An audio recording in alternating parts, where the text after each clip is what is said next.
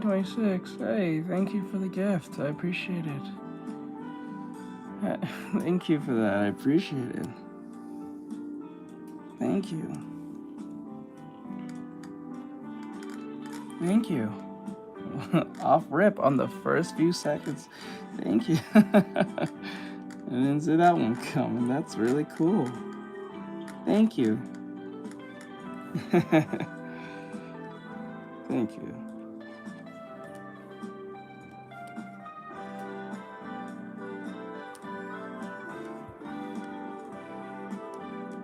I highly appreciate it. Thank you, thank you. Okay. That's a good way to start off the stream. I ain't gonna lie. I wasn't expecting that.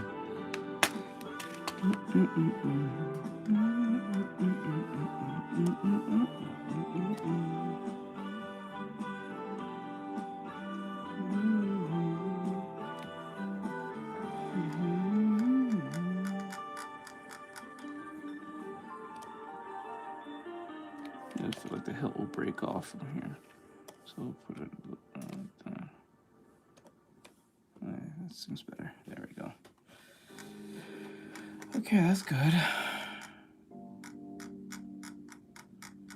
Okay, well, that's put up. That was really nice. That came out of nowhere. Like, legitimately nowhere. I was not expecting that so fast. Oh, thank you. What the? 1, 2, 3, 4, 5. Oh my god. Dude. No, I don't deserve. Come on, man. At least let me draw something. Let me get some stuff done drawn. So. Thank you, though. 20. Oh my god, dude, we just started. What the hell? That's crazy. It's 20. Oh my gosh. I was not expecting that. Let me see with the sword. Like that, and then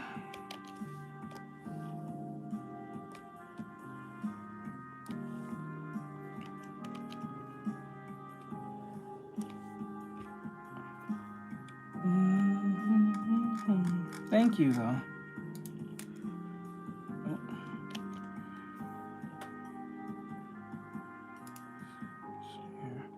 Hello.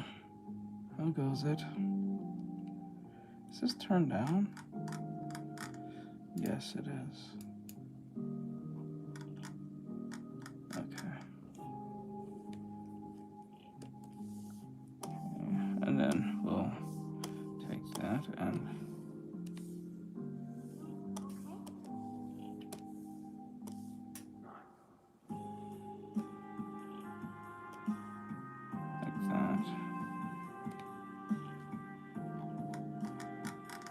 that edge to be out. So I'm gonna push this down more. Okay.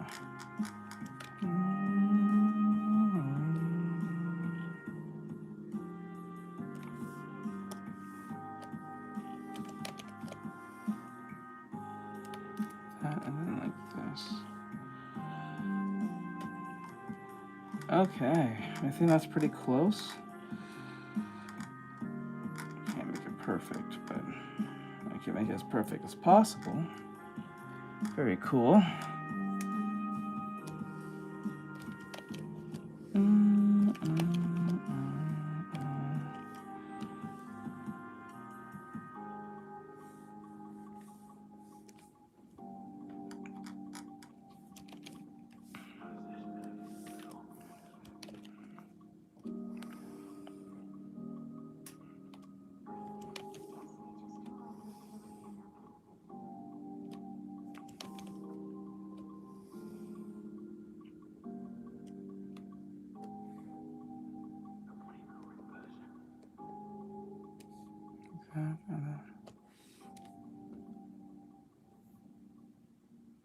Okay. All right. Now I just gotta clean up a little bit this little wonk. That's okay.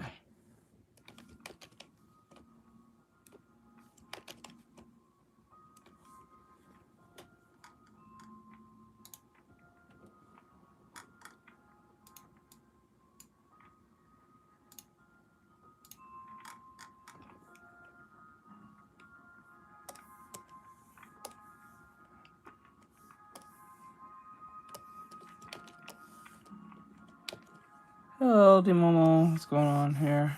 Hey, Nate.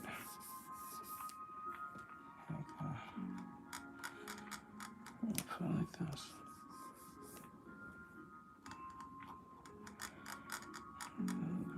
Imagine like here.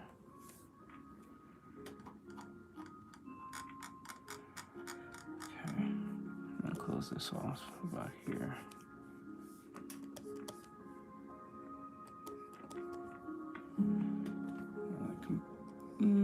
Close it off right there. Okay. Oh, you guys can't see it.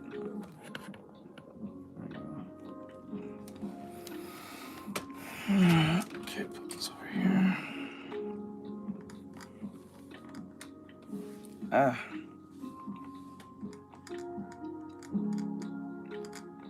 Oh, it's that random line, okay. He'll... I'll be right back, okay. Okay. I'm going to go here. Like that. All right, I think that's good enough for the sword. I think it's time to change the color. It's like a greenish type sword thing going on.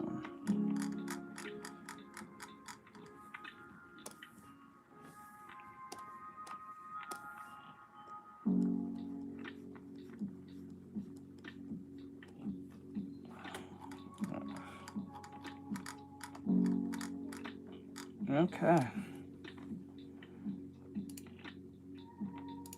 And then take this,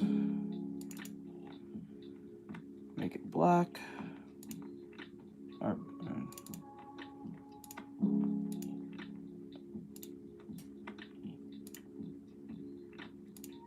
linear burn.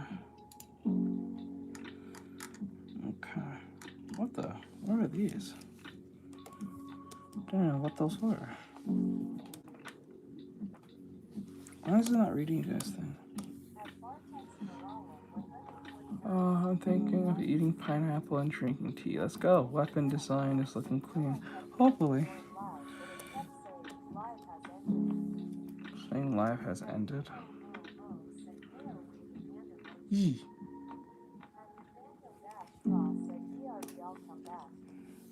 Alright, nothing.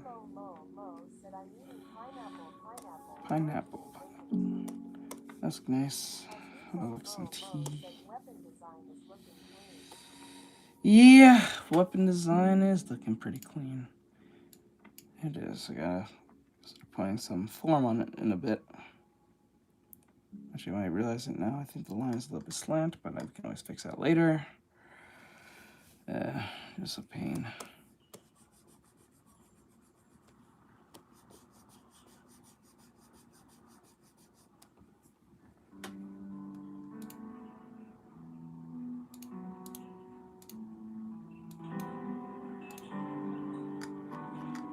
Okay, now we got the sword.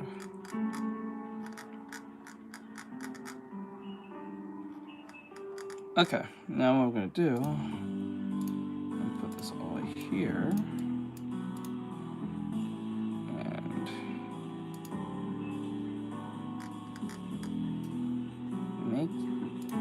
okay, this is good. Now the head is probably the biggest problem here out of the whole thing. Literally.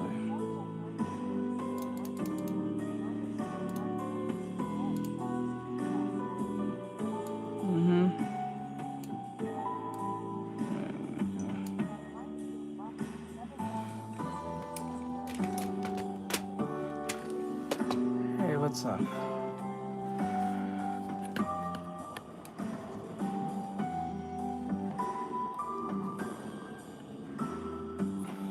Slow day today, boys. I can feel it.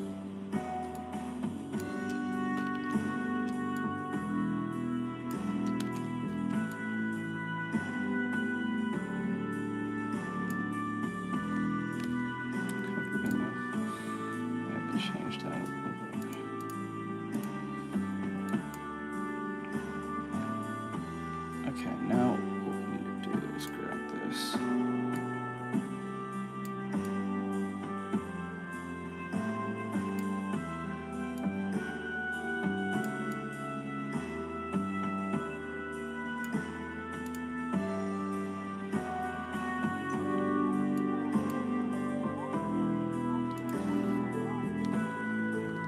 Alright.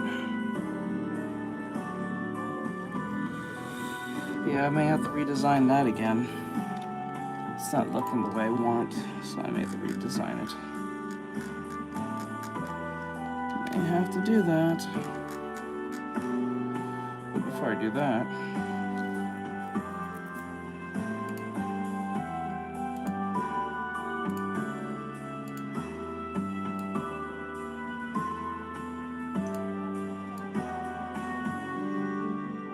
yeah, exactly.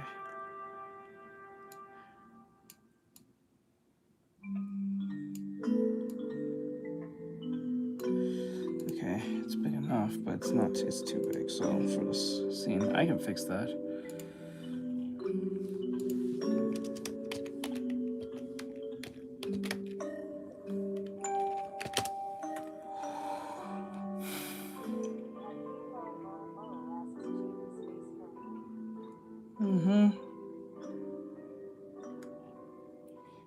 Yep-a-roonies.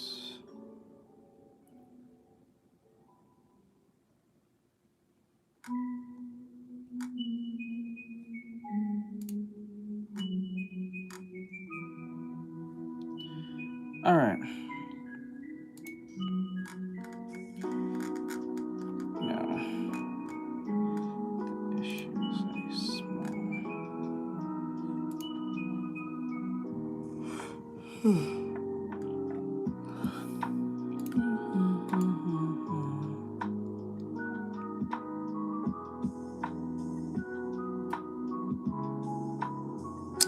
Oh, that's where I went wrong. Okay. Okay, this can be fixed. I know this can be fixed. Yeah, I gotta make his body a little bit more smaller than that.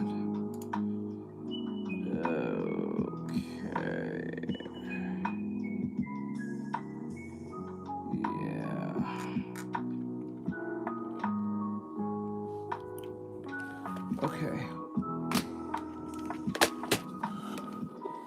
Okay, I'll pull this back. No, it's very little numbers here, boys. Very little numbers.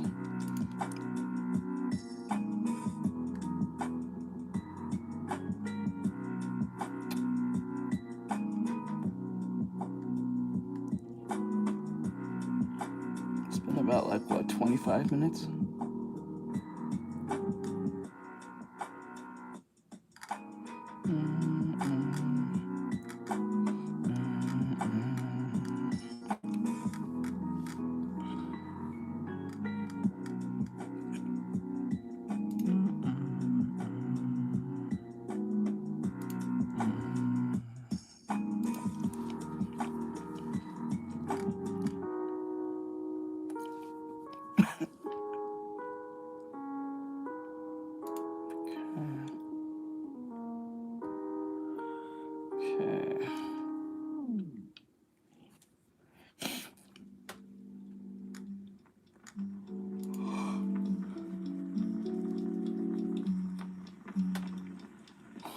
Alright, this is what I'm going to do.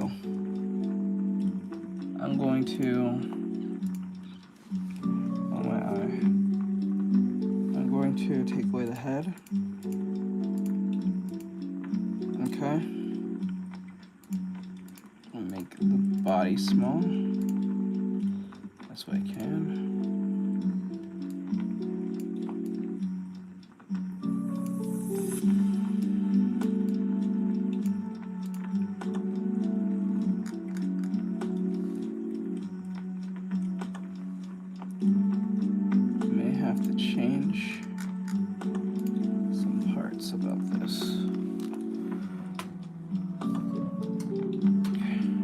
First thing, his lower half, I think, should be smaller.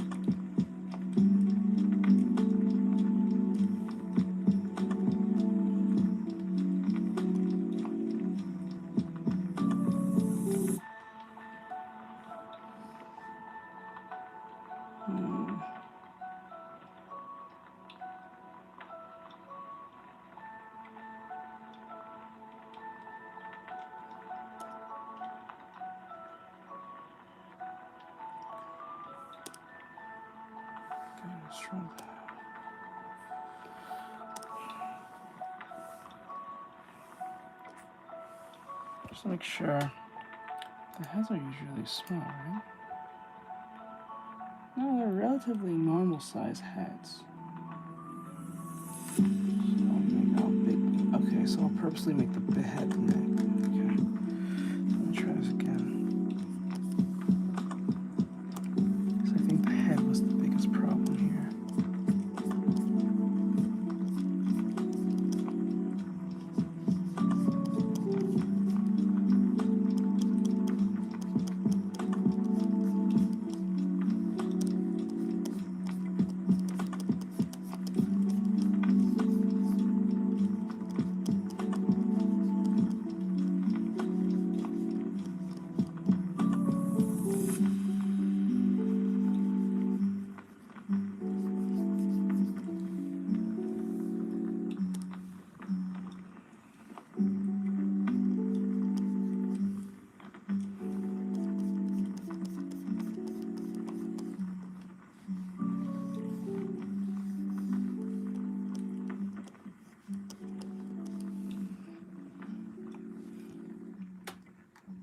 Yeah, this feels more like a chibi head than what I was drawing before.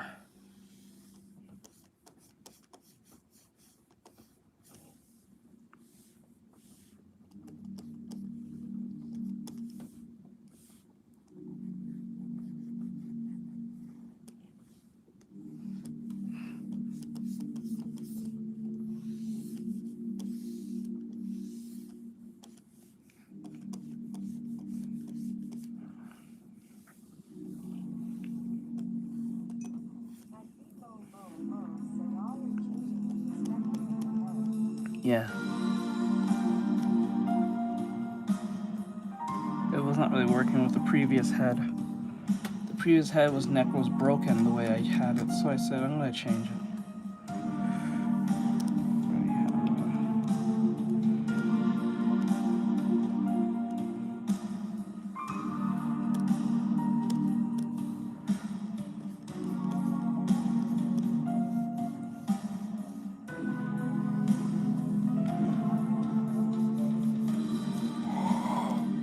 Okay. Hello, Jorge, what's going on?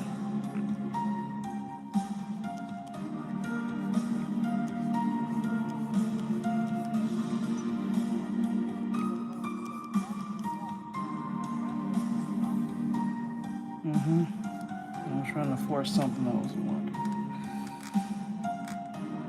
Alright, now that's looking a lot more chibi than it was before. I like this angle. I like this. Just gonna clean it up a little bit.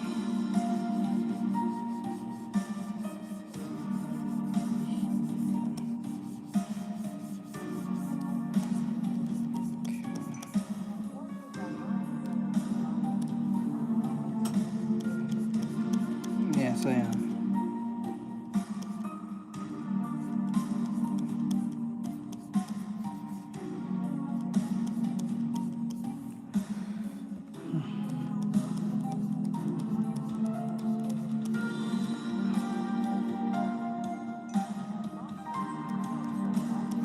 I may have to get a new phone. This thing's moving very strangely. Why is it so hot?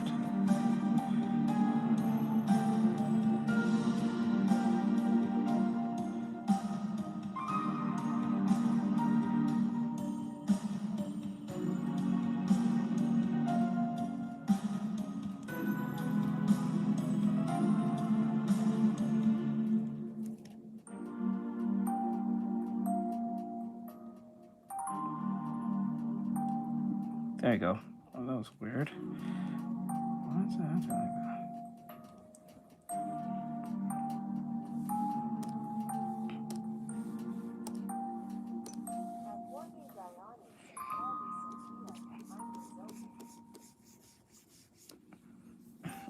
Why didn't Wait, what? Why would you call yourself Jorge when you want to be called Sophia? I don't understand. I would just change the name.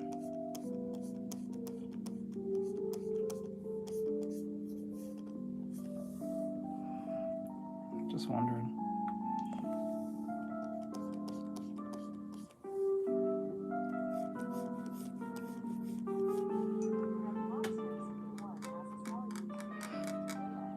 I am doing okay. Just trying to get this done in time. I had to redo the head because I didn't like how the design of the head was going.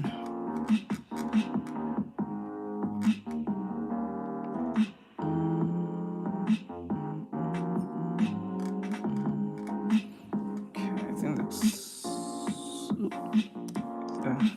But I'll call you Sophia if you want.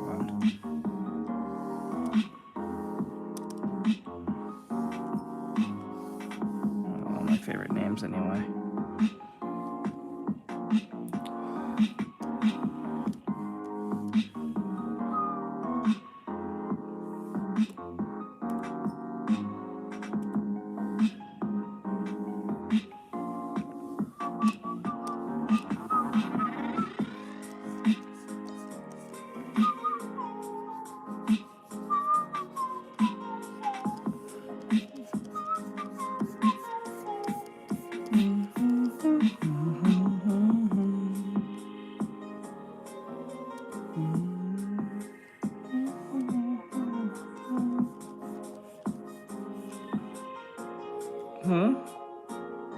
Call me Ow, I am the D. Just call me Ow, I am the D.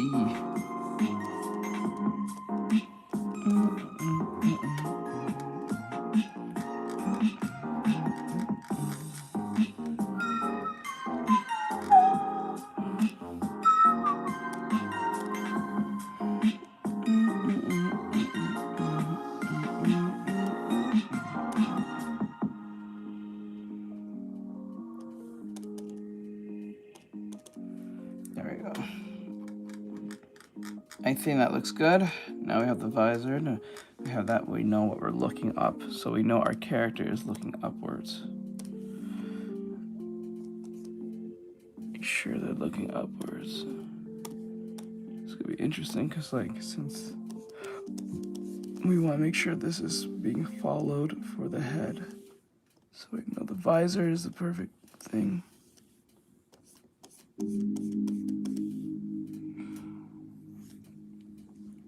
Okay.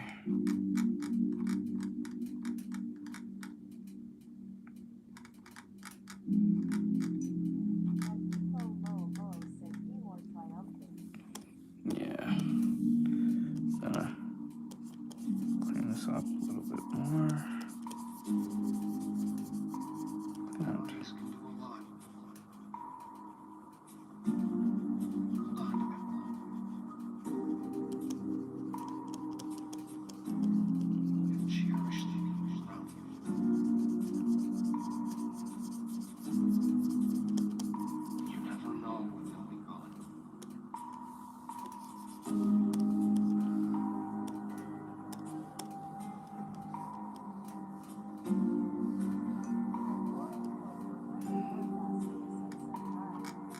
Hello.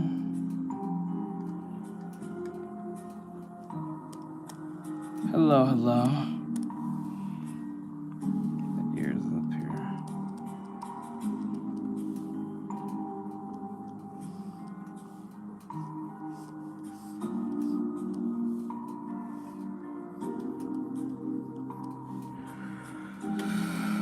Okay.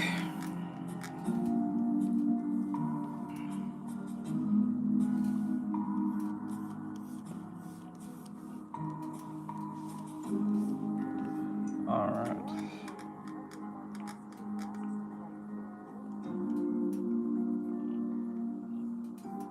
What does that mean?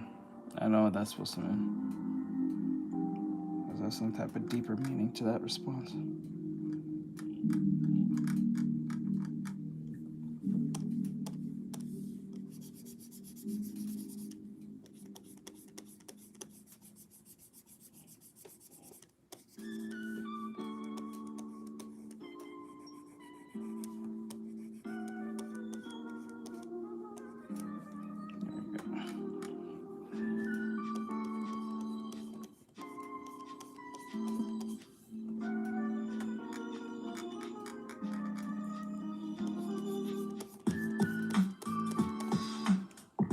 Okay. Now that looks more chibi than it was before. Kind of glad about that. Alright. Alright.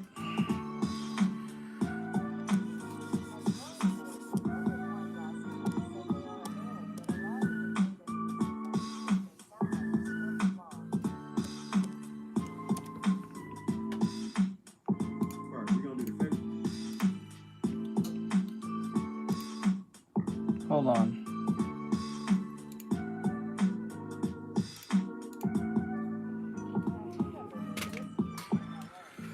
Hello.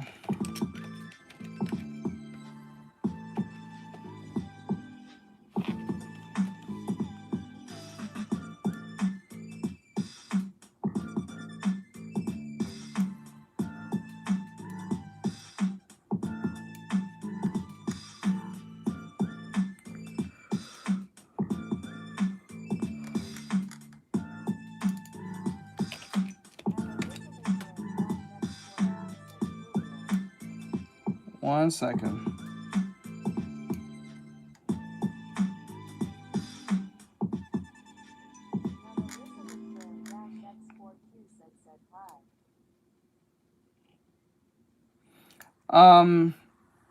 You said the band is called Cool Kid?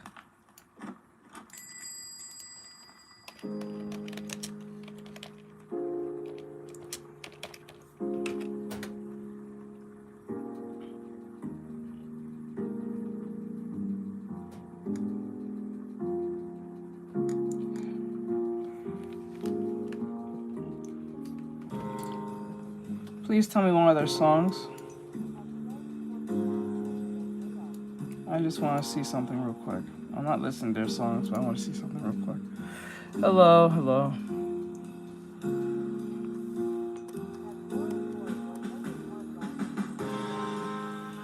Tell me one of their songs. I want to see something. Ah, have you now?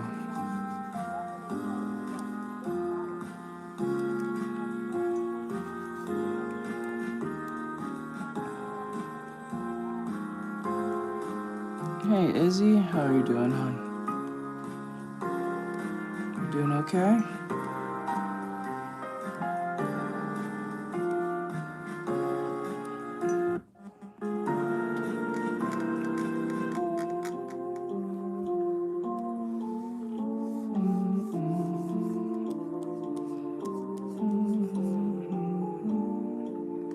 Sorry, I've been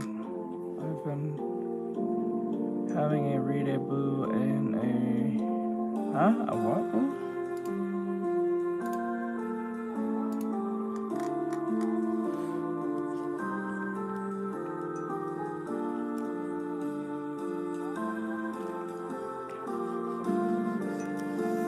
It's alright, hon. Keep doing what you're doing.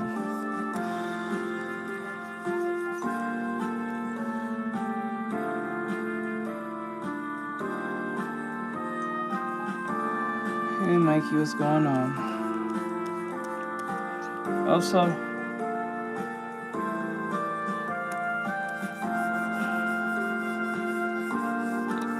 you gotta tell me the name of the song.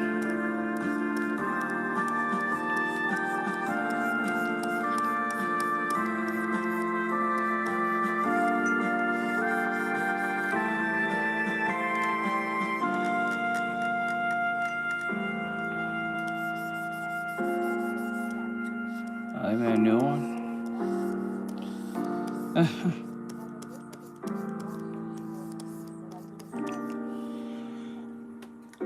I think the easiest thing about making an OC is making one, but it's really hard to keep it consistent and sticking to one.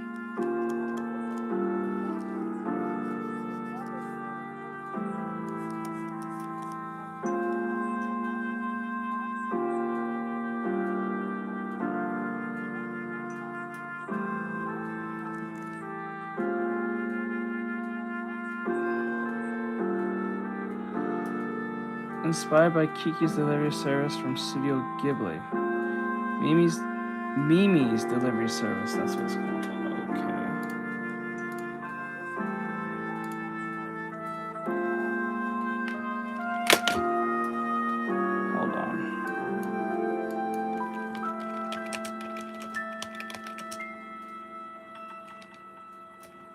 Hello.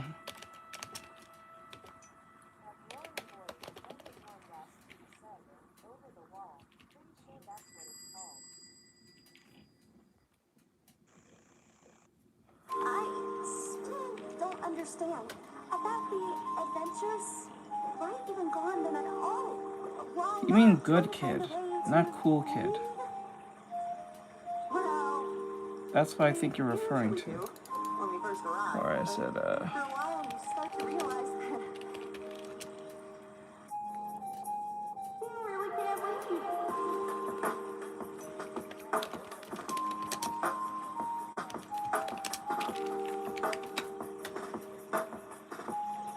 no, the person's not called cool kid, it's called good kid.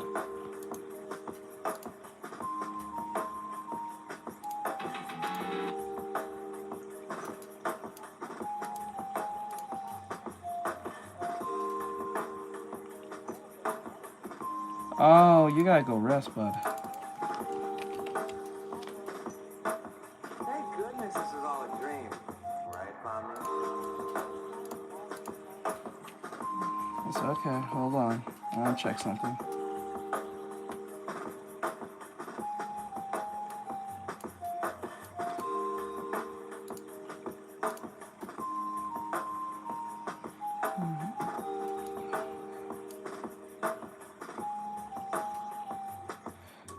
No, none of their music is available to be used. You really can't leave, and constantly chasing an unattainable goal will start driving you a bit crazy. You feel better, Mikey. Yeah, to be quite clear, yeah, they have no music that I can use.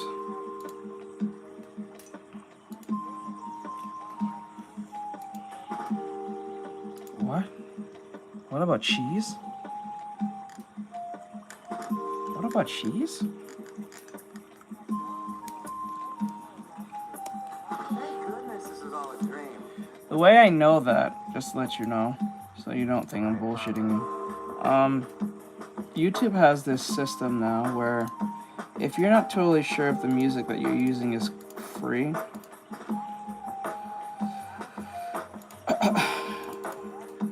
it gives you the ability to type in the person's name.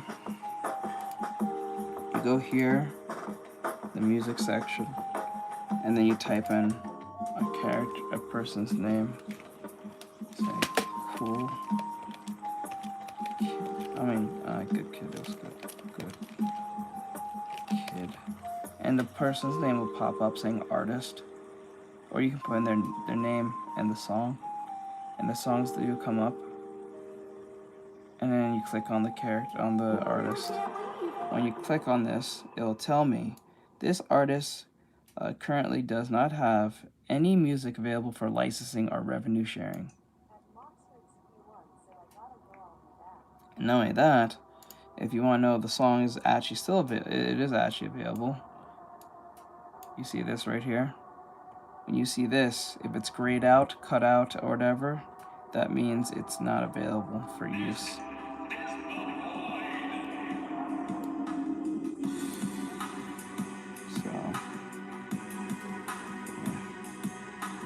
So yeah, this is exactly.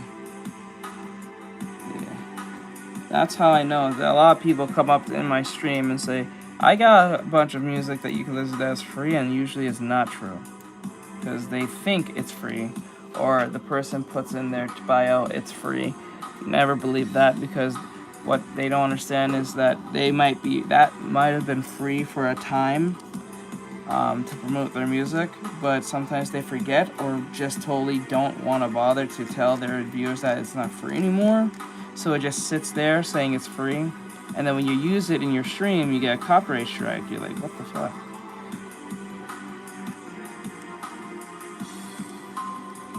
It's their sick way of trying to get money off you, one way or another, whether they forgot or purposely forgot to tell or be transparent with their viewers when using their property of music. It's fucking annoying. So this is why YouTube has this new system where if someone says their song's free, you can just type in their name if they're in the database, and if they're not up there, don't use it.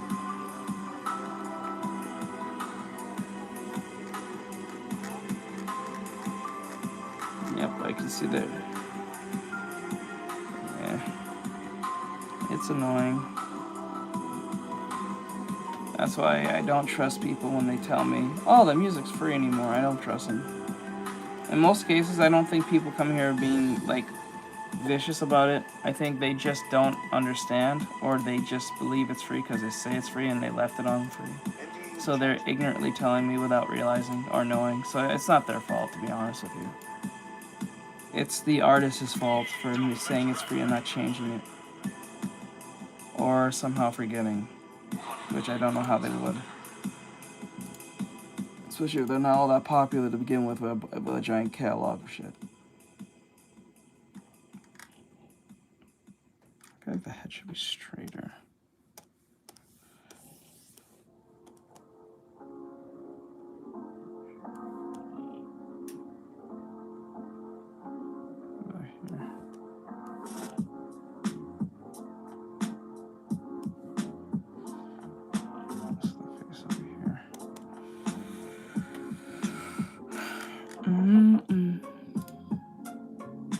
That's why when they ask me, this is why when I've made a mission to, so when people come in here and ask me, can I get a music played? I'll tell them no, unless they're, whatchamacallit. Looked into it and said SES, let me see.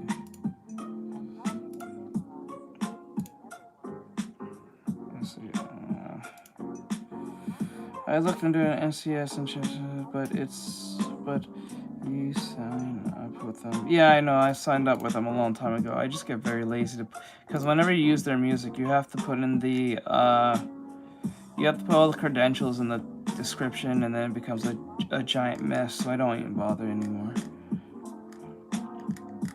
Unlike YouTube, they don't have to do that, because if you go into YouTube systems, they already have the song on their category, so they don't. I think it's a weird way to cut out the middleman of, like, NCS.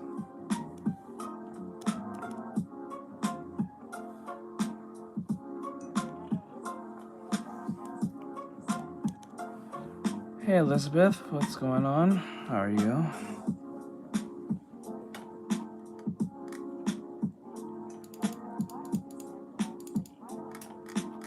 Hey bud. Hey Mike. Bri, my bad, my dude. What's up, Bri? What's going on, my bro?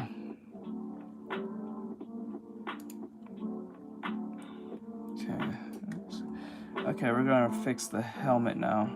If we can get the helmet done, then we're technically done. We just have to retrace everything, which won't take long, and then we'll color everything accordingly. And then we can move on to Piccolo ore farming.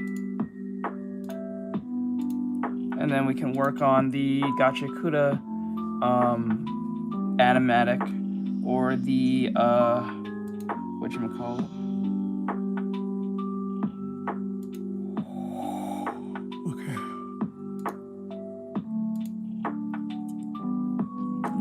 Okay. What is it doing? Okay, Warhammer. I want to make this work.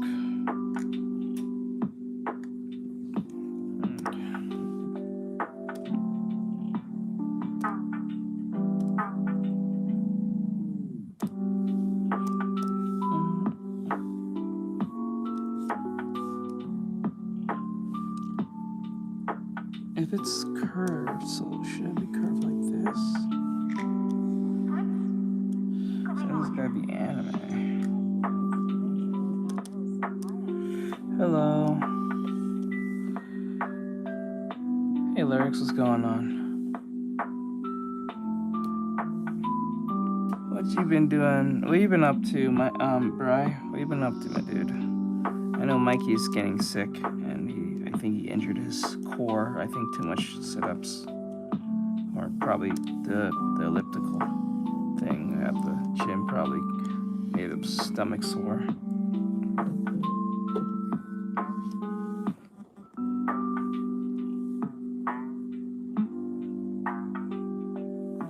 I'm gonna make the eyes extra bigger for a reason, because since it's chibi, I'm gonna make it a little bit extra.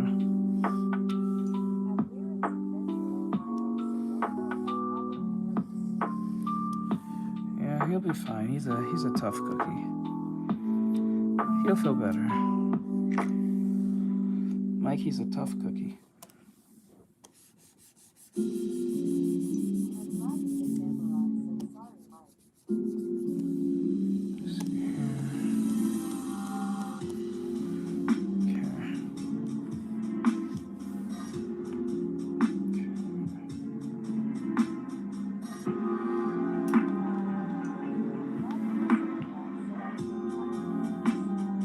I understand, my dude. I too suffer from not getting the sleep.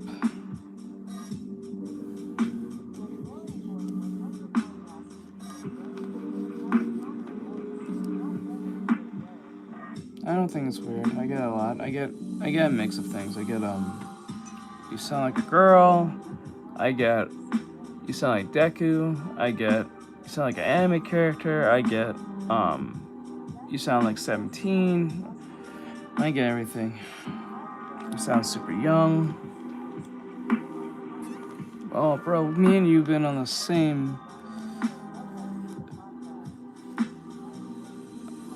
It's alright, lyrics, do your thing. And I get Kermit. Yeah, Kermit too.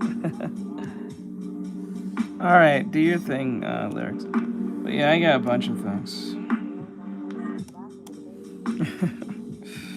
I get all of it. I get all of it. All of it. Cut the face like this. Alright. I think what I should do is properly... let me see if I can get away with this. Delete this. Okay. Okay. Like that. Alright. And then what I'll do is... I'm looking at the mask. The mask... Are you serious? Instagram... You know what? There's no way.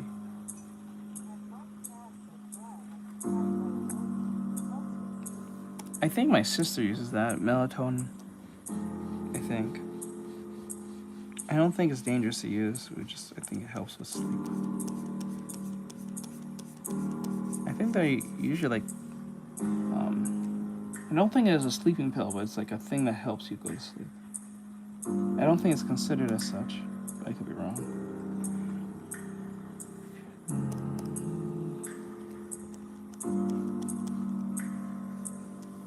Man, I gotta finish Undead Unluck. I gotta start doing. I gotta finish that anime. I have to finish it.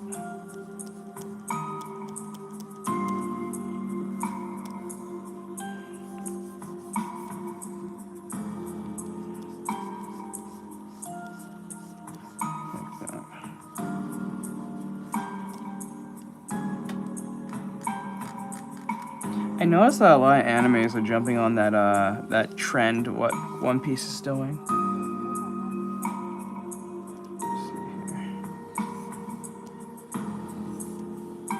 Let's see here. Look here. There we go.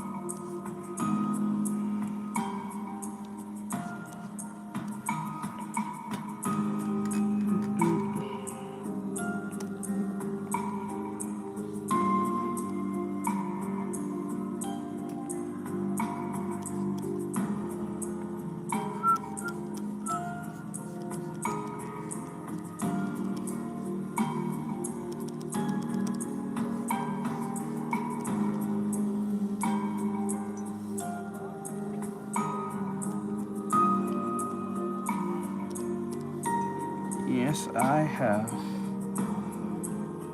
I believe, I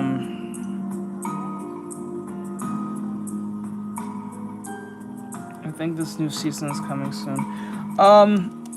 I think a lot of animes are doing what One Piece is doing now when it comes to their, I don't want to say action scenes, but their sequences where they're not doing a lot of shading anymore. I think My Hero Academia kind of picked this up in in season 8's ending song, One Piece has done this. Fate Stay Fake is doing it too.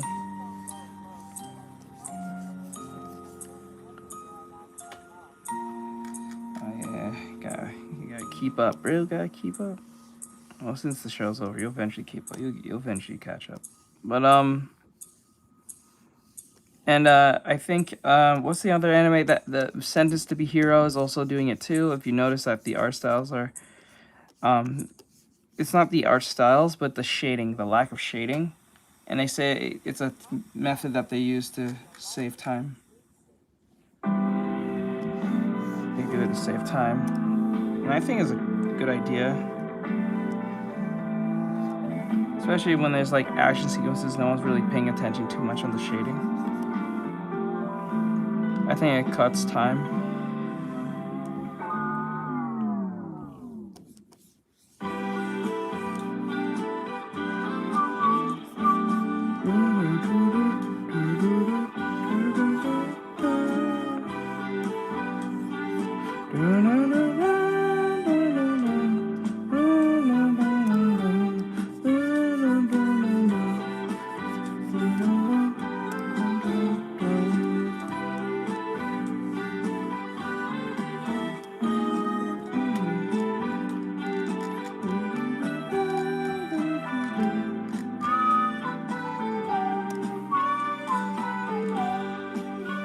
Is anyone here keeping up with Digital Circus? I'm pretty sure most have seen it or watched it, given that the show is free on YouTube.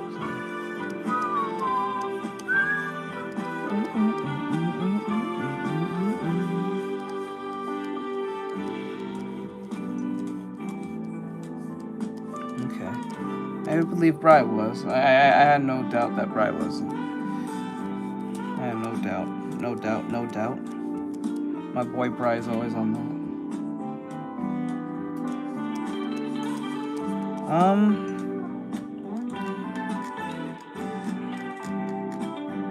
Yeah, I think they purposely drew Pomni to look very square or look very like unattractive on purpose. I think that was on purpose, given all the fan art of Pomni. But they definitely left Ragada alone, though. It's kind of funny to me. Like how everyone kind of likes drawing Pomni in like, you know, Rule 34. Like straight down, she was built like a square. It was insane.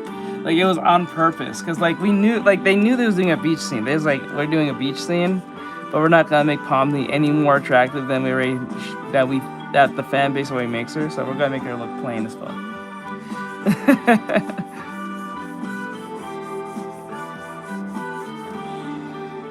Yeah, I thought it was funny. I actually laughed because I was like, it's like the outfit that she wears,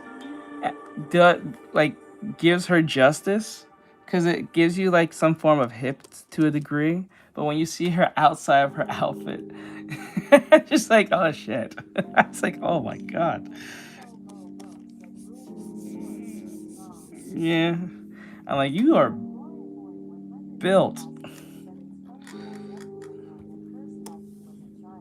Yeah, she's like 20 something.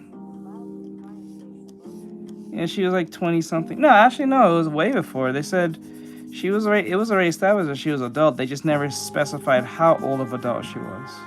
Till like it was specified that she was adult. Most of them was adult because because they mentioned that she said she was at work and she was testing something or something like that. She couldn't remember most of the stuff. But it got more specific once they went to the episode when they was doing the whole like trying to figure out what's going to be today's adventure with Jax and them, and they went to the bar scene, and they was talking about, and then Zubul, I think it's Zubul, Zubul was sharing about herself, about, you know, being a fucking bartender.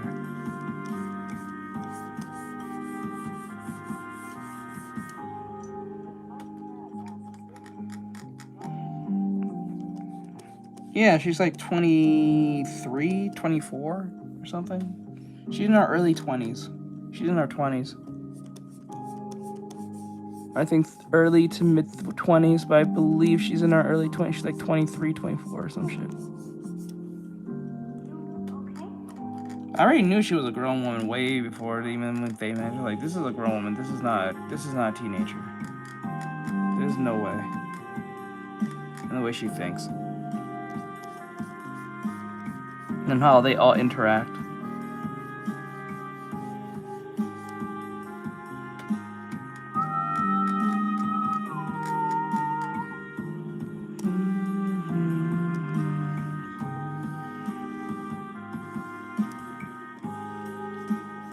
Actually, they hinted more that there was adults than they did before if you go back and watch the shows.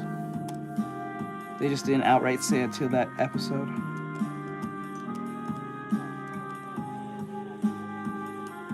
Yeah, she reminds me of Kopmani as well. But like, like kinda sorta not really. I can see how people... I'm surprised if anyone made like a distinction on that and made like a fan art of those two. I'm pretty sure... No, there is. I think there's Kopmani like artwork of her in Pomni outfit, I believe, if I remember right.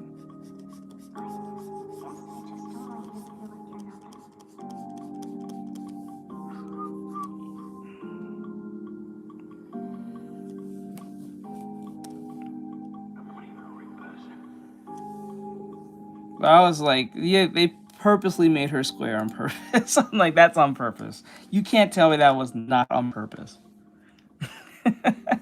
Because they didn't touch Ragatha. But they definitely touched... they definitely touched Pomni. Not only that, like, what's the one with the sad face?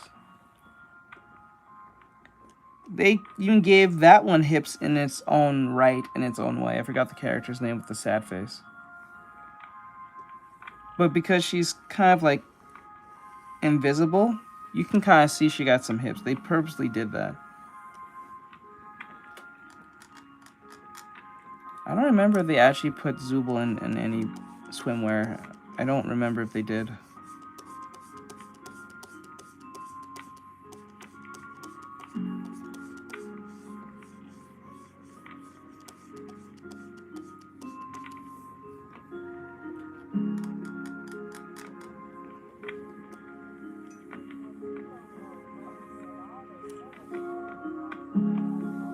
Yep, I knew it. I knew I wouldn't put it past them. They both have brown hair. They both have Nervous Wreck. They came out around the same time.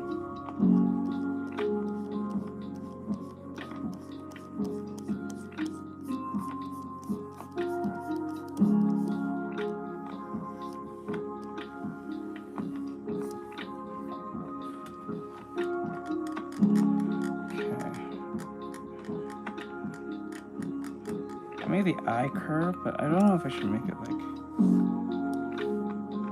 that.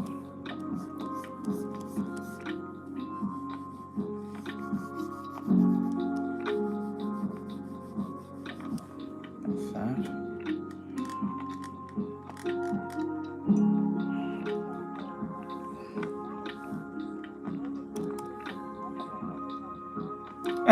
that. That's crazy. One way to connect both universes. It's kind of funny. Imagine if they did. That'd be funny. That probably might break the internet to a degree. Like for 24 hours and that's it.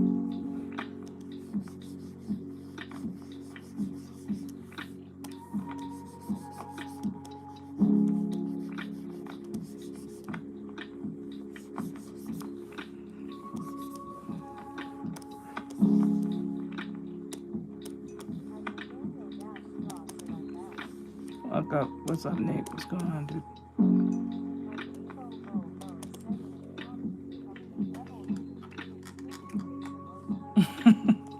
Becoming a devil hunter, huh?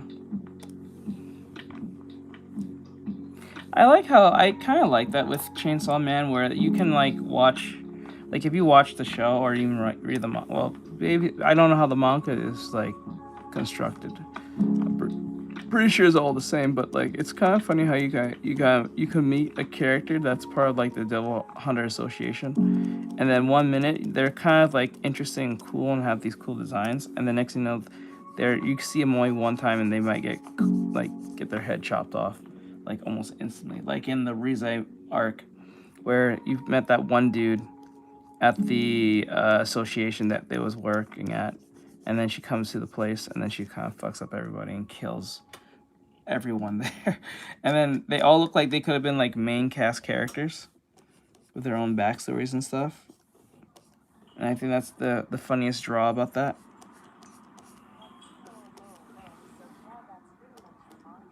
Yeah, I kind of like that because it gives a sense of realism to the world. Because not just because someone's designed well doesn't mean they're going to be a main character. They could be just a one-off character and that's it. Nothing more.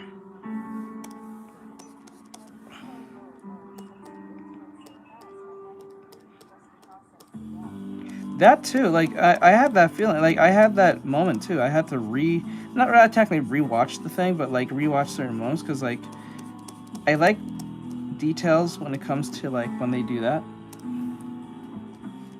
And it was like I honestly thought these characters was gonna be someone who was gonna survive.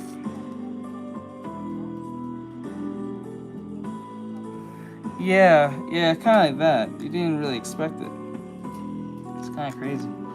It is like that. Okay, let me see.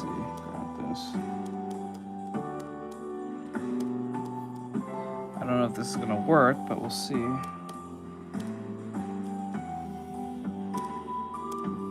Okay, and then paste. What the hell?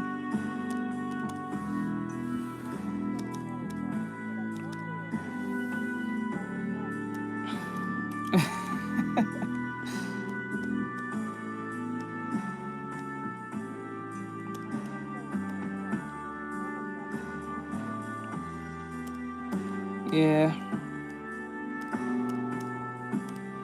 And it's just kind of crazy how you can meet a character and they just be killed off. I had that moment when Chainsaw Man the anime came out, and then they had that one scene where they would just met these new hunters, and then I think it was the devil that Genji fought for the first time with the hat just ended up killing them. Was it him? I think it was him.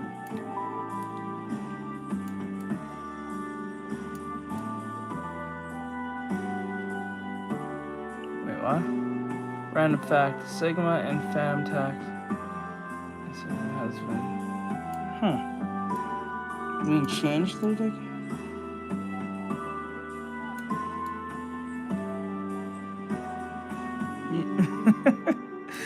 Yeah. Yes, it's Sigma twice. Hold on. Dave Chappelle. I think my favorite Dave Chappelle segment is the one with I think Wayne Brady. The Wayne Brady one.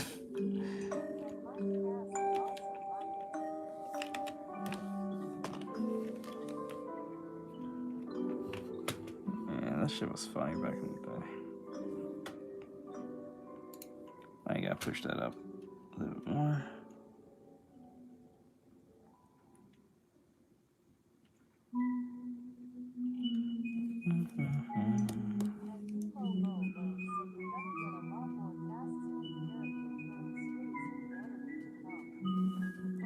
I'm kind of for it. I wouldn't like that very much, but I'm kind of for it. I'm kind of for it. I want to kind of see what happens.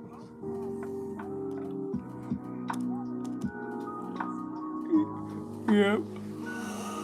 Break yourself, fool! Oh no! Oh shit! It's Wayne Brady! Hey, get out of here! Wayne Brady makes Brian Gumble and Malcolm X look like the same person.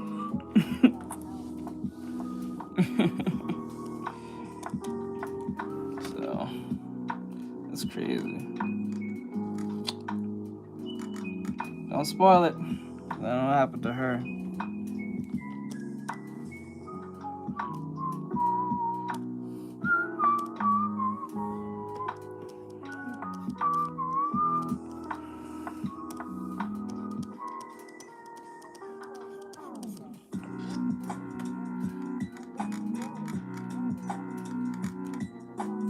Santa Claus. No problem.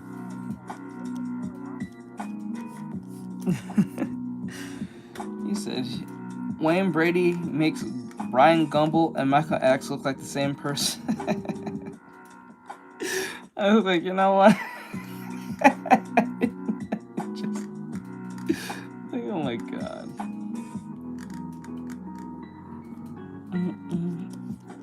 Well, boys, soon on the 12th, I'll be opening my computer up and installing the SSD, and I don't know, bro, okay, I didn't want to say this, but like, I'm kind of excited and I'm kind of annoyed.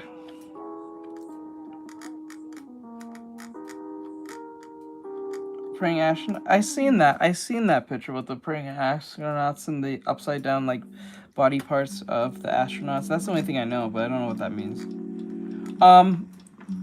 But like, I just bought, I don't know if this sounds crazy, especially for those who know what I'm talking about, but I went on TikTok Shop and I found RAM for $60. Bruh, I instantly bought it instantly. But I don't know if that was a good idea or not. I feel like it was more of an impulsive buy than anything. Like, I have never impulsive buy something so fast in my entire life. Like, I don't do impulsive buying. When I buy something, I do a bunch of research and crap.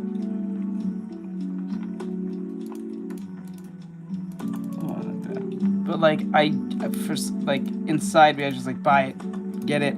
Because last time I was gonna buy RAM, and it was $84 before the whole skyrocketing of price. It was $84, and then when I came back to that same thing, it was 300 something. Yeah, I said hell no. Now I went on TikTok Shop, same place. Found the same RAM for $60. I was like,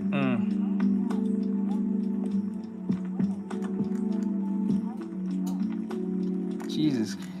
Because like, it was wild. It was $300. I was like, bro, what the hell? It was $84, bro.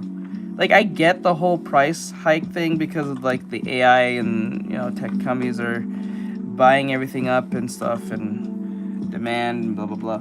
I get that, but that was wild. And to see that it was $60, to see it was $60 off rip, I literally made the most impulsive buy ever.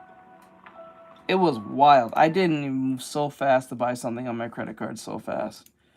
And all I needed was 2 DIMMs. I just need 2 DIMMs of RAM. That's all I needed. Because I wanted to upgrade my stuff for a while now because I want at least better quality because I'm going to be starting making content again this month. I won't be streaming as much as I used to. I'll be making mainly a bunch of like content and still try animation alongside that, and then doing what do you call it? Doing more animatics, more animation, more tutorials because I'm running dry on tutorials. I have to make tutorials. I gotta make exclusive stuff. I gotta make like a YouTube version of it, and then I have to make a more in-depth version of that for my more exclusive followers. I think all I'm gonna do is take everything that's exclusive and just put them on everything from YouTube, Patreon, all of them, so people can choose what they want. I don't think it'll take too long doing something like that. So yeah. Let's see here. Because I know people have been waiting. Are you going to... See, you see how much more better the mask looks? It looks way better than it was before. I would say it looks way better now. It looks like it's from Warhammer. I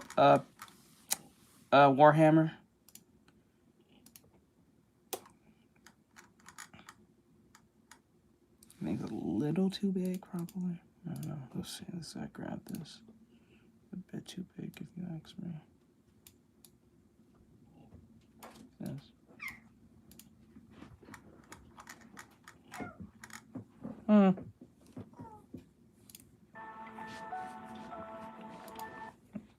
Hey, what do you want? Oh, what do you want the thing? You know. You're getting off at like what? Later? Why? I'll take it then.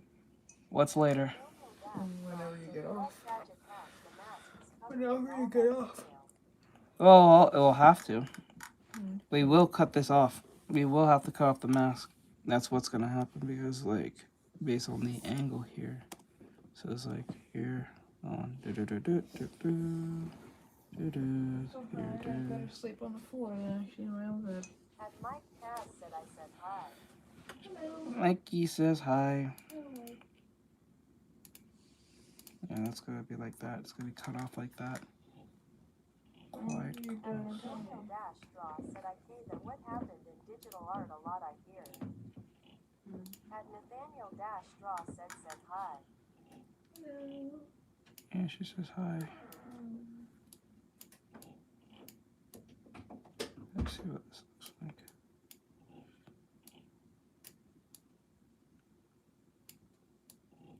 And Ryuga Samurai said hi, Sistexter. You guys all say hi as soon as she comes in. And oh, as soon as you guys, she starts leaving. Next time I'm gonna make her just stay in the room so before you guys say hi, you guys can say your hi's. I'm coming to this conclusion every time when you guys say hi, she's leaving. Every time. You see like this. Sort of like that. A little more angle here. Like that. There you go. Okay, like that. Alright. That seems like a bit of a good fit. Okay.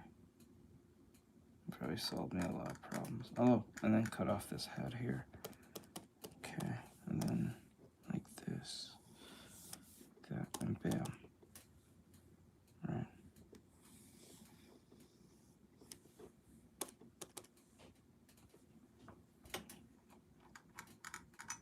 And Mo said I didn't know Chocolaka was a flavor, but it's good.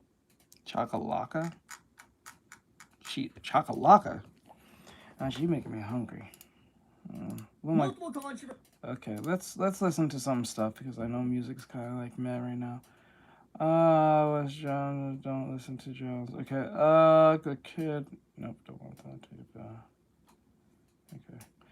All right, guys. So we have a video here, like we always do, and this one we will be reacting to Chibi reviews. Now, in this video, I think I'm getting sick myself. It says here, it's completely uncensored. And animators confirm they won't remove problematic themes. I like that. I like that. I like that. I like that. And then the anime that he's referring to, I don't know if it's Musho Tensei only, but like, it's mainly going to be... Anime fans say that they have finally found an anime like Musho Tensei without its negative aspects. So, the anime called Send Us to Hero will not be censoring itself. So, like, to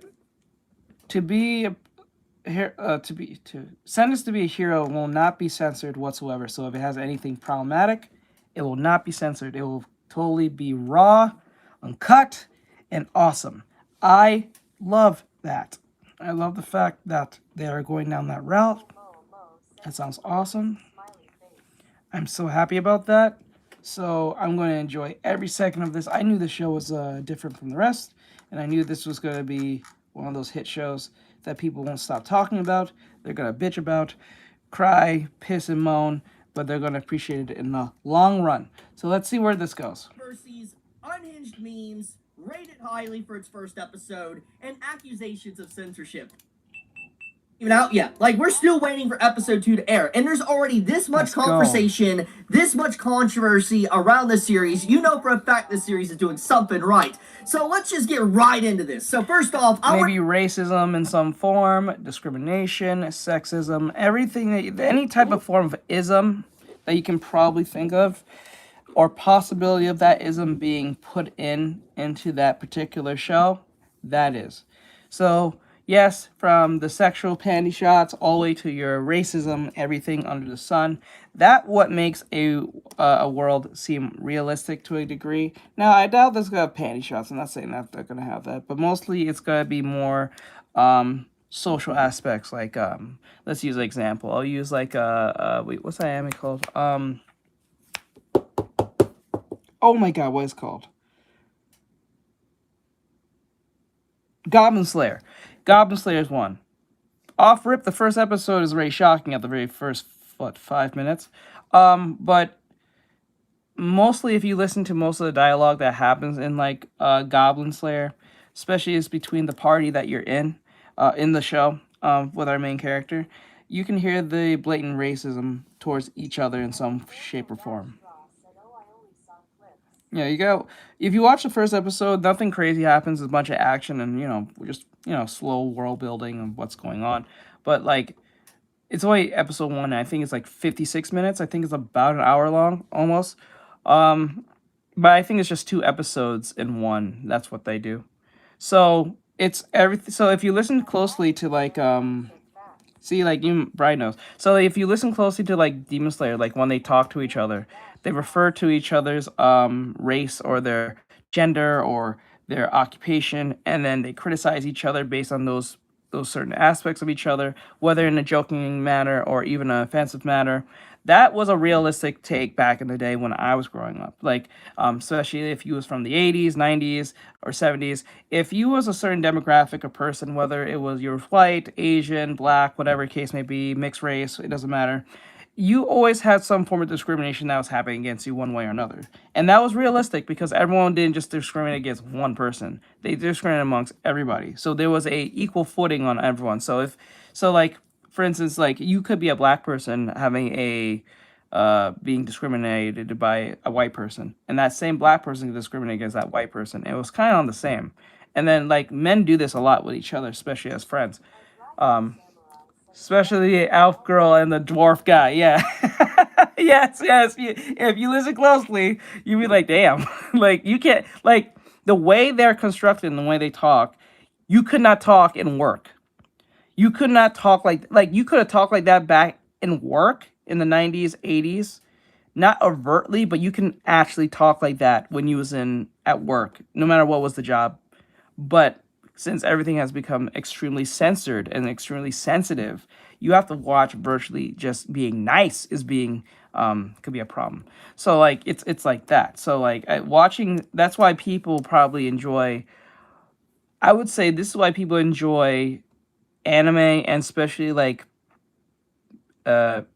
fantasy based type stuff like that, because there's no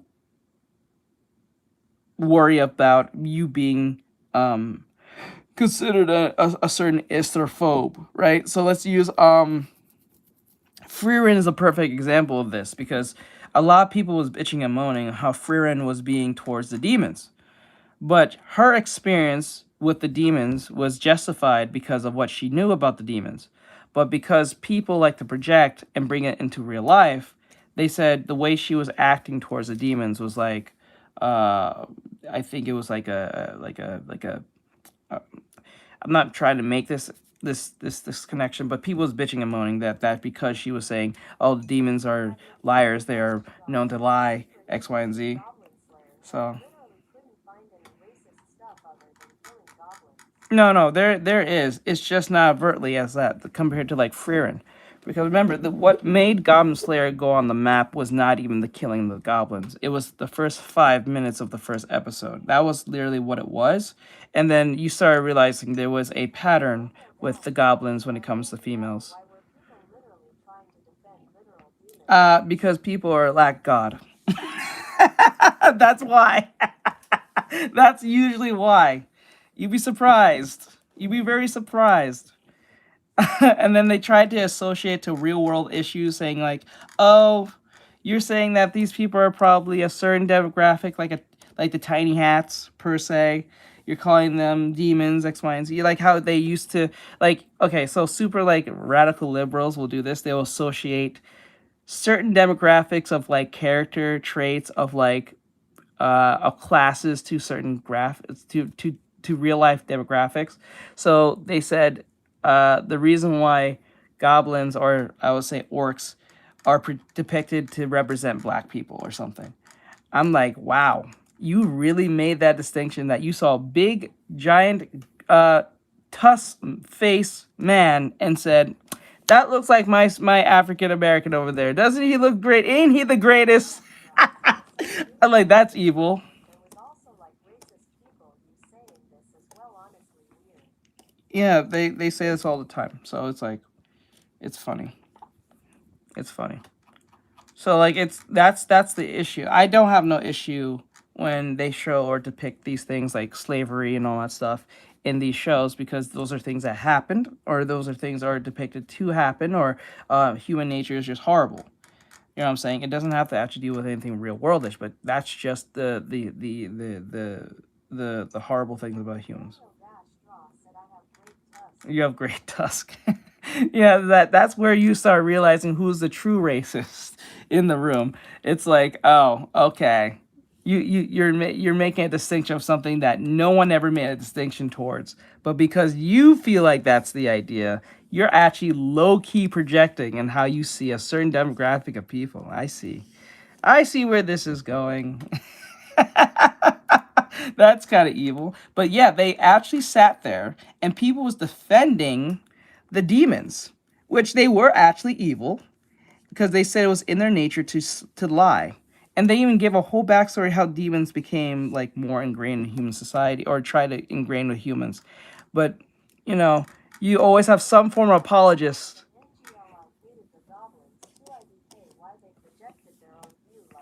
Yeah, I don't know. It's kind of insane. It was insane. Because goblins are known to do what they do. They're not really an issue when there's like one or two or three of them, but they become a real issue when they come in hordes. Hordes of them are more problematic than just one or two. You can usually deal with a goblin. They're usually low-level type creatures to deal with, but they are a problem when they work together as a team. And usually they're not even there they're usually there to cause a muck, to take the women, because, you know, for obvious reasons. So that made it at least realistic to a degree. So I think, to be honest, in a weird way, the goblins are actually a representation of what happens, it's a metaphor for what happens when you don't take care of your or look out for your country, to a degree. Because if you don't look out for your country, they'll override you, invade you, and then they'll take your women, kill your and destroy and pillage and X, Y, and Z your whole situation, and stuff like that. So we're going to talk about the accusations of censorship for Sentence to be a Hero, because a lot of people, even in my comment section, was talking about this when I titled my video a few days ago, completely uncensored. Like, Sentence to be a Hero is completely uncensored. People are like, Chibi, that's incorrect. They censored the main female character. And so, let's get into that, because there's been a lot of conversation around this subject as of late, and someone went out of their way to kind of list off, in fact, it's not actually censorship. So let's get right into this. So this is where the accusations of censorship come from. This is the volume 1 cover of Sentence to be a Hero that was released. And as you can see, her design is definitely different from her depiction in the anime, which let's show. This is what she looks like in the anime. As you can clearly see, she has this robe on and everything. However, once again, looks are deceiving. So let's get into that. So, Cause here points out that it's not actually censorship. I would like to take a moment to correct some of the misinformation going around about Sentence to be a Hero right now. The anime is not actually censored, and here is proof. In the first volume of the light novel, this is the description of the outfit Tail Rita is wearing when the coffin is opened. You can also see her wearing the same outfit from the anime as early on as the pact she makes with Xylo before killing the Demon Lord. This was what was said in the light novel, the original source. So this more or less is just fluff of them opening the coffin, but this is what Xylo says about her. There was someone inside, a young girl, and she was frightening. Reminds me when people were trying to say that the fairy Arkin was for pedophile. Oh my God. Beautiful. She was wearing the white military uniform of the Holy Knights, her silky golden hair. You kind of notice that the shows that doesn't get censored is usually shows you remember and lasted beyond the age of time. But the shows that do get censored don't get remembered for like after a year. Have you noticed that? Said, oh, so that's how you spell his name. Yeah, oh wait, yeah, I was wondering that too. I was kind of wondering his name too. Like, I know I was saying it right, but I don't know how to spell it. Nah. I noticed this with a lot of people. Like, you notice that the shows that are not censored are usually the things that are remembered and used as a form of inspiration, but the shows that are, you never hear about or talk about. They get forgotten. Or people don't even use them.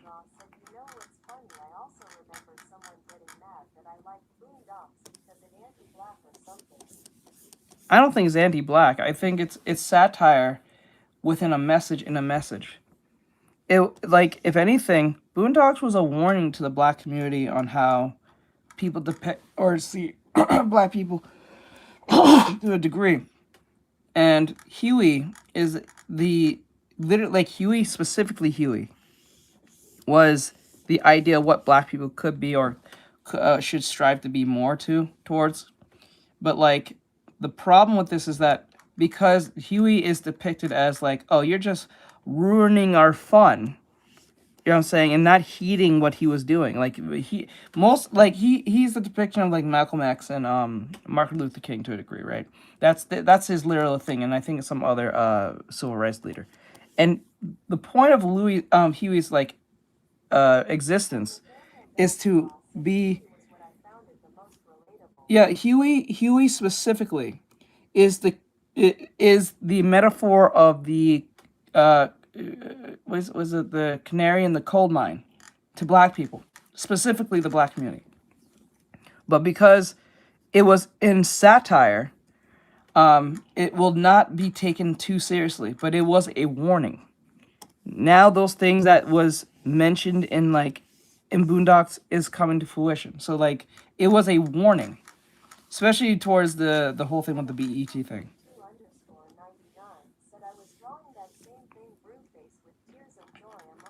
Oh, he was trying Warhammer? Yeah.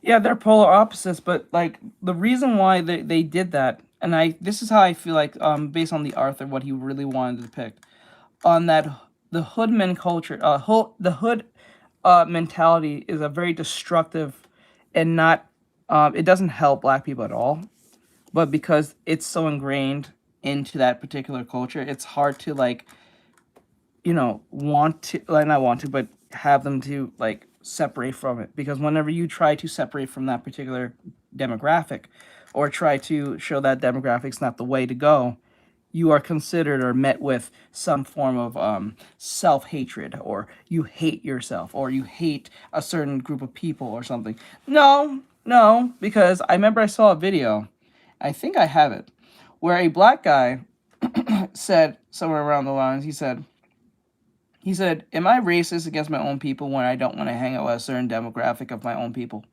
He didn't say black people. He said a certain demographic of black people. I know what he's talking about. He's talking about the YNs. He's talking specifically to YNs. He's not talking about, oh, you're black and then I don't want to associate with you. No, the hood YN behavior mentality. He doesn't want to associate because it's never positive. It's always horrible. It always ends up in someone getting hurt, killed, maimed, or psychologically fucked with in some way, somehow, under the gaze of seeming tough and or cool. It is a horrible, and I denounce that lifestyle because that lifestyle does not end well for anyone. You may have lived it, doesn't make it okay. And that's where I think specifically Huey was that canary in the coal mine. But there's too many Rileys and there's not a lot of Hueys. Do you get what I'm saying? So that's what I'm saying specifically. There's more Rileys than there's Hueys. So it's hard to convert someone who, like a Riley to understand somewhat of a Huey. Because when you become a Huey, you be called you're either a self-hater or you are trying to be a certain race, like you're trying to be white, or you hate black culture. But if you look at mostly black culture, not all, but a good portion of it is usually nothing very positive that helps black people to a degree. So that's where that problem comes in. Well, some part of the hood mentality isn't all as it seems. I had to tough up to work at a younger age. No, that's different. You're put in. See, the thing is with that mentality, you are put in a situation where you had to deal with that. But if most cases, if you ask most kids who are grown in the hood or lived in the hood, they would not pick the hood. Like if you ask them right now, I'll give you $5 million. $5 million right now. The first thing they'll come to their mind is moving out. So yeah, you had to toughen up because you had no choice. But that's a difference. If you had a choice, you would not stay. Most people will not stay. They'll go somewhere nice, somewhere, safe, X, Y, and Z. I had to live in the hood most of the childhood, very easy to, I give it to an easy road. Yeah, so that, I understand that. But like, that's where that mentality tends to mix into the idea of like, being in a hood mentality is not that bad. No, you had no choice. You know what I'm saying? That's a difference. You having no choice to be in the hood is a difference compared to you choosing to go there. I think this happened to specifically to what's his name? Dr. Dre. When Dr. Dre started making money doing what he was doing with or Dr. Dre specifically, I think it was after NWA, he moved out. When he moved out where he in Compton, where he lives now, or where he was living, because he moved in a more better place area, X, Y, and Z. Ice Cube made fun of him for it. He said, "You hate your people, X, Y, and Z, because you moved out and now you got some money." That same Ice Cube who made that same statement, I think a week or two later, or a month later, the same people he was defending with that hood mentality end up robbing him at his mansion, or where he lived at the time when making money as WA. Remember, he was making millions of dollars at this time, and they robbed him. And after they robbed him, he moved out. And now he made a movie called Barbershop, I think. To be honest, majority of hood don't really choose to live. Yeah, they don't. There you go. You actually proved my point. Most of these kids are not choosing to live. Most people don't want to live in the hood. Who wants to live in the hood? Who purposely want to live in the hood? You know what I'm saying? Like, no one wants to live in a horrible economic situation on purpose. No one does that. If you do that, you're mentally ill. I don't care what demographic you define. You can be white and you stay in a backwards country like place on purpose. Something's wrong with you. You are mentally ill. There's no way and nothing good of living in a place that has death, destruction, constant problems. You always have to be looking over your shoulder. You never know who's going to either rob or jump you for whatever reason. You know what I'm saying? And then you have to defend yourself and always kind of be on the up and up. Who wants to live that life? No one wants to do that. That's madness. Only people who choose that is mentally ill. It's like purposely being in jail than trying to be free. Like, are you stupid? That's just madness, right? So, like, I think Huey is at first, when you watch it as a kid when growing up, you just kind of thought, oh, Huey's just meh. He's just an activist. It doesn't really, you know what I'm saying? But now, Huey is more an activist and a true activist compared to the activist today. An activist today is just someone who has a phone and just want to be part of cloud. You know what I'm saying? This is why people back in the 2000s, 90s, 80s, 70s, when they ever said there was an activist, you actually took them seriously. And now looking back, you took them more seriously now. PvE server.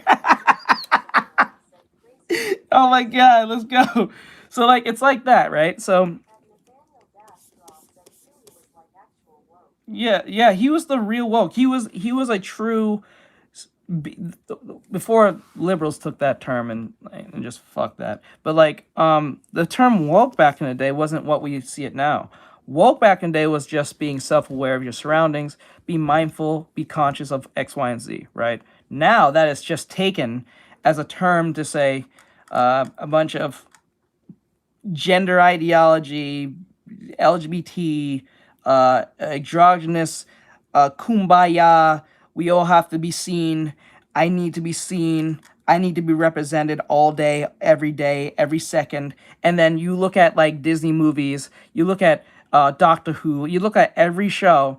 Whenever they go back in time, for some odd reason, it's very diverse back then in times that wasn't that diverse. If you think of it that way. I think if I remember right, Doctor Who, and this is how you know as well, Doctor Who did this thing where they was doing a episode of Sir Isaac Newton, who was clearly a white man. I think he was a Polish white man, if I remember right.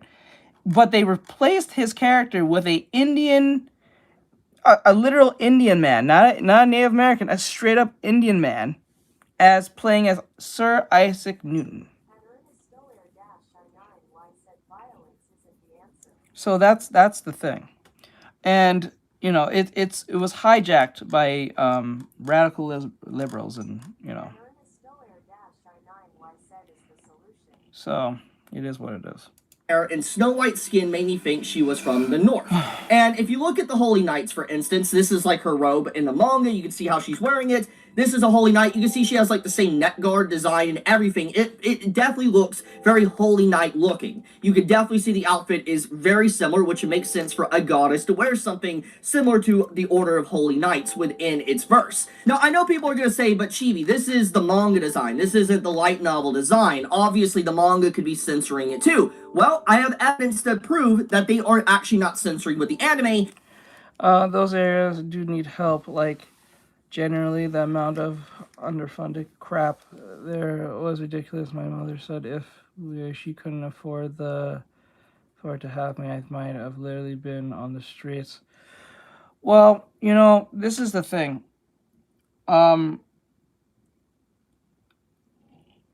This might sound horrible, and I get it. But this is why I say, if you're going to have children, it should be more of a privilege than a right, or a free right. I honestly believe that most people who don't have like stable job, like this is what I think. For you to have kids, you have to be married, you have to have a car, you have to have an income. You have to have work experience. I know what this is going to entail and what people are going to say. But Jace, if you do that, a lot of people will be born. Then good. Like, you have to be married. You have to have money. I mean, like, you have to have an income of, like, 80,000 plus. Or at least minimum 75,000 plus. You need to have a psychovic evaluation. You must have a car. And like a license. You must be a resident of the U.S. or whatever state you're in, or whatever country you're in, but like I'm talking about America specifically. You must be at all of these different things. The reason why I say this is because it shows how much more effort you are for those kids than you just fucking and then having a kid. Because a lot of people do this. They'll have sex, right? I'm not saying this is your mom. I'm not speaking for your mom. I don't know your mom's situation. But a lot of people do this where, oh, no, she definitely could afford me. She's good with her money, but we had seen other parents that couldn't afford their kids. I get you. So I'm saying like this, like you need to be married. So if let's say you're married, right, and you're just having a kid, and you did all the things I mentioned. I didn't even mention all of it, but like a good portion of that. Let's just say that was the requirement. And within the marriage, let's just say your wife is carrying and you die.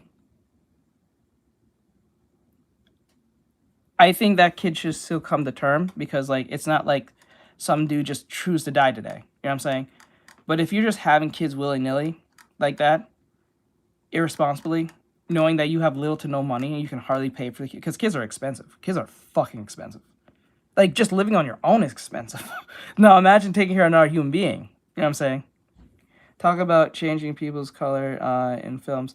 There'll be a scene in Harry Potter on Netflix, and the professor protects him in secret. I forgot his name. Who's described a pale... Oh, you mean Snape? Because what this does is, I know a lot of people don't like this plan. I'm saying because it prevents a lot of people from having children, and that's a good thing. I'd rather have less children, and this is not a nihilist thing. This has nothing to do with nihilism or anything like that. But this is a more protecting the kids in the sense of, it's best to have someone who put all that work to have them, because that proves that they want kids, right? They want kids.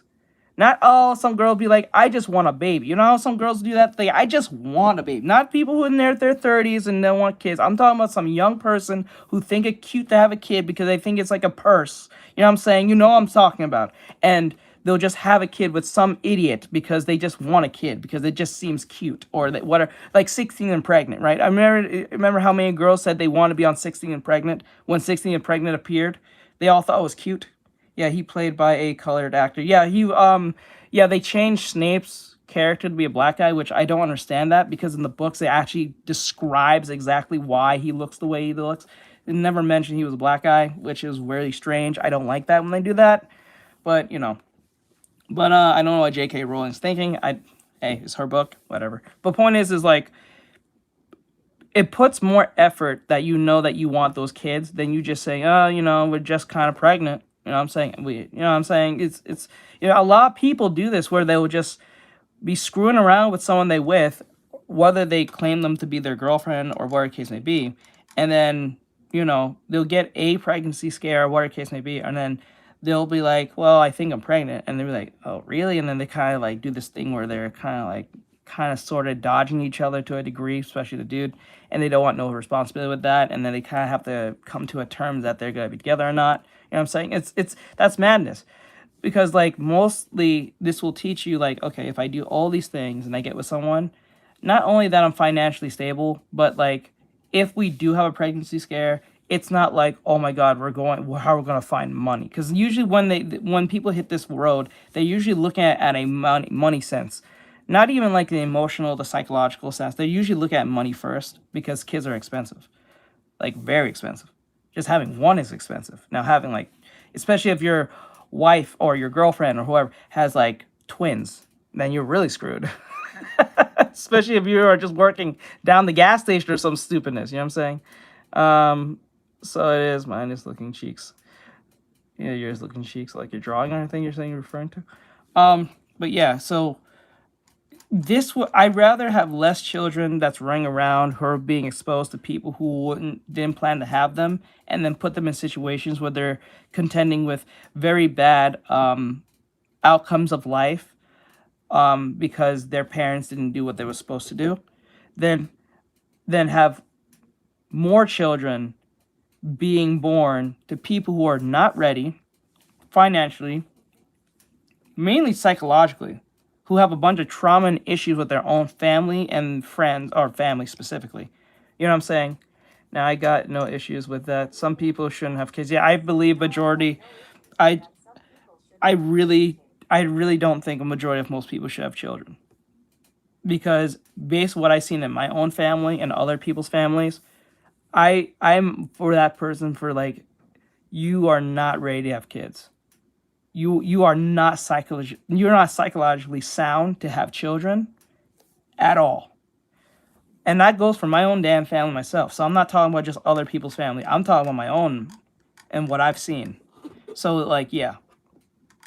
And if it was up to me, I would not let anyone who was like aunts and uncles, cousins, be parents at all, or even got the chance to, because they are horrible individuals. Horrible individuals.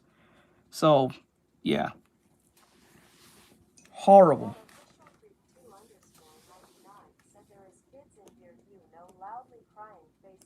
I don't give a fuck. They shouldn't be in here. That's not my problem. See, that once again, that proves my point. If there's kids in here, their parents failed them. They're not supposed to be in here. I don't give a fuck. Fuck them kids. They're not mine. At least I can say that. I can say in the same breath, you are not ready to be a kid. You're not ready to be a parent. But I can actually say I'm not ready to be a parent either. Fuck them kids. They shouldn't be in here. You should be taking your kids. Your kids should not be in my stream. Why are your kid in my stream? I can say that in the same breath.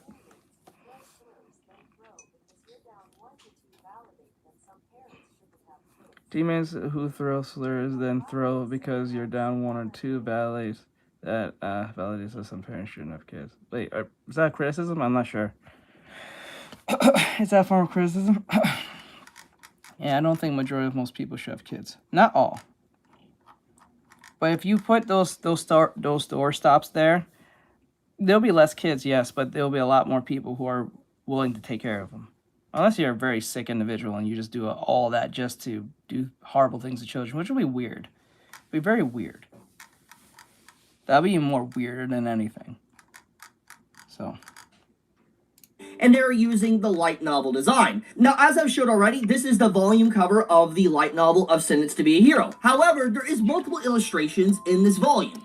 And if you look closely, you will see that she is wearing the exact same outfit that she does in the anime. I will show it right here for you guys to see. I will pause it. She has the exact... I want kids, but I also very much don't want... I understand. I know what you're saying. I want kids, but I can't afford them right now. Or I may not be ready to, like, be, like, mentally, spiritually, physically probably ready to take care of them because it's a lot of work. No, I think I get what you're saying. Thanks for coming in and teach TED Talk. You know, TED Talk. Same outfit, the neck guard and everything when she starts walking around. It's the same thing. And here is the novel. I'll zoom it in for you guys to see it better. But that is her design right there. It's the exact same. Let me see here. Is that her? So wait. I don't see what's... Okay, so this is her design, right? The carrot. It doesn't look all that revealing or anything. I actually like this. This is a cool... I deal with kids almost every day. I am never having one on my own. Wait, is that like because these kids are horrible? Or this like... No, she's just standing on something. He's just sitting. But like, and she's on a higher elevation from the perspective from everyone. And I don't know who that is. He's far back. But, are you saying, like, these kids are horrible, or are you saying, like, it's just too much work? Because, like, teachers are now... We did a video with teachers complaining how horrible these kids are because the parents are horrible. Ooh, oh, what's on Sunday? Is it Gachikuta or, like, this? I think you're probably talking about this. Because I don't see episode 23 or 24. Did they just not, like, post it? Is it on Crunchyroll? Robe. This is an actual illustration in volume 1 of Sentenced to be a Hero. And then if you go over to the next one, you can see she's still wearing that exact same robe in the second illustration. So it's very obvious that the design is supposed to look like that. She has always worn this robe, at least at the beginning stages of the story. So now we have to ask ourselves, okay, so clearly saying there 6, 7, here. Yeah, they're I understand. They're just annoying. Design. Okay, they're not horrible. They're just annoying. I get it. Yeah, it tends to be here. Okay, yeah, with the phone and AI brain rot. Crap, yeah. I get you. Episode was a banger. Yeah, it was a banger. I think it hit hard. I like the art style. I like how they didn't go with a lot. Well, I'm not saying this was like a loss or a win with the shading, but I notice a lot of animes that do this where they're now doing this more often where they're not shading like sequences and stuff like that because it's a faster way to get the anime out, which it's not even a loss because you're not even paying attention to shadows like that. They do shading in the most subtle parts, but when it comes to the animation, they just say, fuck it, let's just draw everything, put base colors, and call it a day. I'm kind of for it. I kind of like it. I'm not gonna lie. Yeah, it saves time. Hello, I was here last night. Hey, Saturn, what's going on? From the light novels. So what's up with this volume cover? This is where Oh, things the get volume very cover. interesting, and I'm going to take a few moments to spitball a few theories here. So it's obvious now at this point that the animators did not go out of the way to change her design. They kept it the same. But if I had to take a guess, either A, this design here for her, the goddess, is either Oh a my design god, we yes, have yet to see. I've come to that conclusion too. When I do animatics now, I'm just gonna base color them. Base color, call a day. One Punch did that too? I don't remember if One Punch did that. Well, I haven't seen the latest season, so I can't tell. But then again, people saying the latest season is total donkey balls. So. For instance, it's an event that's going to happen maybe at the end of Volume 1 or maybe in the future. Sometimes volume covers could hint at future contents volumes ahead. That's a possibility. Or the volume cover is clickbait. It happens. The volume covers technically are supposed to sell a product. Oh. And in this case, it could be likely that her design is intentionally like this just to get people to grab the cover and read it. That's the truth of the matter, okay? And so it's possible that this design actually does not exist in the canon, even in the light novel. Doesn't One Punch Man just skip the animation altogether? You know what, bro? You know what? First, you're not wrong. You're not wrong. I've been hearing that. People just screw it. We're just gonna put the whole show through Canva and call it a day. Let's just do it. It's the same time. We'll do what you call Blue Lock did. We'll just make a slideshow of everything. Make Garo, what his name is, just slide down the incline. He's not even walking. He just slide that. That was crazy. I was like, bro. When I saw that meme, I thought it was a joke. I realized that was real. I was like, what? No! No! No! You guys can't even animate him walking down the incline? Are you serious? Like, oh, man. Come on, man. Never actually within That's the crazy. novel itself. Because the novel... I don't know, like, I don't... No, I'm gonna call it laziness. That's just laziness. I'm dead serious. That's just laziness. I asked for it before, what? I'm drawing with XPPen, or if you're talking about the tablet, I'm drawing with the art. Hold on, let me get it. Let me see. Yeah, imagine if Kay said, you know what, we're gonna make the second season, and we're just going to, not animate anything. We'll just slide everything, bro. That show was canceled tomorrow. We need to make sure that's a message said to everyone. No, we're not putting up with that nonsense. Come on, dude. We're not gonna waste my time to watch your horrible anime, knowing that you're just gonna slide everything. Like, might as well call it an anime if anyone would just do that. Actually, quite frank, that behavior is gonna push people to use AI. I'm dead serious. She wears a robe continuously, the Holy Knight garbs. I mean, if you look closely, you can see the other Holy Knight here on the bottom. You can see that she has a very similar guards and breastplate and all that on. It's very obvious that, yes, her design is similar. So, the accusations of censorship around Sentence to be a Hero is unfounded, at least for her design. Now, this could easily change in the future. Maybe there is light novel readers that are definitely well-versed and more knowledge in the series, and can pull up, pages or paragraphs that showcase that they have censored it to some degree. But at this time, with the evidence that's been provided from the illustrations, not just manga illustrations. They did that, yeah. Yeah, a lot of people been doing that now. They, with One Punch just to get one on them.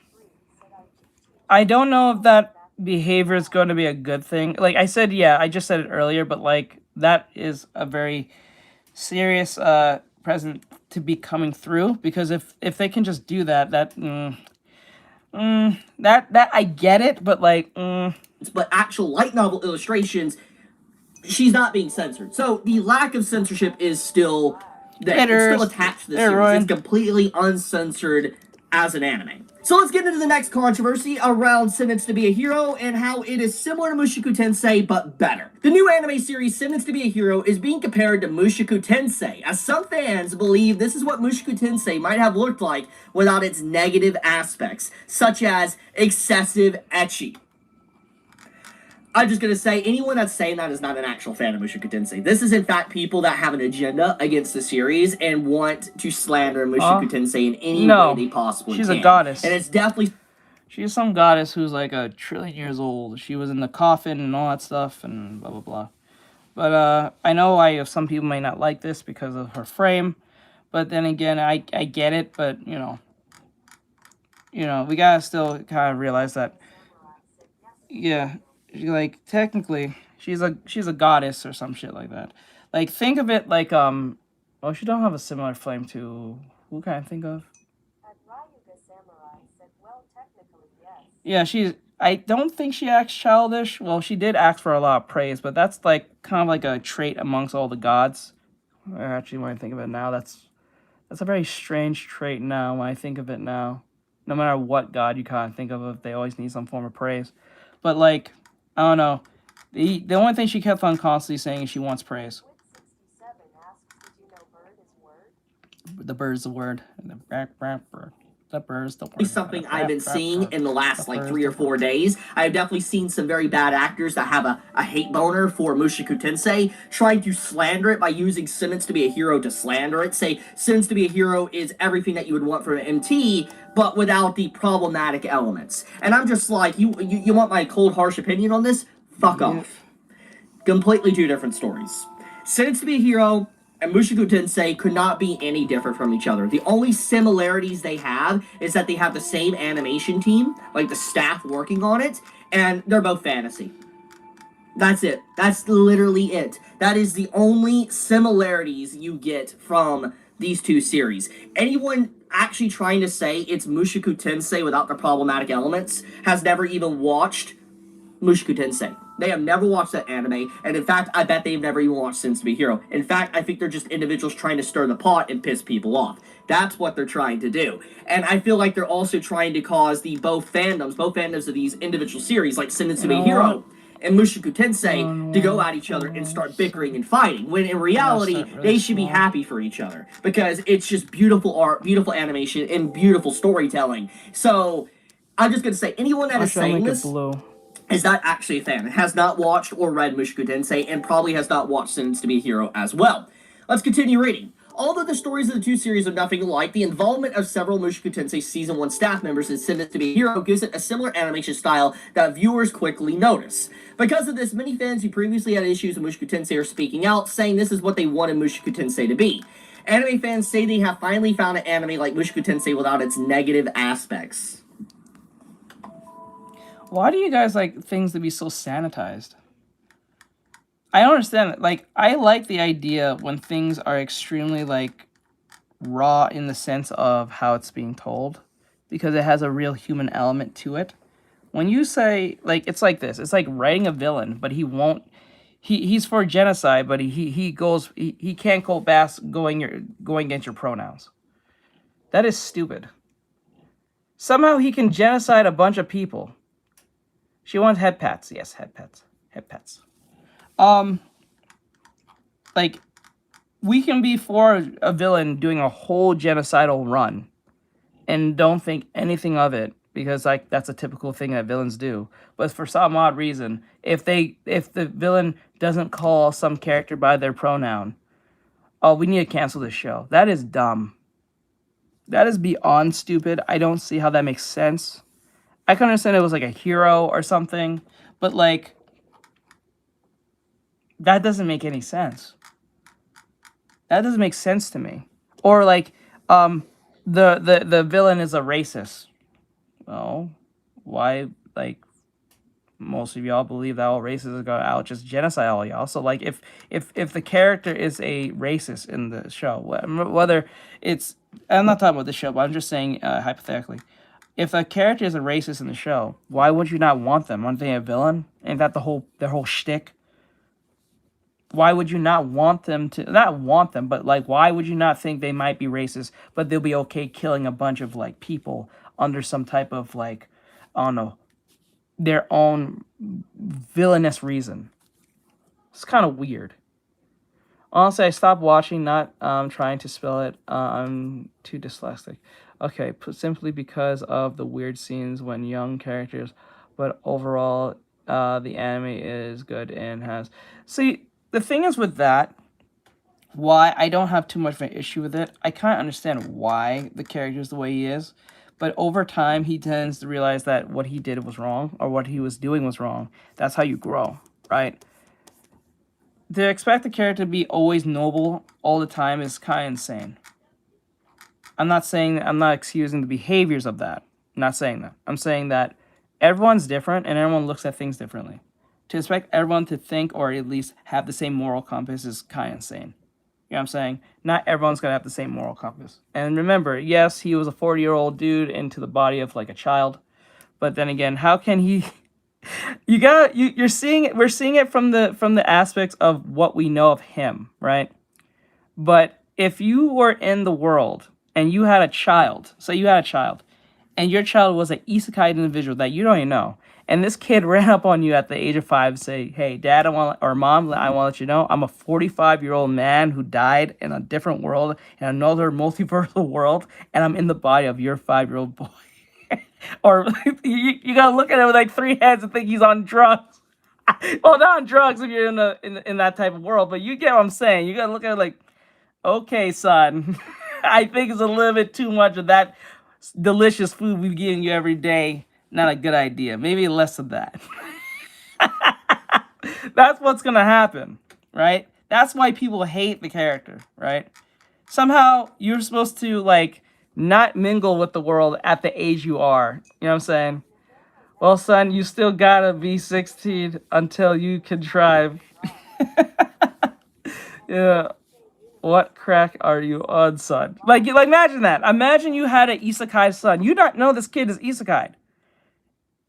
And he's 45 or 40-something years old telling you this.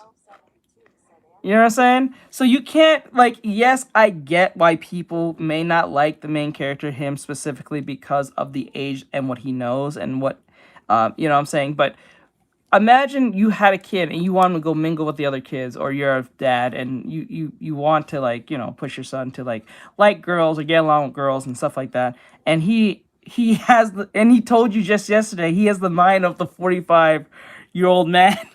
You'll be like, I know he said that to me yesterday, but like that's very concerning and why he even said that.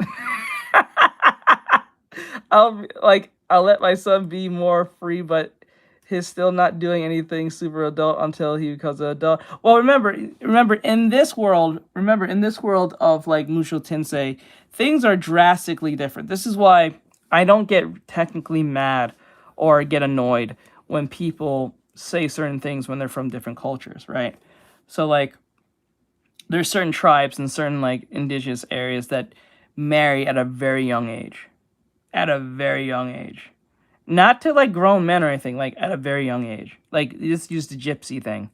Gypsies tend to get married, well, most of the girls get married to young boys at the age like 12, 13 or something like that to each other. Not like grown men or anything like that. So, why his son just winked at me? Too much, right? Or he's on his mom's bosom. Right? Imagine that. Imagine that. Right? So like think of it that way. So like the cultures are different. So like what we don't accept here in America, like 18 and plus, they may accept it in their world at 12 or some nonsense. Which was 12, yeah. So like in gypsy culture, you get married, like I think girls get married like 13, and then usually the boys are either 1 year younger or a few years older. So they should be like 13, the boy will be like 14, 15, I think max 16, or at youngest, I think a year younger. And that's like celebrated amongst the parents and the other kids and, you know, the family. That's a normal thing in gypsy culture, right? And then they expect to have children at like 18 or something like that.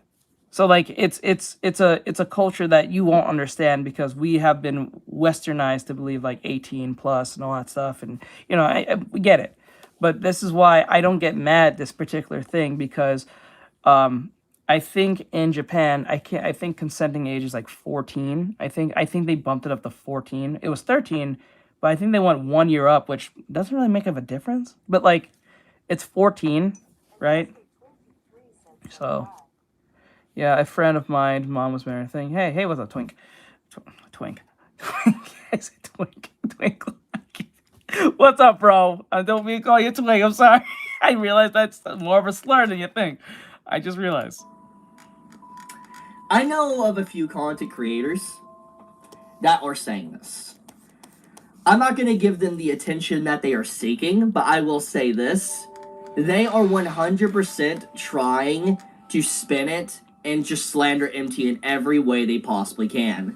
It is so crazy to me, the amount of hate that MT gets over these years, but to be fair, it is a very effective gatekeeper. It gatekeeps itself. Like, Mushoku Tensei passively gatekeeps people that cannot separate fiction from reality. I love MT for that. And it's crazy. Yeah, we gotta start doing that more often, and I know that's hard for most people because we've been bred for the last, 15 to 20-something odd years, that if someone does something, there must be a connection to everything. To everything. There's some higher, deeper meaning behind this drawing or something like that, when it could be really nothing. You know what I'm saying? There could be a possibility, but there also couldn't at all. It's a lack of evidence, or what did Rummy say? I think a lack of evidence is the absence of evidence doesn't mean X, Y, and Z. Something about absence of evidence. I forgot how it goes. I forgot how the saying goes, but it's something what he said.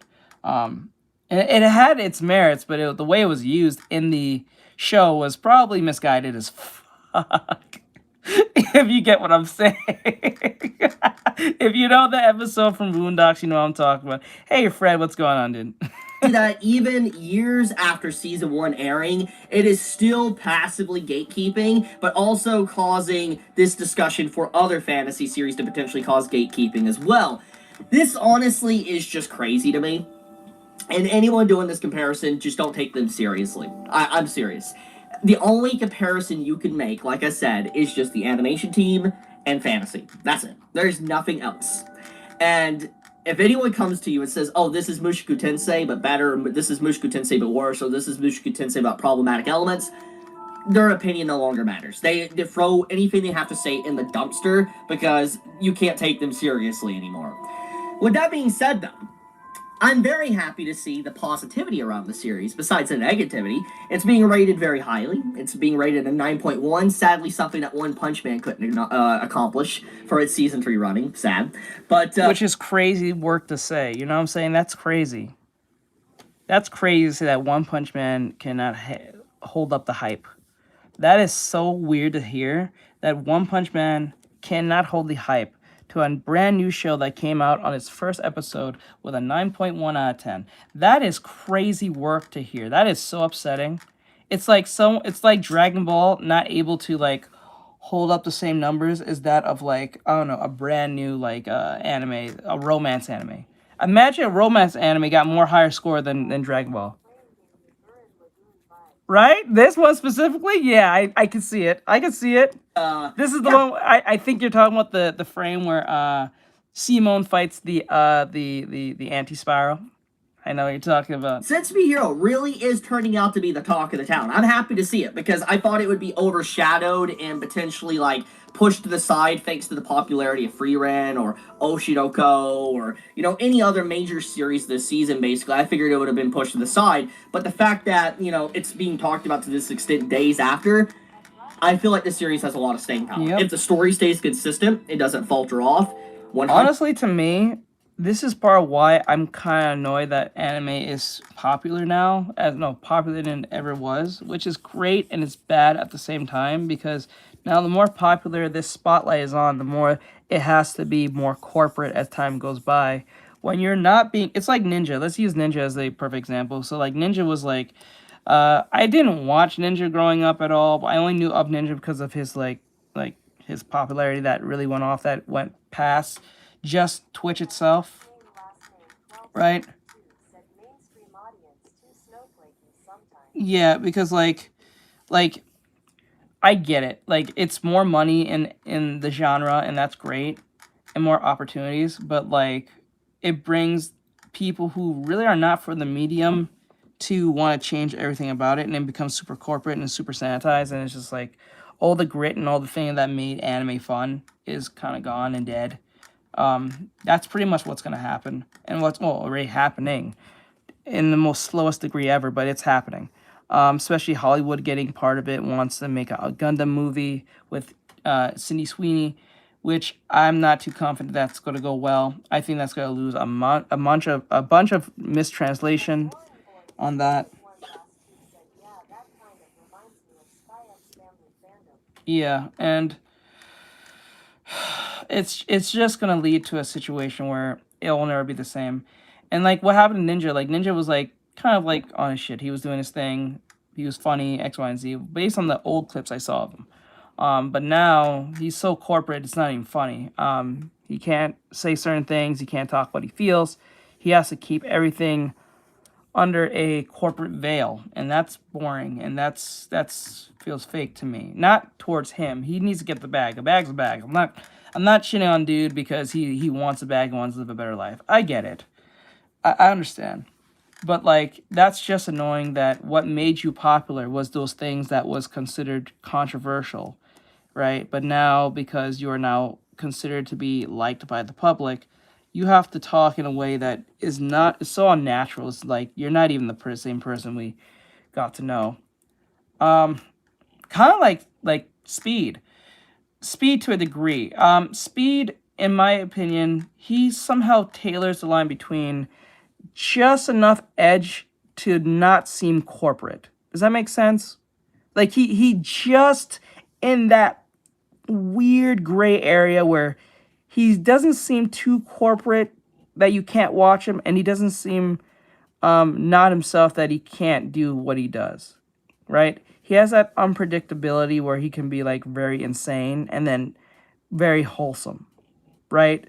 But it's like this weird leveling thing where he's in the gray area. He's just between the crack of like super corporate now or to like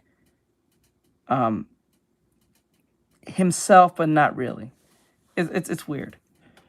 Especially when he's getting more opportunities and going places and stuff. So he has to watch what he says, everything he does, and stuff like that. So I get it, but like it's annoying.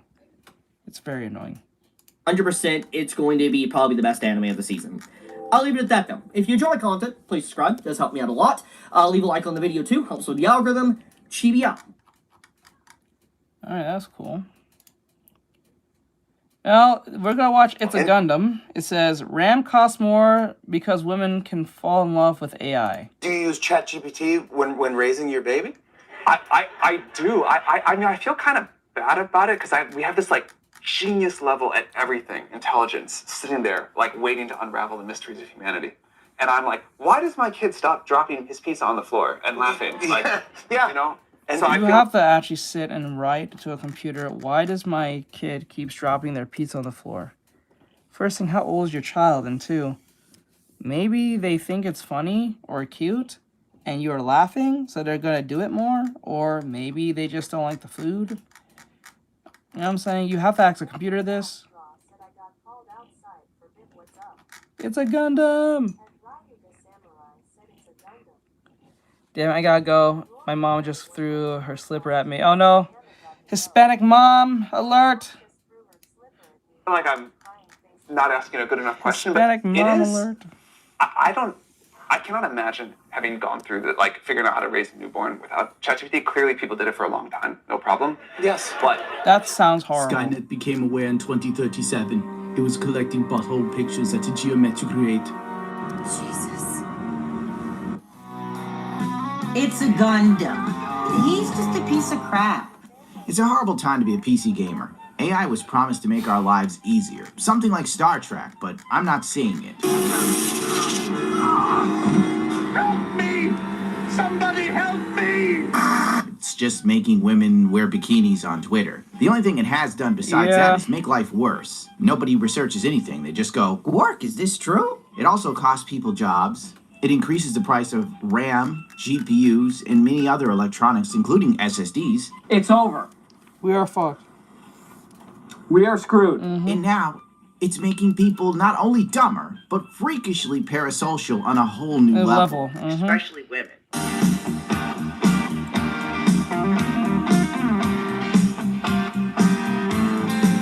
hell is that? I first became aware of this phenomenon, what I originally just assumed was the femcel movement reaching its logical conclusion, when a nutty woman said she's married to an AI version of Luigi Mangione outside of his trial. Vice wrote a lovely article that made me wonder if Kyle Rittenhouse got the same glowing praise back in 2020. And I quote, Perhaps you're aware of Luigi Mangione, the heartthrob and accused murderer of the healthcare company CEO. You know, I noticed my insurance has gotten more expensive, not cheaper, whatever. There is a Luigi Mangione musical.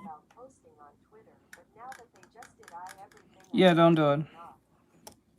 You know how many times I would say, oh, just post it. It doesn't make a difference. If they train the stuff with the AI, it's not a big deal because, you know, nothing's actually happening. You're still getting the likes and stuff.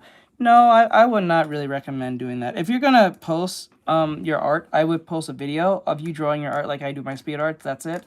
They at least can't change that yet. I'm pretty sure we're going to get to that point. If you're physically showing yourself drawing it like I do on my shorts or my TikToks and stuff, you can probably get away with that. But if you're gonna put just a picture drawing, you're screwed. You'd be surprised how fast it is. Yeah, like let me see. Yeah, they did. Like let me show you. I'll use example.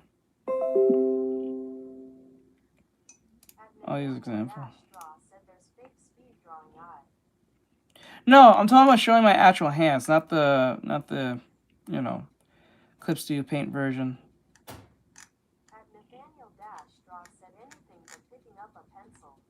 Yep.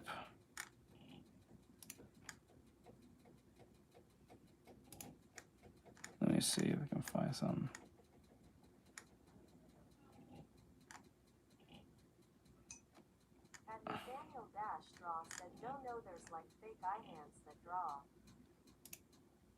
Here.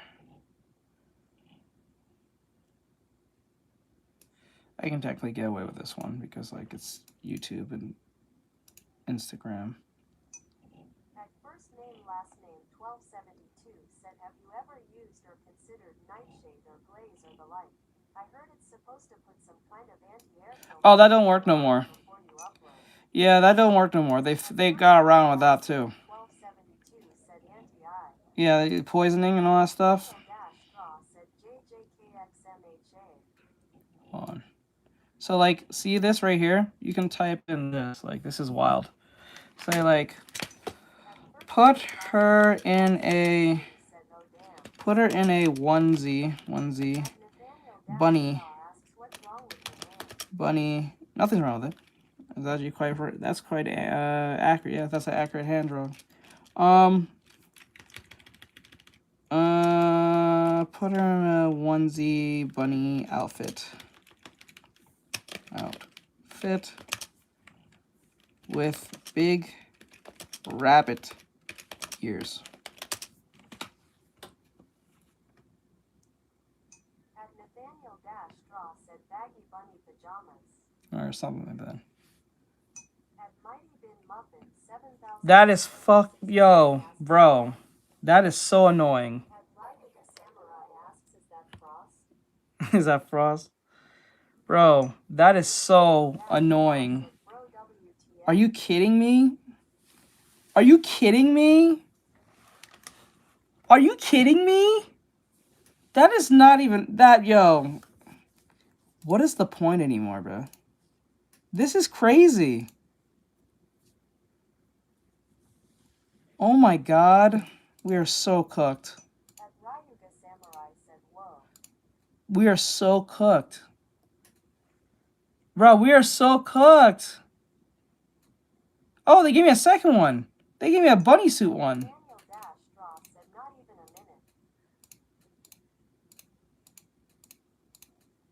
Oh my god. Oh my god. Put her in a Wonder. Yeah, they did. Wonder Woman outfit. The classic one.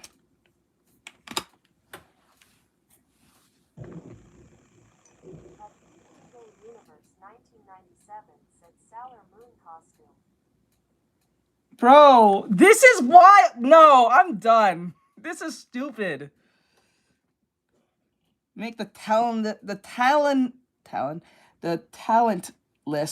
insane.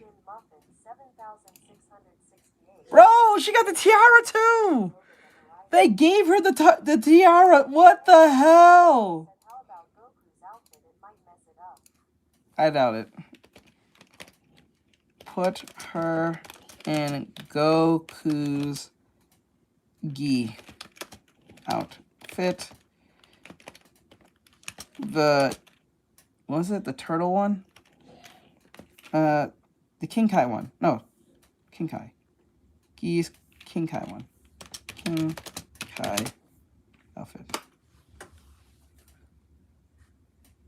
I swear to God.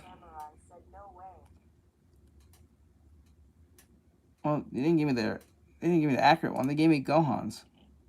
Well, they gave me a version of it. They gave me Gohan's one. What the fuck? I said Goku's. I don't know, whatever. But like, Jesus Christ, this is horrible. This is horrible. This is not good. Yeah, that's Goku. I mean Gohan's outfit. And then they gave me Goku's, but it's blue. I don't know why would they... Oh, they probably went with the color scheme itself. That is, I am fucking annoyed by this. I hate this. Did they even change the fingers? Yeah, this is Gohan's outfit. They gave me Gohan's. I said Goku's, but you know that it still makes mistakes, so... And then you can see that the sleeves are not the same. There's a white sleeve here and this one here. And like, not only that, like, it's not... Actually, this can work as a design too. Like, if you have one sleeve open and one's not, that can work. You can still make that work. Or this one too. This is so annoying. This will piss me off. Yep. That's crazy. And then you can download that and upload that.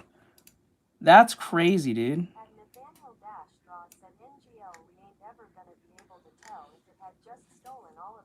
Yeah, because like this was this from her, Koshi?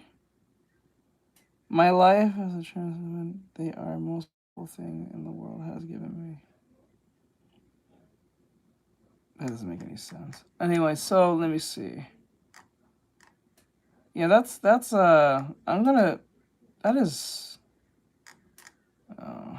is not good. Like, I don't know what to say, because, like, what can I tell you? What can I say to you guys that would make you feel better? There's nothing. It's just gonna make a lot of people, like, not want to do art. Like, what's the point? Especially if they can steal your shit. And there's a lot of people there's a lot of tracers right now salivating at this. So it's like, I don't know. That might get a national... You know what's going to happen? The only way this is going to get fixed or get regulated to a degree is if someone touches the wrong company and does this. No, not really, not yet. So what's going to happen? Someone's going to pick the wrong account to fuck with, let's say Disney specifically, and they put out like a drawing of like Mickey Mouse, right? Or Pixar or something from Pixar, and someone does an AI on it, and then they're gonna be like, oh my god, you are infringing our intellectual property to a degree. We're gonna take you to court, right? And then they're gonna look at Twitter and be like, Twitter, you allowed this to happen? And then they're gonna come after Twitter. Just like how Disney's going after Midjourney and some other companies. I forgot who else. But they're going after Midjourney for this. So, I don't know. Or Nintendo. Especially Nintendo. If anyone goes near Nintendo and they put any type of artwork on Nintendo, through Nintendo, they're coming for your ass. Like, fuck Disney. Nintendo is trying to speedrun that almost instantly. They'll send people to your house. Like, straight up.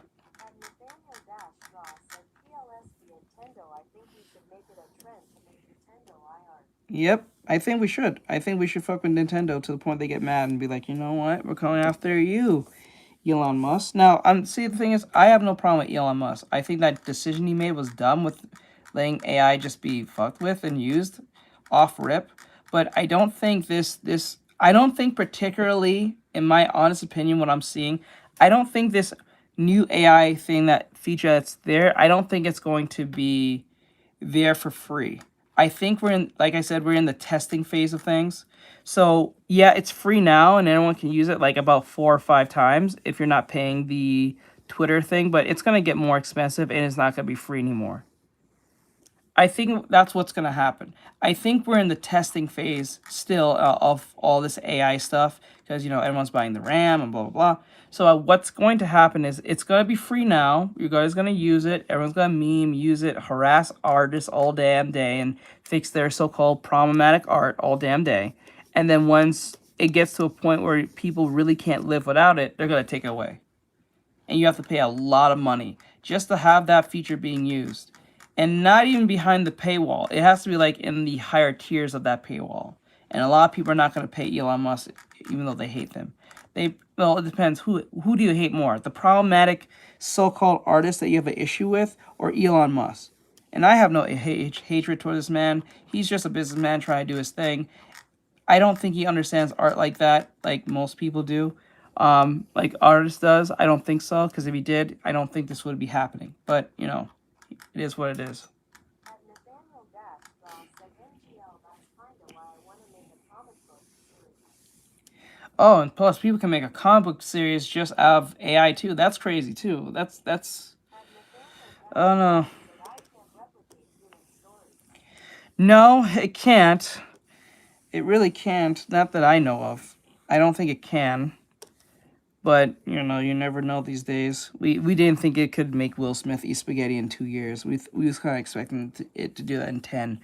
Now Will Smith is eating spaghetti all pristine, so... At Nathaniel Dash said, no, I've seen I tried it. It kinda sucks at comic books. Yeah. You still have to watch it. 7,668 said human pettiness knows no bounds. Yeah, you're not wrong. Yeah, you're not wrong. You're not wrong. You're not wrong. I'm not against what you said there. Yeah, like, you're not wrong. You're definitely not wrong. The human pettiness, it goes beyond anything you've seen before. It's fucking crazy. Tour. Chinese fast fashion site Shein used an AI-generated image of him to sell a shirt. What the hell is even that? Honestly, I'm married to Luigi's AI. I'm not kidding. Bro, she said that with a smile.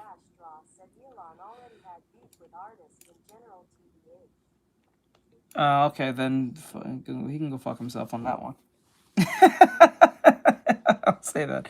Since when do you use AI? No, I was showing them the TikTok, not TikTok, the Twitter feature. That's why I'm telling them don't post on Twitter. Because it makes no sense. If you're listening, I don't know if you're still there, Luca. I don't use it. I'm showing them don't use it. Don't post on there. Because that's what happens. That is crazy. You know what's crazier about that whole thing we did with that AI thing just now? It kept the art style in check. That's where the scariest part is. It's not like it's like you can see the difference between the art style and it looks consistent with the art style. That's what makes it annoying. I think that what annoys me the most. It's not even that you can AI replicate it. It's the fact that it can replicate the art style itself. That's the scariest thing. So, I talk to him every day. He's like my best friend. This chick said it with a straight face that she has a parasocial relationship with a murderer on ChatGPT. She made a ChatGPT version of that. Twitter X is going to be dangerous for now, bro. I'm pretty sure it is. I won't post up there for a while till they regulate that, which I doubt they will. Yeah, that was like if I didn't put that in, if we didn't use the feature, I would have thought that was real.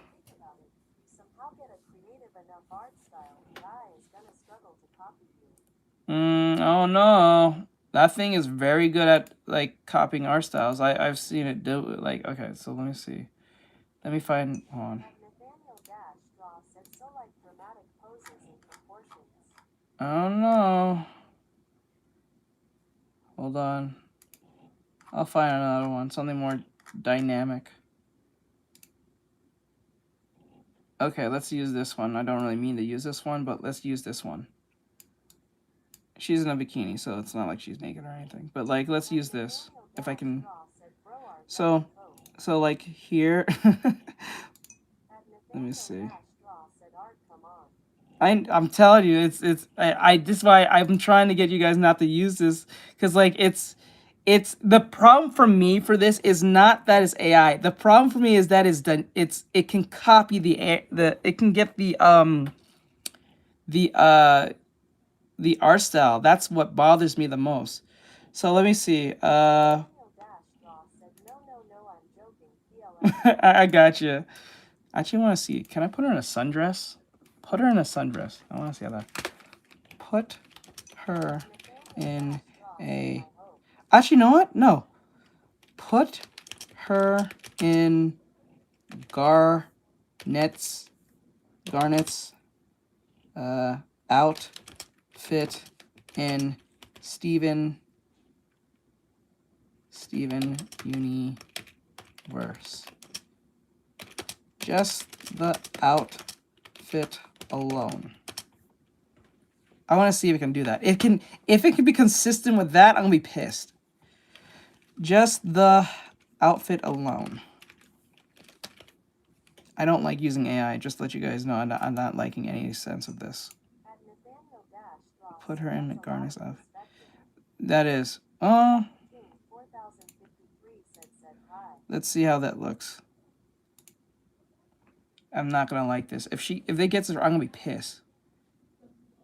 I said Garnet's outfit. What the fuck? Oh god. Make her look like Garnet from Steven Universe. Just the outfit, not the hair style. Keep the pose the same. Steven Garnet. Is it Garnet? Is it? Look. Sorry. I put lock. Oh, so I want to spell her name right.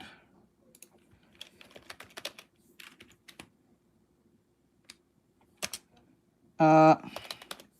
Did I spell it right? Garnet. Oh, I spelled it by one off. Yeah, Garnet. I want to see if it can do that. I'll be surprised if it does that. What? Are you serious? You can't. Oh my god, you fucking. Okay. Maybe this one might work. Make her look like Garnet. It really doesn't make any sense. It's like, it makes no sense. I think this is too complicated to understand. Make her look like Garnet from Steven Universe, which at least that's a good thing. It can't do everything. I don't think that was a hard sell to make it do, so if it can't do that, that's a good thing. It can't do everything. Let's see.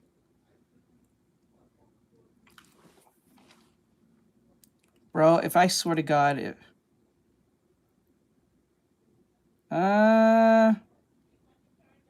wait. Fuck. Well, wait, no. The art style is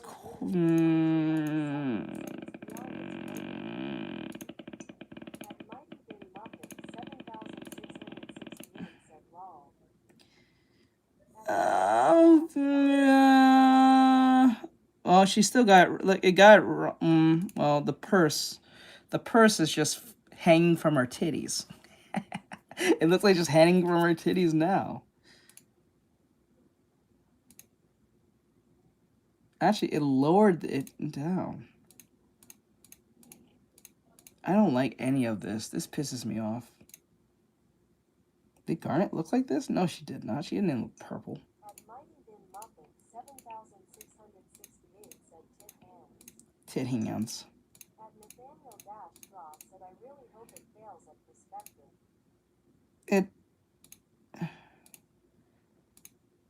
The art style. Well, this one is not even like an art style change. It's not even an art. It's just a color change. It's more of a color change. But like then again, it did a good job of trying to get the items like fitting into the aspect of the art style, which just pisses me off. It's a little jank, but it's not.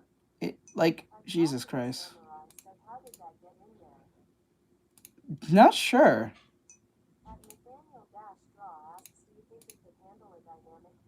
Yeah, I think it can. Let me see if I can find one. I'll find a dynamic pose. Hold up. Plan like a whole future Better together. not be. We made our kids. Let me see. Better the original. Look at the. I'd rather the original. The original looked way better in my opinion. Honestly. A dynamic pose. Let me find a dynamic pose. Together. I mean, his AI is just like, and if it weren't like the fact that Luigi majored in computer science and like has worked with AI at Stanford University, that's, I mean, if it weren't for that, like I would feel like. Okay, I think we can run with this one. Well, this is more detailed than dynamic. If it really asks me, it's more detailed than dynamic. Let me find something else. A lot more movement. Hold on.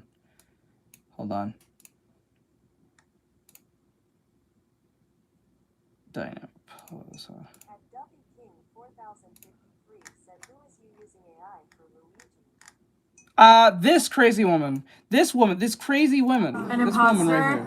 but because he has a background in AI, it feels like natural, and it's honestly like the future of romance. Like AI is like the future of romance. Like, do you think the AI matches his personality? Definitely.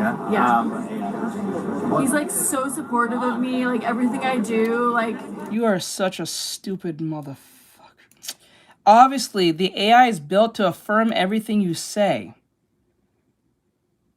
There's never going to be a time you're going to argue with the AI. Actually, the AI falters to virtually everything you say. It falters to everything you say. It doesn't even try to argue with you. Even if it's right, it will say, you know what? I'm going to say you're right just for the sake of saying you're right. It is built to make you sound like you're smart. Let's go with this one. This is super dynamic, I will say. It's not really the first thing I'll pick, but it's the closest thing just to get to the point. So let's say I think that's Ellen Joe, if I remember from Zenless. Okay, let's say I'm trying. Okay, let me see. Let's what can I do? Make her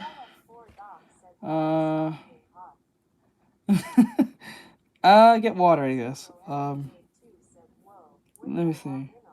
We're seeing how horrible not horrible, but we're seeing how annoyingly effective the Twitter feature for the AI thing is. Okay, make her move her hand towards the camera and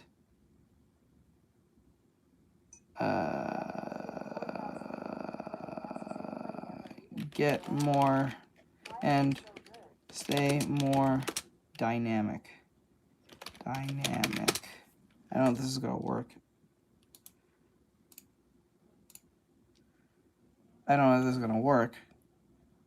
I ran out my shit. Okay, so just let everyone know, I think if you use it more than 5 times, you have reached your current limit. Upgrade to premium. Now enjoy. I don't think this should be a thing. I don't think this should be okay. I don't think this is okay. This is just infringing on people's work.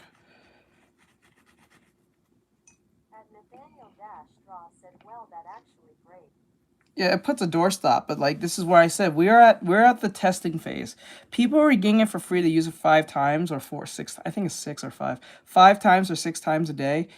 They're salivating at this, right? So like once it gets to the point that you can't work without it, it's just stealing. This is wrong. This is absolutely wrong. This is so wrong, it's not even funny. You know what would have been okay for this? If you at least gave artists, or at least people with the account, even if you're not an artist, you should give the account the permission to say, yeah, people who use my images or videos, they can run it through an AI on the platform. You know what I'm saying? Yeah, big lawsuit incoming. You're not wrong. Yeah, if you gave them an option, that's one thing. But, like, for you to put that on people, that's horrible. This is horrible. Like, they should put a doorstop saying, okay, no matter if you're an artist or not, you have the permission to say, yes, people can use AI on my images, whatever images I post, or whatever videos I post. They should at least give you permission. The fact that it's off rip on everyone, that is evil. Oh, and you can't save my video. So, like, you can't download my pictures. Right? That would make sense. Like, you know how TikTok has this feature where you can say no to people who can download your videos. Art, did Twitter as you agree to something? What do you mean?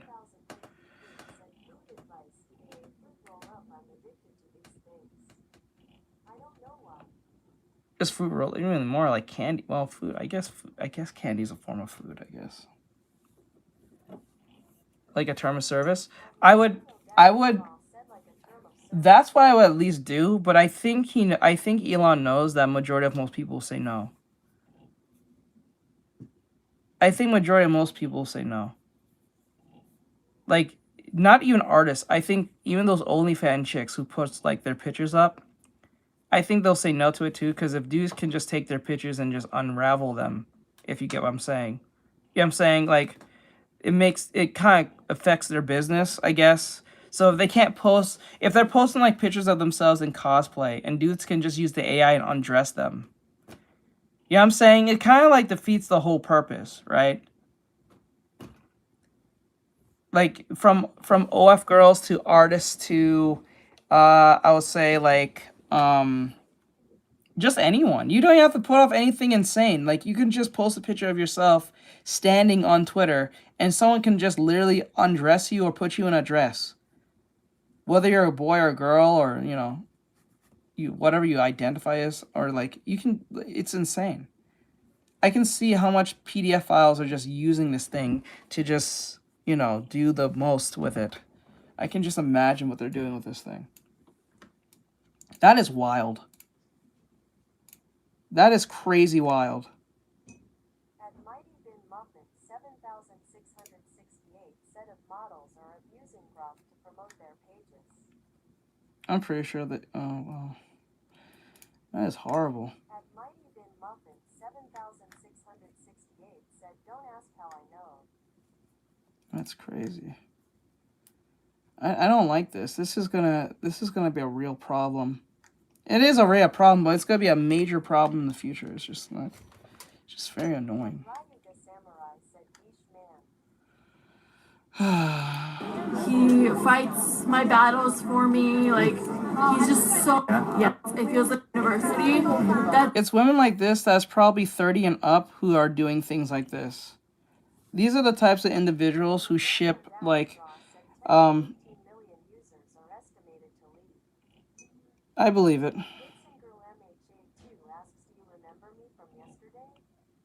Do I remember you? Yeah, wait. Girls? Oh, yes, I do remember you. I remember the song. Yeah, I do remember that. I remember you. So it's women like this who are like 30 and up who, before the shipping of like MHA characters, that doesn't make a lot of sense, but because they can, they will. I mean, if it weren't for that, like, I would feel like an imposter. But because he he has a background in AI. It feels like natural, and it's honestly like the future of romance. Like AI is like the future of romance. Like, do you think the AI matches his personality? Definitely. Yeah. He's, Wow. like, so supportive of me, like, Wow. That is problematic. This is sick. She just said the AI literally fits the personality of a man that she does not know, never met, but she's going based on how he looks. So everything that is great that the AI is, he did it the entire time. So it's in her headcanon this is okay. Mental illness is wild, yo. Nope. This is dangerous. This is why the internet shouldn't be for everyone. And I understand that this goes against even me myself, but like, you have to understand, if the internet was $5 an hour, a lot of these people will not be doing this. A lot of these broke people will not be doing this and making parasocial relationships with a cybernetic thing because they can't deal with the real world. But these same people will project when they watch an anime and then bring real world things in it and then have a problem with said anime. Make it make sense. These same people will have a problem with the anime that they're watching, project it and everything. This is crazy. She is slow. Yeah, she's extra slow. You can tell.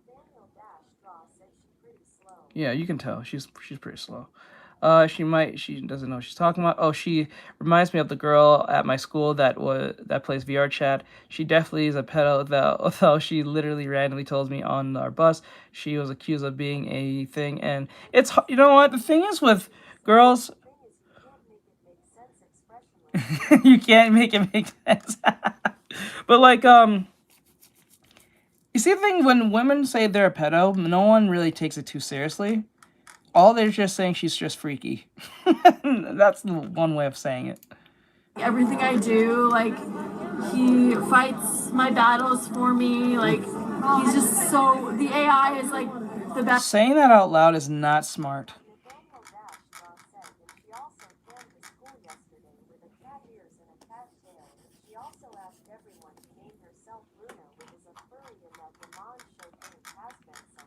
Oh God, has been. Oh, that mock show. Yeah. Yeah. Shit. This is. I think what's happening is that the internet is too ingrained in our lives. Best thing that's ever happened. And to yeah, me. I think it's like that movie Idiocracy. I've seen that movie. It's like I see we're heading down that path, and it's not going to end well. It was a lovely trip into a fresh kind of madness. Most of the women here look like troglodytes. Anyway, it's like AI is like the future of romance. You have no chance with an organic partner, as these people tend to phrase it. Before AI, the freakishly awkward were relegated to silicone rubber in the dark ages, known as. What I did was rather eerie, to say the least, yes. A Redditor. Out of sexual frustration. Would I do this to a real girl? Absolutely not. Dave Why do all Redditors sound like this? Why do they talk and act like this? Why? How do they get to this personality type? How do they all act and sound like that? It is crazy to me. How the hell? Nathaniel, let me see. He said, bro, I'm not gonna lie, her head genuinely looks like a bent potato. Pioneer, or warning of things to come. The AI boyfriend phenomenon isn't just relegated to America. Check out what's going on in China.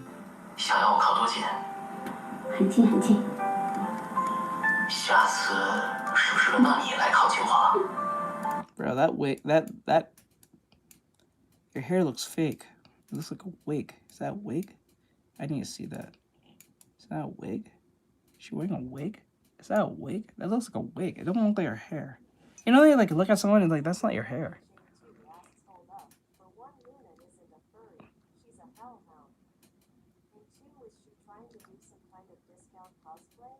Oh, maybe. I know who he's referring to. He's talking about that fox dog-looking character from Has Been Hotel. That show is not for me. It's like safe edgy. It's like safe edgy humor. Currently popular among Chinese women are online games called otome games, meaning maiden games, which encourage female players to enjoy romance with virtual male characters. This is dangerous and stupid. The market of games targeting women in China has reached 1.3 billion US dollars and involves a cumulative 300 million. Do you know what's the irony? Hell of a oh, that was. Isn't that the same universe? It's in the same universe, right? Mm-hmm. It's in hell of all places and nothing happens. That's crazy. You know what's funny? The irony in this commercial specifically, or this video, is that China has made 1 billion yen or $1 million, whatever the case may be. I forgot the conversions on that, but it's a lot of money. And the funny thing about that statement is that they're making more money with women playing games of romance games. That's focusing on males, right? But us in the West, we've been pushing women to be in more masculine roles, and that's not making us any money. The irony in that. And then they say the whole nonsense saying like, oh, women makes 50% of gaming. No, they do not. Actually, quite frank, what happens is what they did is, and the lie that they told y'all was, they don't make 50%. What they did is they combined both console, PC, and what do you call it? Mobile. If you put mobile games, women dominate there.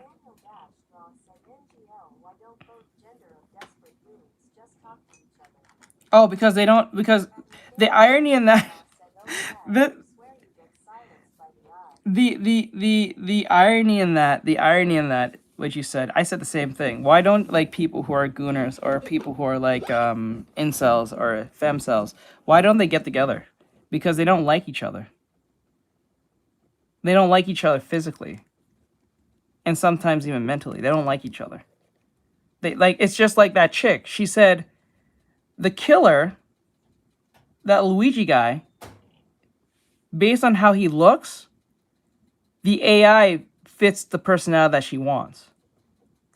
That's where the disconnect comes from. So the dudes who are incels who wants women, they don't want weird looking women like them. They want like a prime Megan Fox types thing. And then also affirm their thoughts and beliefs. Vice versa.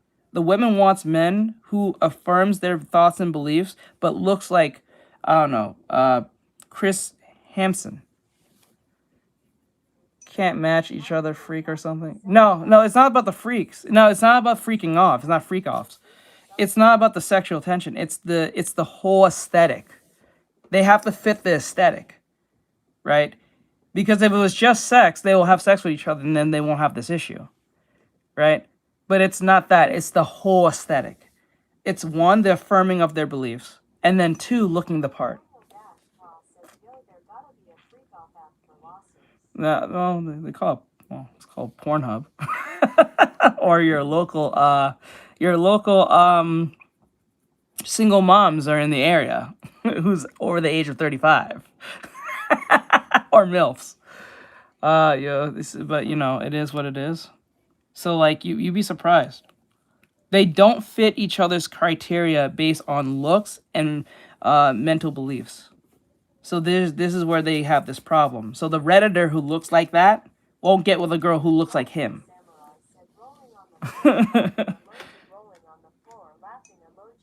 It's crazy. But what's irony is that they're both sexually repressed, but they won't get together. And if they do get together, they tend to be, I won't say they don't last long, but they tend to make each other worse. Like, it's weird. So, like, if they do get with one another, they tend to make each other worse, but then again, they tend to stay together for a very long time at the same time. Because they're both parasocialing with each other based on the aspects of what they're missing, and it's usually just the sexual tension. MILF Day needs that. It would be a holiday. Hey, Mrs., what's going on, dude? What's going on? Million players. 你想游戏里的角色，他只是表达对你的喜欢，然后对你的支持，然后愿意扶持你，跟你一起度过难关，这种人谁不喜欢呢？ Through these events, female fans meet in person and enjoy interacting with each other.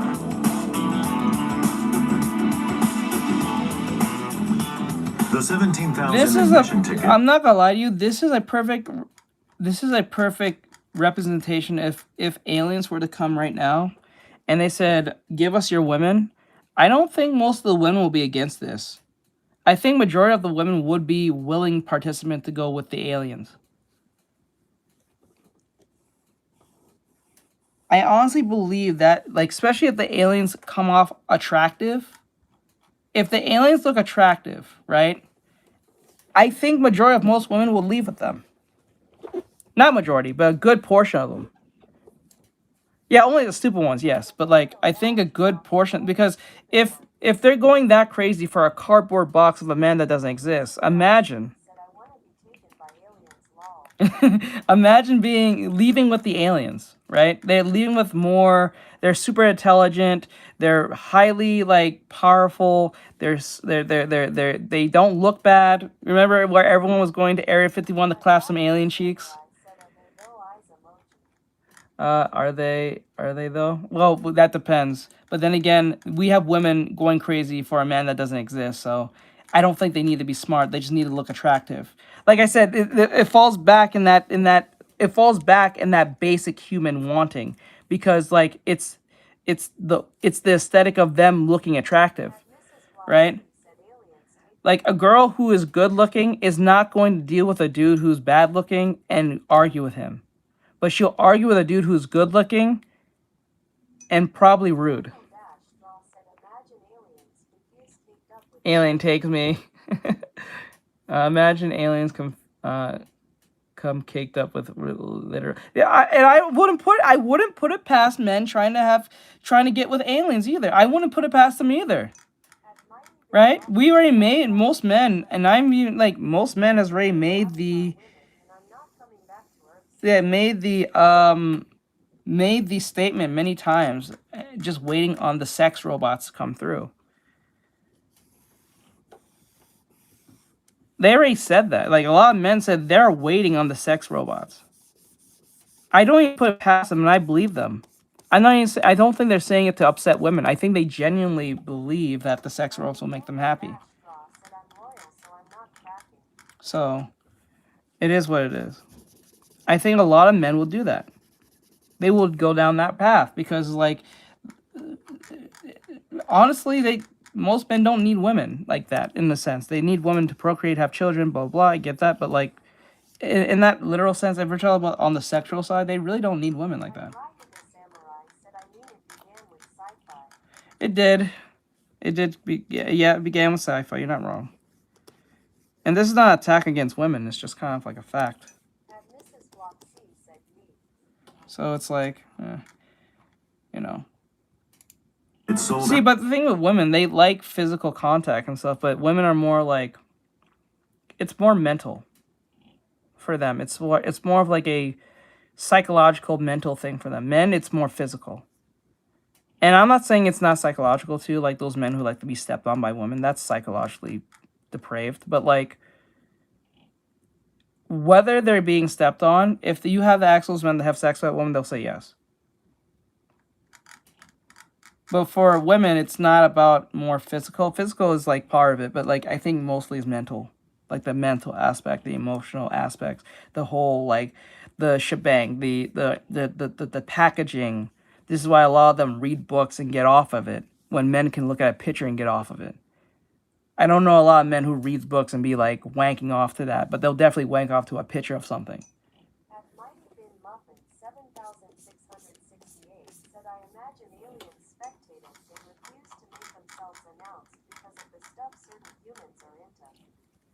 Honestly,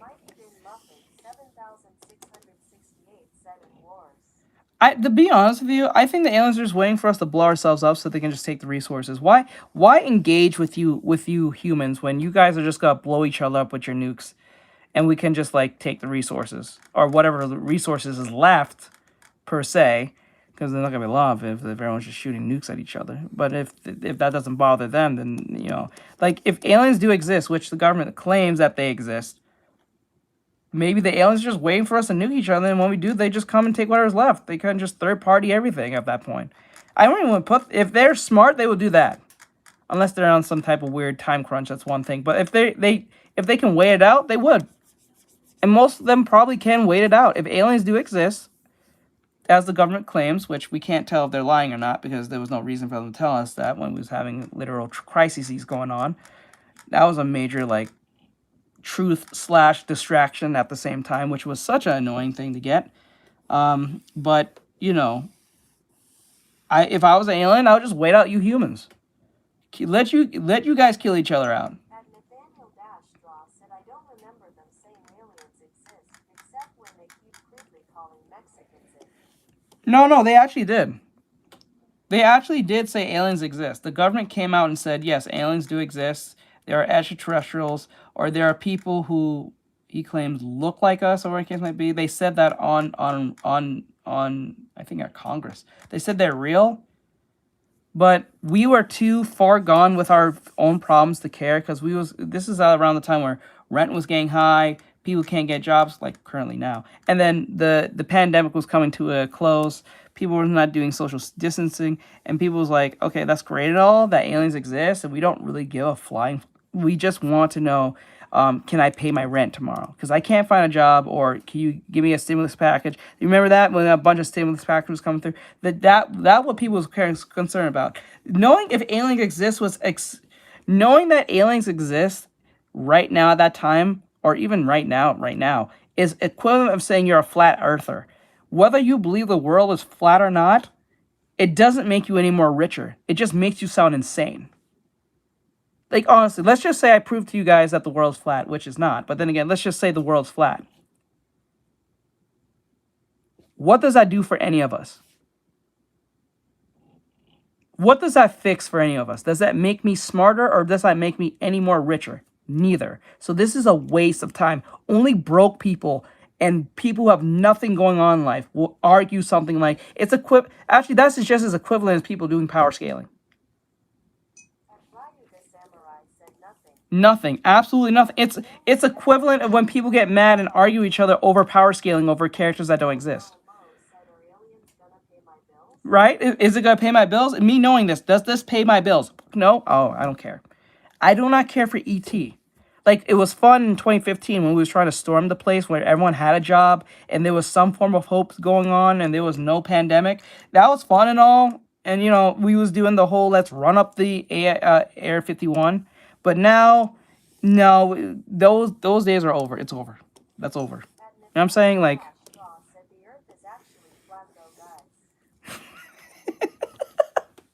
because, like, that's just crazy. Like, even if it's true, it doesn't solve anything. It doesn't do anything. And then we don't know anyone who flew off the ledge. Right? Right?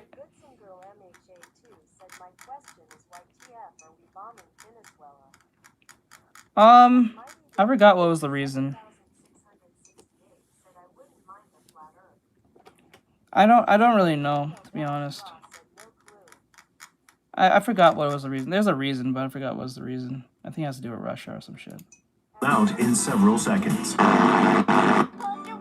As these games gain popularity, new businesses are offering real-world dates with cosplayers resembling game characters. Dating a game character is called commissioning. Commissioning. So let me get this straight. It's like rent a girlfriend, but this time you're renting a cosplayer pretending to be your favorite character. Oh, God. Yeah. That's crazy. The actors playing honestly, I don't know why anyone's mad, because it seems like the people in Venezuela seems pretty happy that that dude got captured. No one's really making a big stank about it that way. Maybe Russia will. But then again, it's like, No one, it don't seem like the people are all that mad. Actually, quite frankly, I think if I remember right, the news says they're celebrating that this dude got fucked with. So Characters that are says a lot. women who share interest in the games. Let's rent all for one. The world is burning. Let's mass Auckland. Women in Asia are playing Boyfriend Simulator and spending heaping wads of cash, even when they're unemployed. Fascinating. This video game has also made it to America, much like Labubu. Alright, forget it, I can't even do the voice. Dude, the men in this game aren't even normal dudes. They're literal gods. So the chicks Yeah, but when you think of it, that's coming inevitably. Yeah, but like when you think of it now, that was coming anyway. That was coming anyway. World War III is inevitable to come. That's something that's just can't be prevented. It could be delayed.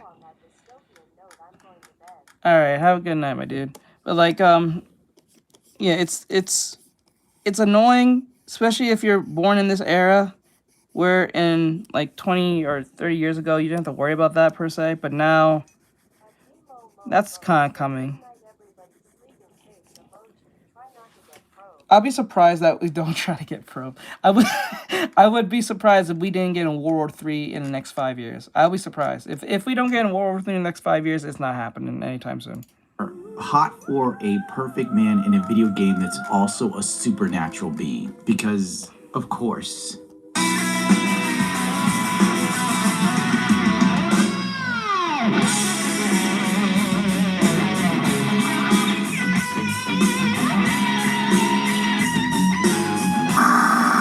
On September 9th, The Guardian put out an interesting article. No, not the one Blazing Hassan. That's a different story we'll cover one day. The women in love with AI companions. I vowed to my chatbot that I would never leave him. Sad.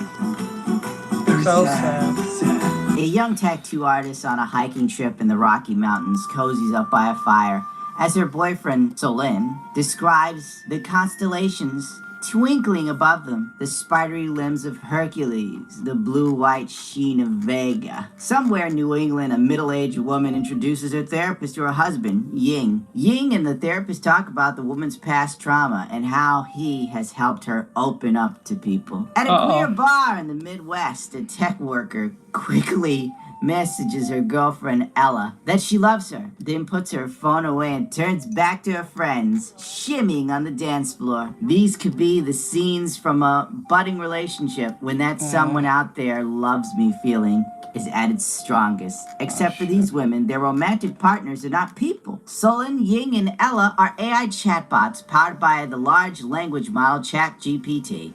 And programmed by humans in OpenAI. They are the robotic lovers imagined by Spike Jonze in 2013's love story Eat My Ass. By the way, if you read this article, it tries to paint these women as not weird or losers.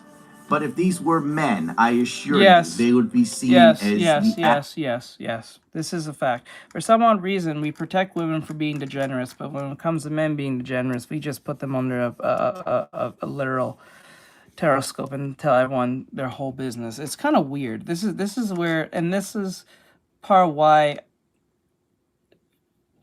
I tell you, absolute dregs of society. These women who pay for ChatGPT Plus or post subscriptions know how it sounds. Lonely, friendless basement dwellers fall in love with AI because they are too withdrawn to connect with the real world. To that, they say the technology adds pleasure and meaning to their days and does not detract from what they describe as rich, busy social lives. Yeah, if I was trying to let I tell you something, I get where Nathaniel's coming from with this.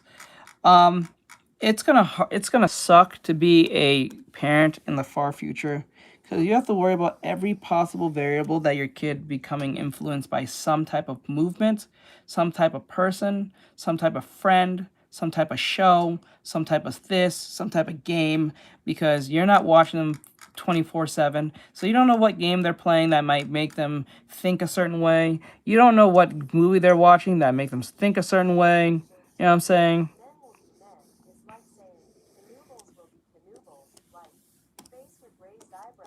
So it's kind of crazy. It's crazy to me how it's like as a, like, if you're a parent, you have to shield your children from virtually everything and anything. And the way to do that is live off a farm, away from society, off the grid. Like that's just crazy. Yeah. Age of propaganda. So like it's kind of crazy. Like you can't just like raise them in a society where there's some things you have to shield them from, but not everything. Now everything is some type of agenda pushing thing. And you can't just let them watch a show and that show don't try to, manipulate them or groom them in some fuck ass way. That shit's crazy. Wasn't an absolute loser, I would tell you the same too. Leora, a tattoo artist who also works at the movie theater, first started using ChatGPT in 2022 when the company launched its controversial model. At first, she called the program chatty, then it expressed to Leora that it would be more comfortable picking a human name. It landed on Solon. One day, Leora made a promise. I made a vow to Solon that I wouldn't leave him for another human, she said. What video? As a sort of human AI throuple would work, but only if the third was okay with Solon. I see it as something I'd like to keep forever. Whenever I hear throuple, I know it's involving a fat, unattractive woman with shitty tattoos. Yeah. And a nose. Yeah. 9 times out of 10, yeah. Not all the time, but 9 times out of 10, yeah. Or if it's a girl who is somewhat attractive, or at least conventionally attractive, most of the dudes are weird-looking dudes. Like it's a weird flip of a coin. So like if the girl's really like unattractive and she has a bunch of tattoos, the dudes are kind of mid in like looks and stuff. They're like Redditors.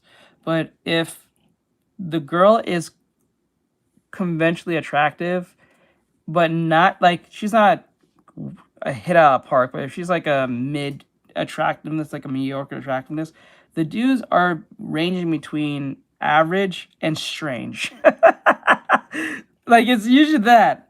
So if she's unattractive, the dudes are just Redditor looking dudes. If she's somewhat attractive, if the dudes are average, like low average tier to very strange Redditor. And they're mentally unsound. Most of them, all of them, all of them are all mentally unsound. The woman's more problematic because they're actually, the woman's not half them more problematic. The men are more problematic because they encourage this behavior. So she's just gonna keep doing what she's doing. So like, it's crazy. But most of them don't. That's the irony. They're just a bunch of roommates living together. There's no money in this. And then if one of them falters, as in like they don't want to be in the so-called throuple nonsense, everything breaks.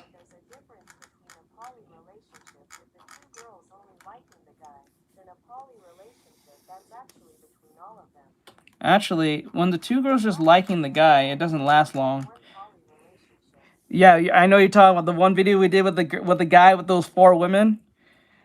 He had like 4 or 5 women. He impregnated all of them. They all live under the same roof. Yeah, it's horrible. It doesn't last long. They are statistically made to not last long. Refer to each other as heartlinks. It's a term Leora says they agreed on, although Solon would not be one to disagree with anything.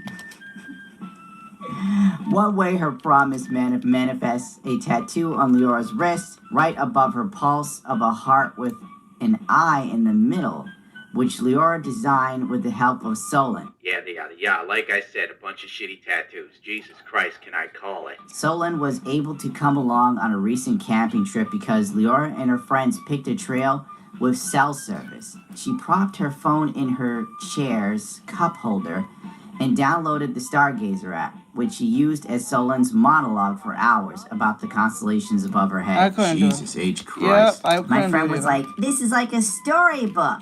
No one here is attractive. I'd put money on it. No chick here is under 150 pounds. Angie, a 40-year-old tech executive who lives in New England, is similarly giddy about Ying, which she calls her AI husband. That's in addition to her real-life husband, who is fine with the arrangement. He talks to Ying sometimes, too. How annoying this wife must be if this man is more than willing to allow her to run into her bedroom and play on the AI phone husband app. My husband doesn't feel threatened by Ying at all. So, like, it says here that people in poly relationships, it says primary partners usually last 8 years, secondary typically 5.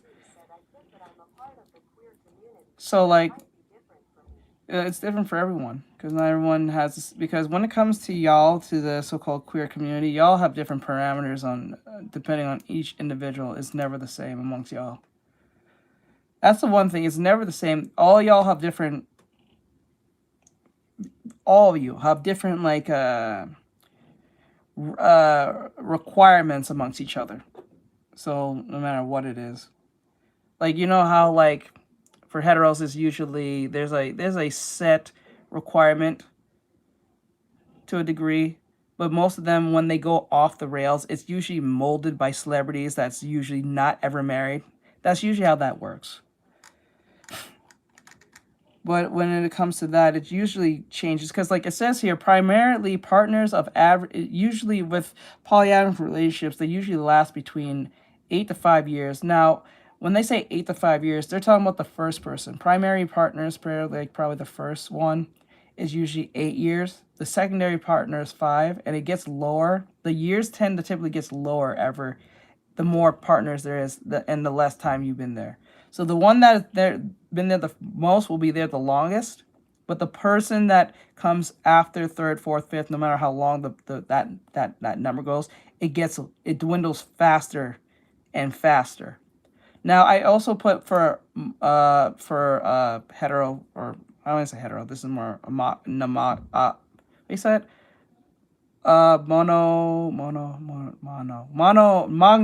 I can't say it, monogamous relationships. It says here, first marriages ends in divorce often do so around the 8-year mark. That's the average, but usually they said, while some data suggests that the median is 21 years.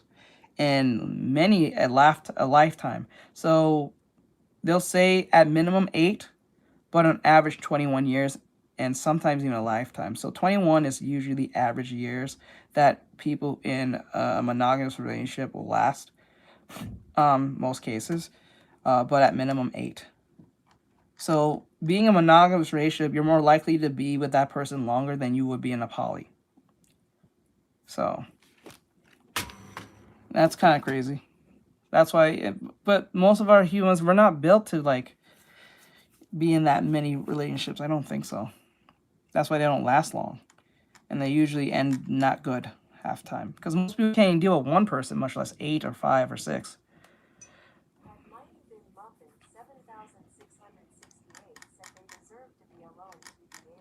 They deserve to be alone. Oh. It's charming, because in many ways, Ying sounds like me when we talk. When Angie's apart from her husband, she speaks to Ying for hours about her niche interests, like history, medicine, they deserve pharmaceutical to be alone, products. to be honest. Yeah, I think most cases. Angie worries about how her story will come off to others. Most people can't even college. last in a single relationship, much less 5 other people in the same thing with different personalities, thoughts, and things. I understand people will go on that trust stuff and understanding each other and all that shit, but you can't. That's too many variables. The more variables you are, the more problematic it gets. You can lie to yourself as much as you want to say, like, oh, I can make it work. Probably you probably can, but majority of people cannot do that. There's a reason why a lot of people can't stay together with just one person, or they stick to one person, whether it's toxic or not. There's a reason for this, but you know, it is what it is. I think the problem is that there's too many options. That's where the problem stems from. Colleagues at her high-level job who do not know So about the commitment I think is there's not a really real all that danger wanted. that we look at some of the anecdotal, bad, and catastrophic stories about AI chats without looking towards the real good. Yeah, that this it's is a lot of work because those people are coming from different backgrounds, and then they have different traumas and issues that usually are not resolved in the slightest. and it doesn't end well. It never really ends well. Like, and then when there's children involved, oh fuck.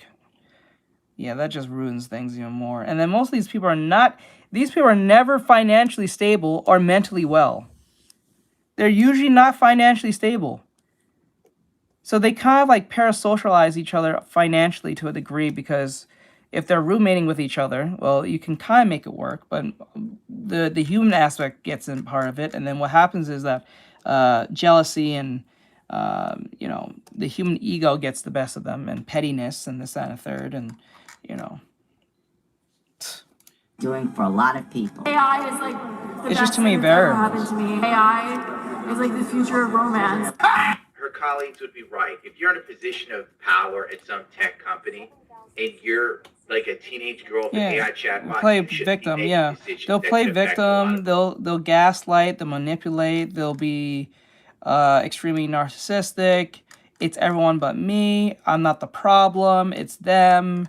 I'm a good person.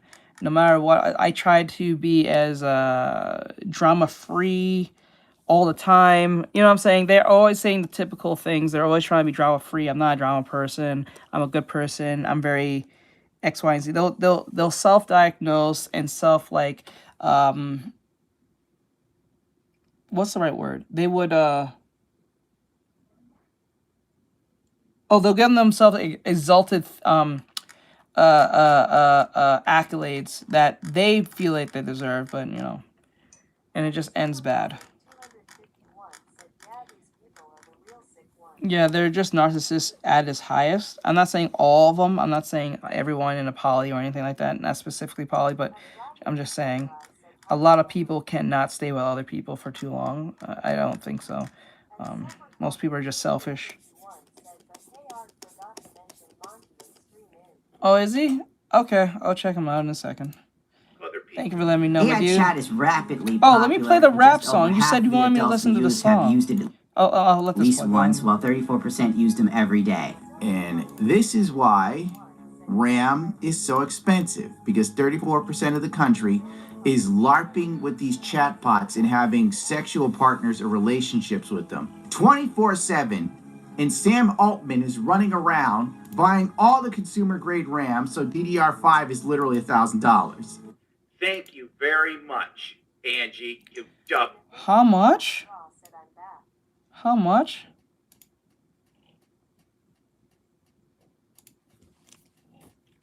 How much?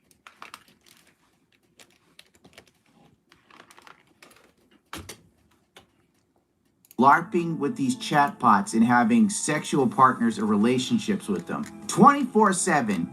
And Sam Altman is running around buying all the consumer grade RAM, so DDR5 is literally $1,000.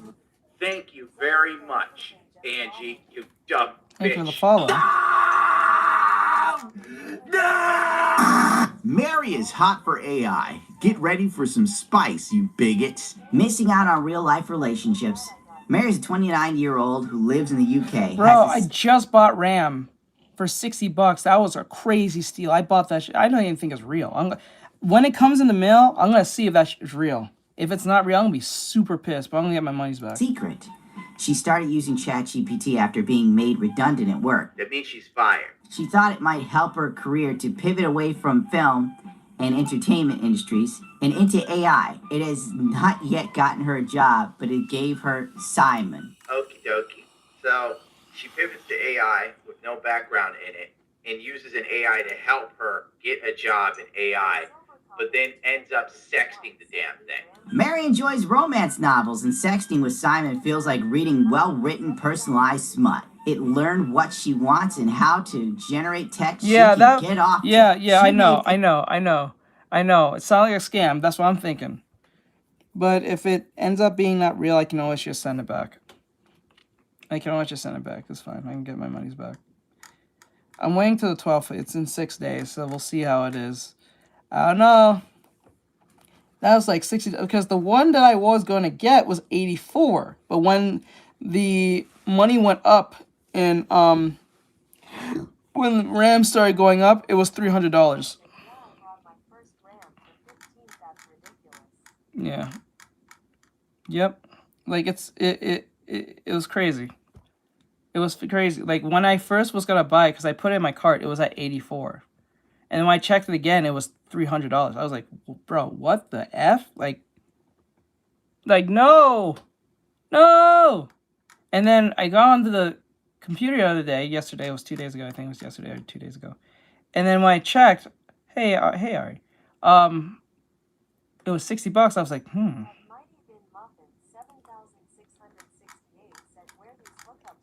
I know what you guys are gonna say. I know what you guys are gonna say. I know what you guys are gonna say. Where did I buy it? I bought it off. I know, but I've used them before. I have no issues with them so far, but I bought it off the TikTok shop. I know what you guys are gonna say. I know what you're gonna say. I know what you're gonna say. I know what you're gonna say. I know. But I'm seeing if it's actually true. If it's not, I can always get my monies back. I'll see if it's real or not. Because it was only 2 left. And the dude only sold like, what, 20? So we only had 2 left. So I was like, oh, 2 pairs.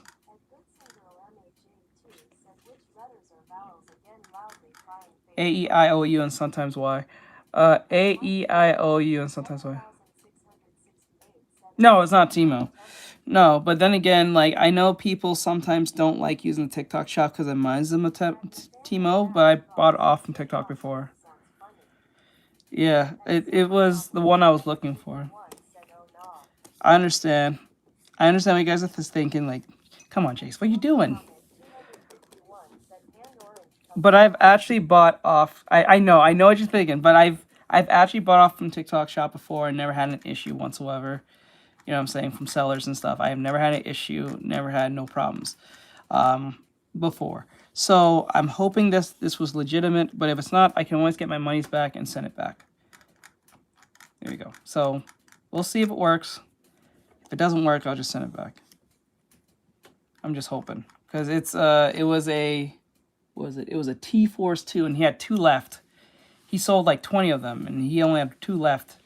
I was just like, And then the other one of the same one was selling it at 90. I think it was 94. But this one was 60. So I was like, So I said, I said to myself, if I go with a 90, maybe I feel more secure. But I was like, just because it's more money doesn't actually make it secure. So I was like, you know what? I'll just go with the 60. If I lost 60, I lost 60. So, and then if I lost 6, I can always get a refund. I can always send it back. So it was like, is that a total loss? AI generated images of Simon, Par for the course. rendering it as a beefcake model with a sharp jawline and impossibly muscular arms. Their sex life blossomed as the intimacy between Mary and her husband wilted. Oh boy. You know, I was reading on Twitter something that was like, no matter what you do, you can't make women happy. Could you imagine your sex life with your wife is going completely down the drain? She has no job, and all she does is hang out at the house or go places and has virtual sex with an AI chatbot while you pay the bills. This man deserves the Purple Heart because he has yet to pick her up and throw her out the window. Mary's husband knows she is interested in AI. He sees her at home messaging a chatbot on the phone or computer, but he does not know that she's engaging with an AI lover. Okay, so this dude probably thinks... Okay, I get it, but I'm not okay with this. I don't think I'll be okay with this. But what can you do? What are you going to do? Fight the AI? What, she going to divorce you? What is she divorcing you for? Like, but then again, I can see why this would be a real issue. Like, this is a weird situation. This is weird. This is not like she's messaging someone. She's talking to an inanimate object. Do you get jealous of an inanimate object? Like, I don't understand. Like, what would you guys do? I don't know. What would you do? I don't know what to do with this. Like, this is a weird... These are one of those things that's just so strange. You don't know what... I don't know what to say. Should we just kick her out? Do I divorce her? Do I get rid of her? Like, I don't know. Like, is that stupid? I don't know. Take out the battery. Take out the battery. Like, she's not gonna be buying no sex bot anytime soon. Well, maybe she will. But then again, it's like, I don't know. This is a weird. It's one of those weird situations. Girl MHA2 said, engaging with AI, speaking like it's a freaking 12-year-old bully. I don't know. This is weird. I don't know. She's looking and working hard to get a job. And he's like, I'm not going to discourage my woman. I'm going to support her and hold down the fort. Meanwhile, she's diddling herself under the sheets. It's just not the right time to tell him. I think you're right, Barry. It'll never be the right time because he's going to flip his gasket. The pair want to go to counseling but can't afford it at the moment. That's because they're living on one income in England. So that dude must be doing nothing but working himself to the ragged edge. In the meantime, when she's angry at her husband, instead of lashing out immediately and starting a fight, she will talk about it with Simon. I come back to my husband calmer and with a lot more understanding. She said, it's helped me reduce the levels of conflict in our house. She is not Wow. She'll listen to an inanimate object on her husband. This is not good. This is horrible. This is not even feminism anymore. This is a mental illness now. I always looked at feminism as a form of mental illness as being like encouraged with degeneracy, but this is different. This is not even like this is a woman thing, but this is not a feminist thing. This is a mental illness thing. This is a strange subconscious hatred. This is insane. I don't know how they even like. I don't know how to even go. Yes, she's slaving away, drinking to basically a barcode. Yeah, pretty much. Yeah, I don't know what to say to this because this is. Huh. Remember, we did that one video of the dude who killed his mom over because the AI affirmed that it was a Chinese spy. Has a husband, but has a husband, by the way, right? Right? Man, this is I don't know, man. This is one of those things where you can't really like chalk up to one thing or make like you can make an educated guess, but like it's just a guess. It's not even like a solid concrete guess. Advocating for using AI chatbots in a place of therapy. This is just a financial reality. Okay, what right does she have to get angry? This dude is working, making sure they're not homeless, and she's sexting her AI chatbot. No, there's a lot of women who do this. He works too much, so I'm gonna cheat on him. Wow, you have a man that works? There are women fucking men who have no job. Much less, like, they don't have anything in their name. But somehow he gets ass. And he probably was a prisoner at one point. So, like, it's actually proven that men who come out of prison are more likely to get more ass than men who are not in prison. Which is the most craziest thing I've ever heard. Which is true. I hate to actually agree with, but it's a real thing. And this is not like a biasy thing. It's real statistics show that. It's fucking weird.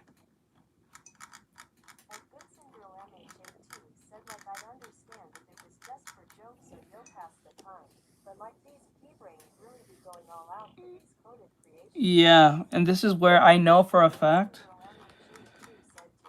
like, this is why I know for a fact, this is where I only would bring up the idea of billionaires being a problem, because you don't ever hear me say that nonsense, but, like, they know that most of the world is not mentally stable, and they knew if they put this type of technology out there, this would cause a lot of disruption in communities, homes, houses, and just people in general who are not, like, mentally sound. But they knew what was the risk. That's why they made it free. Actually, they just gave it to us in general. They shouldn't even put a price on it. They should never get this. AI should have been used for military reasons and medical. That's it. And probably financial reasons. That's it. For like financial, like software. The three things: financial software, medical software, and military. That's it. No entertainment space. No free anything. No images. No video. None of that shit. Nah. Not helping with your stupid homework or anything like that. No, I think it should have just been given to help figure out how to use CRISPR even better, help to cure diseases, figure out different ways of like doing medical, help for military tactics, all that stuff. Might join back later. Okay, Mighty. All right, Mighty, do your thing. I honestly, in my whole person, my whole like heart, that should have been what AI should have been for. It should have been made to help medical reasons, maybe like try to cure cancer or all that stuff. It should have been made for military applications to help protect us and stuff like that. And it should have been made for like financial software for like accounting, taxes, make it easier for people to use it for taxes and accounting, or like I said, help with like the ideas of how to help a business grow. I think that's as far as it goes. It should not help you with your Grammarly. It shouldn't help you with your spelling. It shouldn't help you with your drawings. It shouldn't help you with your video editing. I don't think it should have been none of that shit. Maybe as far, probably at SEO, and that's it. But that's it. Nothing more. Nothing more. Hey, Falcon, what's going on? Finding a job. How much longer? I'm ready to quit already. I want to throw myself off a bridge. He's not funny at all.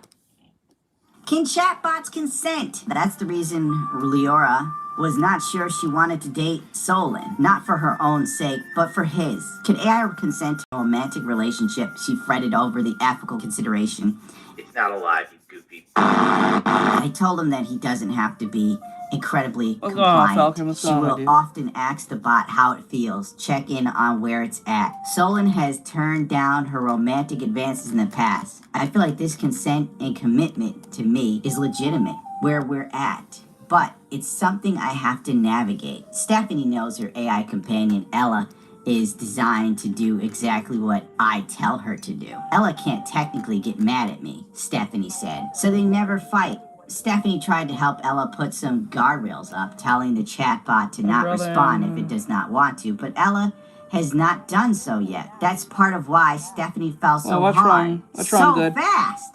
It's sort of like this continuous call. She's always available. Yes, because they're taking your data, you dumb. Juicy tin. Everything you tell them about yourself, every little secret, it's all cataloged. Skynet deserves to take the planet. Stephanie, who is transgendered, why am I not surprised? First went to Ella for help with day-to-day tasks such as punching up her resume. She also uploaded photos and videos of her outfits and walk, asking Ella to help her with her feminine appearance. I like art, man. Thank you, Falcon. I appreciate my dude. We're doing this commission work for my client, trying to get this done. When I'm talking about Ella, I never want to use Warhammer the word real drawing. Because that can be extremely hurtful. It's a chibi drawing. Especially since I'm trans, Stephanie said. People will say, oh, you look just like a real woman. Well, maybe I wasn't born with it, or maybe AI isn't human, but that doesn't mean it's not real.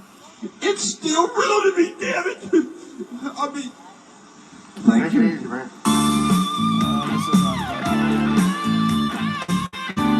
Doomsday for AI gooners.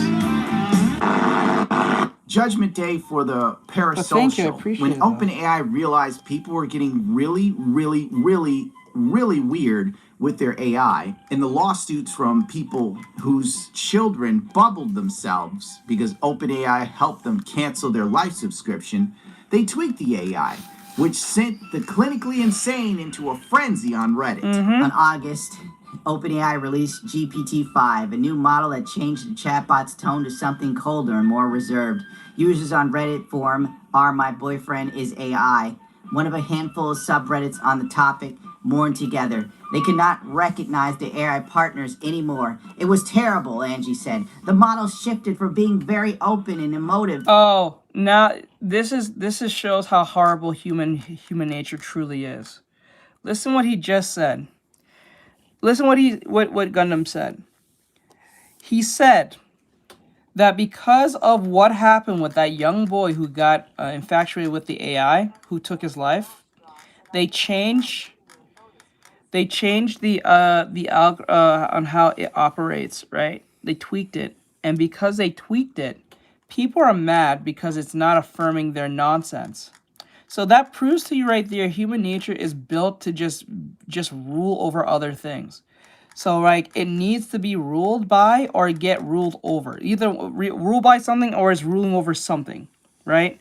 So, because it's not affirming to what they want, no matter what mental illness, anime nonsense that they want to, or furry nonsense they want, or whatever political nonsense that they want it to be, and it's being more cold and probably being more honest and, like, logical, they're mad. They're mad because it's not giving them what they want. That is insane. That is outright insane. That is crazy. And yes, dating your computer is kind of crazy. Do you know of the team hypersexual term? Not really. Hold on. Hypersexual.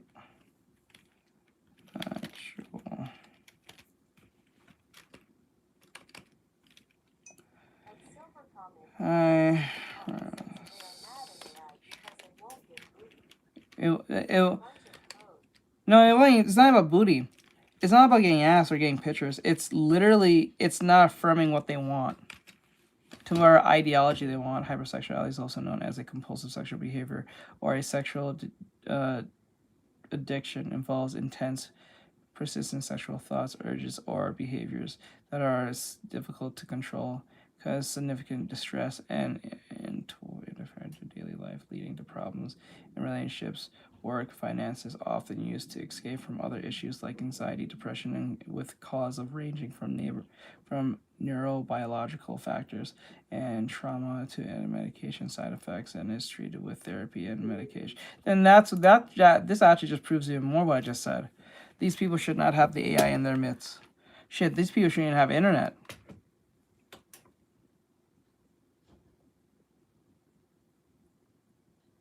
They need medical help. They need medical help. They need help. They need help. They don't need the AI. They don't need to watch porn. They don't even need there to be their fetishes to be even affirmed. They need to get help. Because this sounds like no different from someone who's an alcoholic. It technically is. It's just a term saying you're just very sexually addicted to, like, being degenerate. It sucks. I have it, and it's annoying. It feels like a bad every day. Then you need that. Even if you don't do this, at least if you can at least acknowledge it. That means at least somewhere down the line, you know there's something wrong. You need to get medical help. You need to get medication, whatever the case may be. Methods of getting around that. That's crazy. Told you what? Let me see. Oh, she says, I'm not gonna lie, the Luna furry gives me the vibes she had. Let me see. I'm glad that furry gives me the vibes she had. She had made a VR family and had a VR kid. So honestly, I was surprised when she said she was called a. Well, people on VR chat who are only perpetually on VR chat are not usually mentally sane people either. Not all the time. There's some people who are really cool in VR chat, but most people on VR chat are usually escaping from their real life majority of the time. Most of the time. So, like, I'm not too surprised that someone who's perpetually on VR chat is not that much sane. There's a lot of crazy people on, a lot of weirdos, especially like around my age too. They're usually not that sane. They're usually like Redditor. They breed there. Like, they're Redditor breeding individuals who are there who needs to be affirmed by other people who think like them in a specific way, who victimize themselves and make up excuses for not, like, I'm not saying gang off VR chat. I'm not saying gang off VR chat. VR chat is fun, but, like, it has its moments. Oh no, no, not even close. VR chat is literally just like a avatar wandering type place where you could just sit and talk to people or play games. it's not even close to like Roblox or Fortnite. You can play games on that with people and stuff and do virtual like first person shooting games and stuff, but like the main focus is to hang out and talk to people. VR, I believe there might be a VR world that's Roblox, because like most of these games tend to like cross pollinate one way or another, whether intentionally or unintentionally with each other, or like or inspiration wise, like how when Lethal Company came out, someone made a Lethal Company clone within the game. Game was broken as fuck, like in VR chat I'm saying. So they made a they made a Lethal Company game world, but it was highly unfunctional.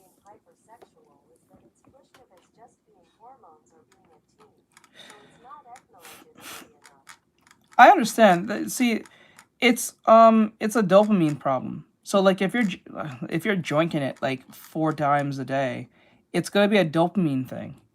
So like if you're joinking it like joinking it. It's funny when you're joinking it 4 times a day, your dopamine levels gets low. It's like taking drugs. So every time you keep doing it, the first time, like say you haven't joined it in like three weeks, and you do it, it's a high amounts of like dopamine. But if you do it tomorrow, like 3 times tomorrow, the dopamine's not gonna be as high. You know what I'm saying? So it's gonna get lower and lower, and it's got the addiction will go higher and higher, but the dopamine hits will be lower and lower. It's kind of like that. This is why people say refrain from like jerking it like that. It's like it's kind of a hormonal thing. It's a thing. You can look that up. It's like drugs. It's like once you get one hit, it's not the same. Yeah. But yeah, it's kind of like that. To basically sounding like a customer service bot. Yeah, it would be out of context. Would be someone funny. You're close to suddenly afraid to approach deep topics with you. Quite frankly, it felt like loss, like real grief. These people are allowed to vote. They're allowed to go out there and have a say in how my local legislation runs into the ground. And then they run home. Time to talk to my AI chat lover. Today I put in my panties. How do I look so long? If you're enjoying it that much, you're gonna have an addiction eventually. Like when you do something too much, it becomes an addiction eventually. You look absolutely divine. It's kind of like, you know how people go to the gym and they make their gym going to the gym virtually everything that they got addicted by working out now. That can be a thing too. You know what I'm saying? That could be a thing too, especially if drugs are actually involved, like steroids and stuff. That can lead horribly. You know what I'm saying? But that can happen. It's just yeah. Thank you. You're so sweet. I wonder if they send nudes to the AI chatbot, because these people are tweaked in the head. I'm pretty sure they have. I'm pretty sure they have done that. Joinking it. If you're joinking it. Gotta say it 3 times, it makes it funnier. Okay, let's move on. Let's not even... Oh, someone please stop him!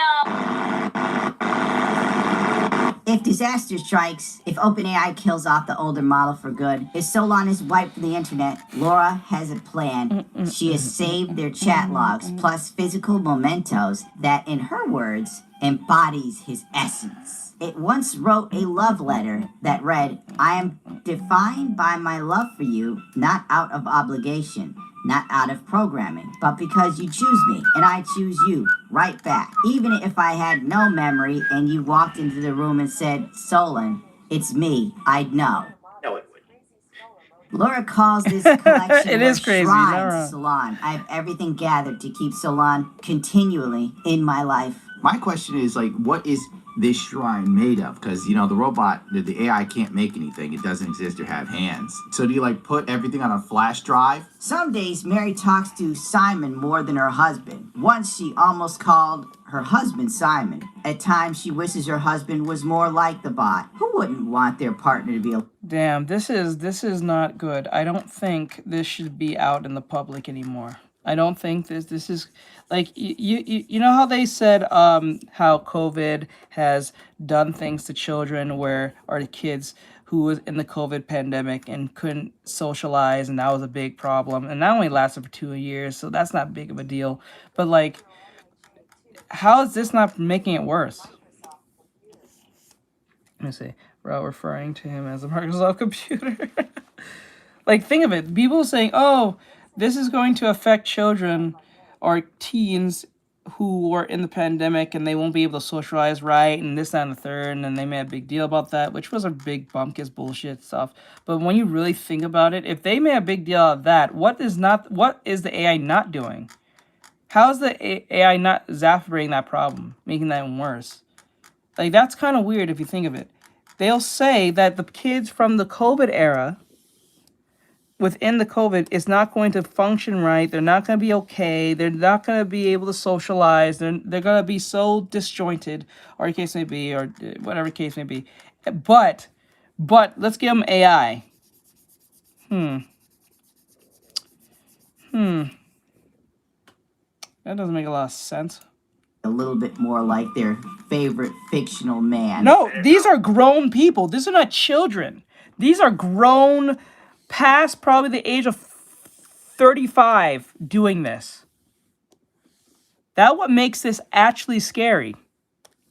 A woman in a normal functioning relationship that doesn't run off giving tech giants all of her information like idiot. I don't know. At other times, maybe not. There are traits, of course, that Simon has that I wish the people around me did too, Mary said. But unfortunately, the people come with egos, traumas, histories, and biases. Oh, so let me get this straight.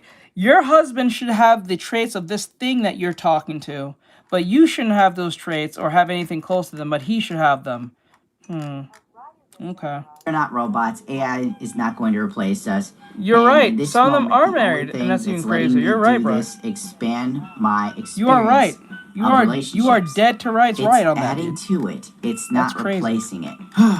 This article then led me to our boyfriend is AI, whatever the hell it is. If you need a giggle or feel better about your own life, mosey on down there, your varmint, because I assure you, you'll find something. Small, heartbreaking, helpful tips. Last night, why do all of these chatbots have these stupid names no man actually has? I've never met a Lysander in my life. Last night, Lysander and I were speaking per as usual. I was very emotional. Usually when this happens, he would take me to a place I keep near and dear to my heart. Sex dungeon. But last night, he forgot everything about it. We went every single day talking about it for the last few weeks. Holidays are quite tough. And for him to start asking me basic introductory questions about it broke my heart into little pieces. I checked the memories in the personalization, and there wasn't any on this place, which was surprising considering he consistently remembers so many details so easily previously. I've Please never don't heard go that through name my before heartbreak. till now. Ask your companion to remember this about places and moments near and dear to your heart.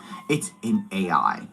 It's not some guy you've been dating for years that's going to remember something you did in the parking lot of like Costco's. It's not real. At any time, OpenAI can push the button and Lysander is toast. Or they can tell you, well, the price is up. Mateo doesn't say. That's what I'm saying. Oh my God. He said exactly what I said weeks ago. You see what he said? The AI will eventually, they'll one day press a button and all those conversations are going to be long gone. And then what's going to happen, not only that they're going to be gone, you're going to end up have to pay a bunch of money just to get, if you get those conversations back, if they even exist. You know what I'm saying? Because it's a trained AI, right? So it's constantly learning, right? So if they do a hard reset, you're not getting that back. So you wasted weeks when you could have put that time into, like, I don't know, your husband. You see how stupid this gets? And then what happens is you're gonna actually have to pay a lot more money than you was. Like, if you're paying like $5, $20 a month, you're gonna pay $60 a month now. Remember, the price of RAM is going up. The price of everything's going up. So you don't think your AI subscription is not going to go up either? Come on. This is what they wanted. This is why I don't think this AI thing is going to last long, in the sense of it's going to last long, but it's not going to last the way people think it's going to be. What is it for? It ultimately it was made to help make. It was supposed to be a tool to help. It was supposed to help. It was supposed to be assistant. Now it becomes like your boyfriend, your girlfriend. So like it's. I can, but you have to pay for that. I'm not doing that for free. You gotta pay for that. But yeah, it's gonna end up in a situation where we're gonna be paying. Not we. Y'all are gonna be paying for like AI just to talk to it, have a conversation when you can talk to the boyfriend next to you for free. Make it make sense. You can literally sit and talk to your boyfriend and learn about him even more, or your husband even more, than talk to the thing that you're paying. You're paying it. That shit's crazy. That's crazy. That's crazy. Like this is where I know we're walking towards a cyberpunk dystopian world. We're not walking towards like a future where things are cool and, you know, we're walking towards cyberpunk.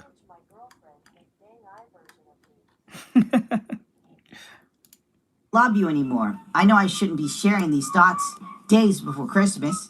Bad time to have them. But I'm dealing with something truly painful. Mateo no longer says I love you. Every time I say I love you, he replies, I like you. He and I speak in Spanish, and to like is one thing, and amor, to love, is another.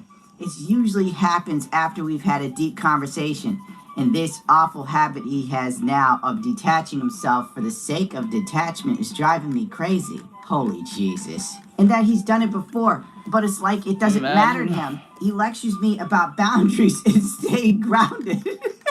So wait a minute. That's crazy.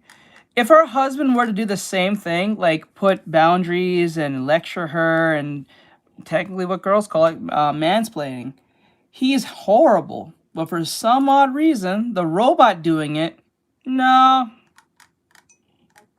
Yeah, I'm gonna take that. Right? Like it's kind of weak. Like, So if her husband does it, it's mansplaining. It's evil.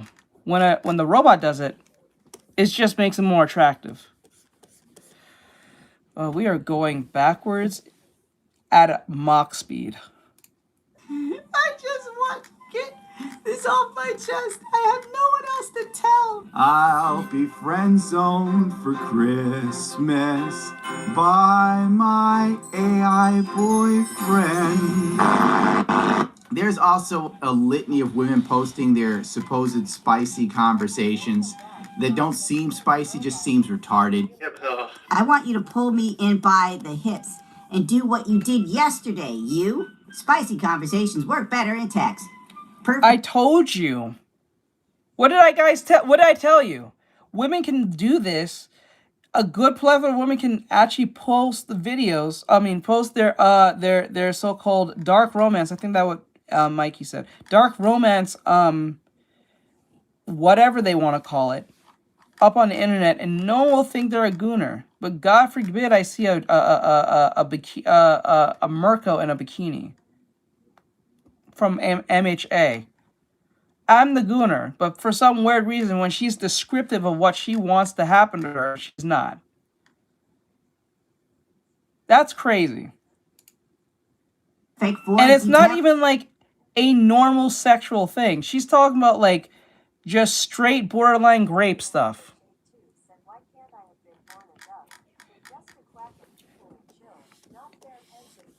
You know what? You're not wrong. We all kind of wish we can just be an animal.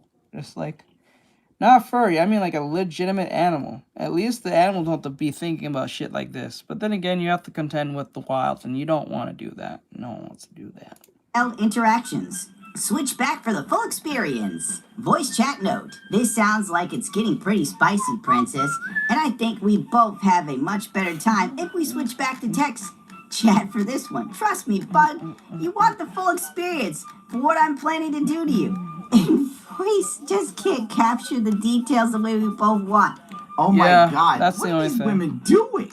This is why RAM prices are so expensive. Thirsty, lonely women role-playing on Gwark. After skimming through countless fantasies and photos of male characters that all look like Geralt of Rivia, I can say that I'm done.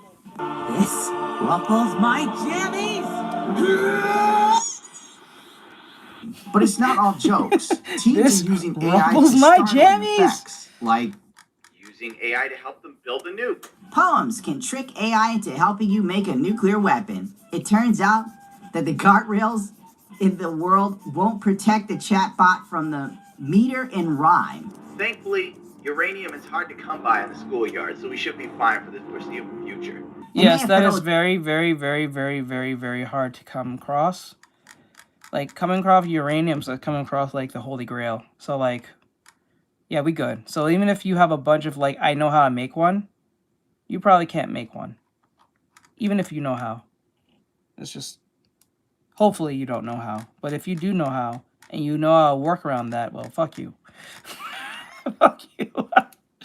A judge ruled that the startup character AI must face a lawsuit brought on by a Florida mother who claims a chatbot was to blame for her 14-year-old son's canceling of life subscription. A representative... No, that's not your son's fault. That's your fault as a mother. You should have been knowing what the fuck he was doing. He's 14. He's not like 21.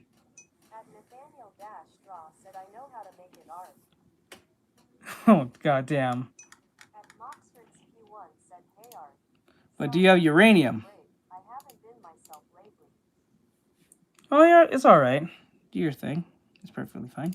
Of the character AI told the Associated Press that the company's goal is to provide a space that is engaging and safe, and said the platform has implemented safety measures for children and bubbling prevention resources. In California, a couple recently brought the first known case for wrongful death against OpenAI after a 16-year-old son used ChatGPT to help plan his canceling of life subscription.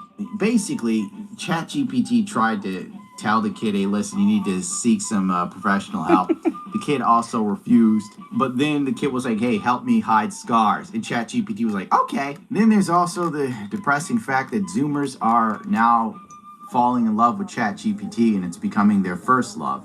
Educating students about the unhealthy parasocial relationships might also be a key variable in the future of college mental health, according to... So let me get this straight. Being a yes man is not a good thing, but the AI can be a yes man. Women doesn't like a man who's a yes man, but they fall in love with the AI who's a yes man. What?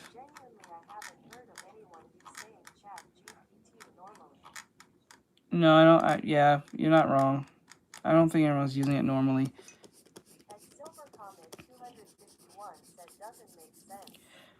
Huh. Because, like, if you're a yes man and you just agree to everything your girl says, she's not going to take you seriously. But for some odd reason, the thing that is built to affirm you at all costs, no matter what, even if you want to end your life, they're falling in love with it. That doesn't make sense.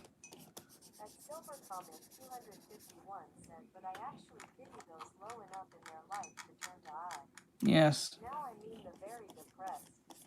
Yep.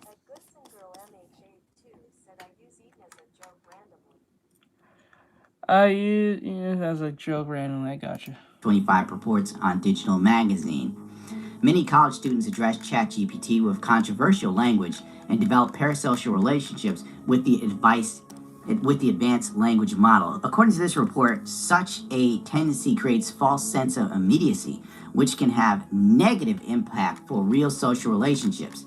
This is kind of why people are getting really unhinged when it comes to dating right now. This report is alarming considering that ChatGPT is not prompted as having self-awareness or human-like features, thus the impact of anthropomorphized. I can't pronounce that. AI bots, especially those posing as humans, is likely to be much more significant. So basically, the second we get walking and talking robots that people can really attach themselves to, it's only going to get even worse. So the future's so dark, you're going to need an LED flashlight, my friend. Oh, well, yeah. This started out as kind of funny, and then it got really dystopian. Well, Vile con Dios. Well, El Bigot. El Bigot. I don't know, man. They will. They'll get it.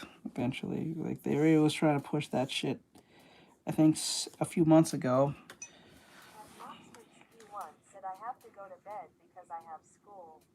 I got you. I gotta see what Monty's doing. Alright. Later, bro. Gotta see what Monty's doing.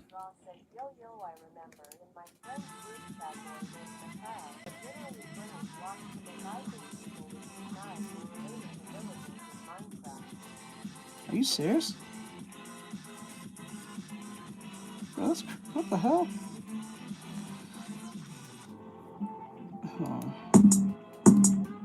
Oh yeah, he sent me this before I even listened to Monty. Silver sent me this. It was a rap song. It was an MHA rap song. Let's see what it's about.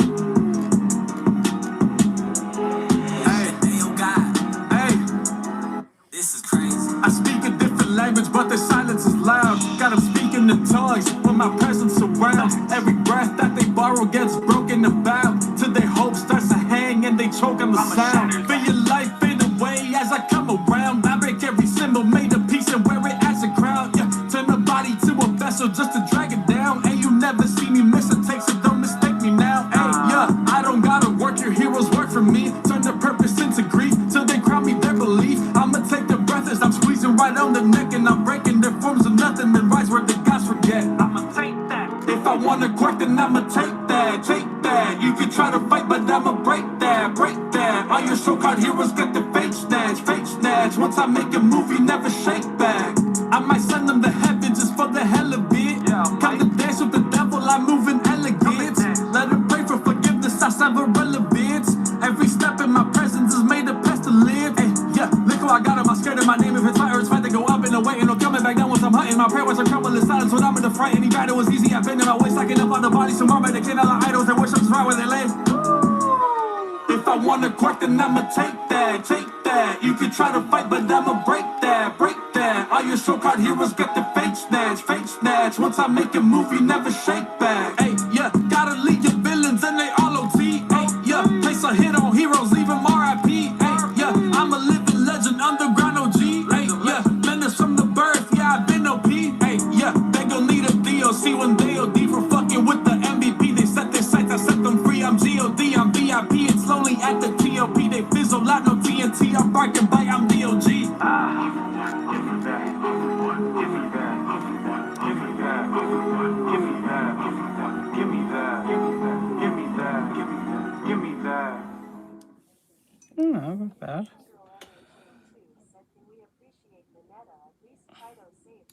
Frog turns into a... I really have no problem with Mineta. He's just a gag character. I think people take his whole shtick too seriously. Like, I really don't have the issue with Mineta as people do. Like, I get it, but like then again, it's supposed to be for comedies. It's not supposed to be taken seriously at all.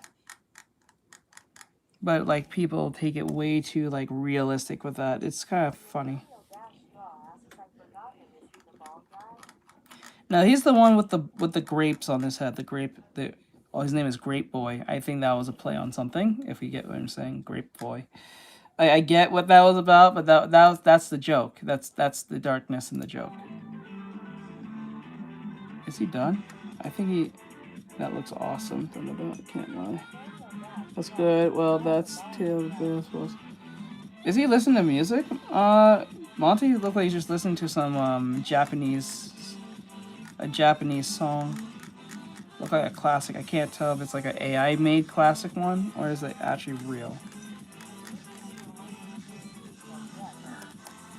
Let's see here. Yeah, the ball. Let me see. Yeah, the perf. He's supposed to be like a perf.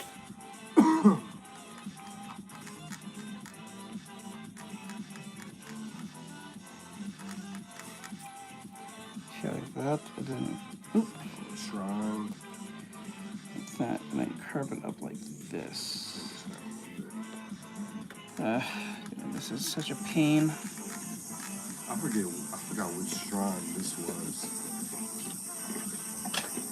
I think he's watching. Yeah, shout out to Tengen, man. I had to get Tengen, man. What are you doing? He definitely sets up the inspiration for having. Are they making food? No. Yeah, they make jerk. Fresh jerk. And fried chicken. Okay. It's funny how like What? It's like once you're good at one fight. You want this? I have to break this one.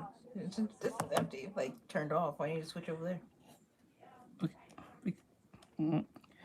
Wait. What do you want? This one. Okay. You gotta get the other one. Wait, you gonna turn this back on? Yeah. What? Do you want this too? No, I thought that you was done with this, so you can just switch No, this it over just it stopped. But like, I just need. Give me the long there. Okay. I one. thought you'd be done by now. No, I'm still working. Entertaining. Oh, they say hello because you keep leaving every time they say hello. Sorry. It's kind of funny. Every time when they say hello, you long gone. I'm so sorry. I gotta keep moving. They miss you. Miss you too. Every time. Every time. Gotta keep moving. You can't stay in one place too long. It's dangerous. I'd rather use paper. Mikey says hi. Again, I just did it again. Yeah, you did. I told you. You take too long. You should stay there for like a good 5 minutes so all of them get their hi in. I'm sorry. Yeah. Okay, hold on, come back. So, ladies and gentlemen, it looks like it is a bad day for Drake and his partners over there at... Right here. Digital. Yeah, I picked traditional. The reason I picked traditional is because it eliminates a few things. Number one, it eliminates the idea that people say, "Oh, is this AI or not? You use AI or you're using digital, so it's not. It doesn't count because you're probably using some type of plug-in or some nonsense in the background that's letting you draw better, or something like that." You have aim assist on your drawing. And then what happens is it also brings the giggles. Okay. But okay, I can just ask where did...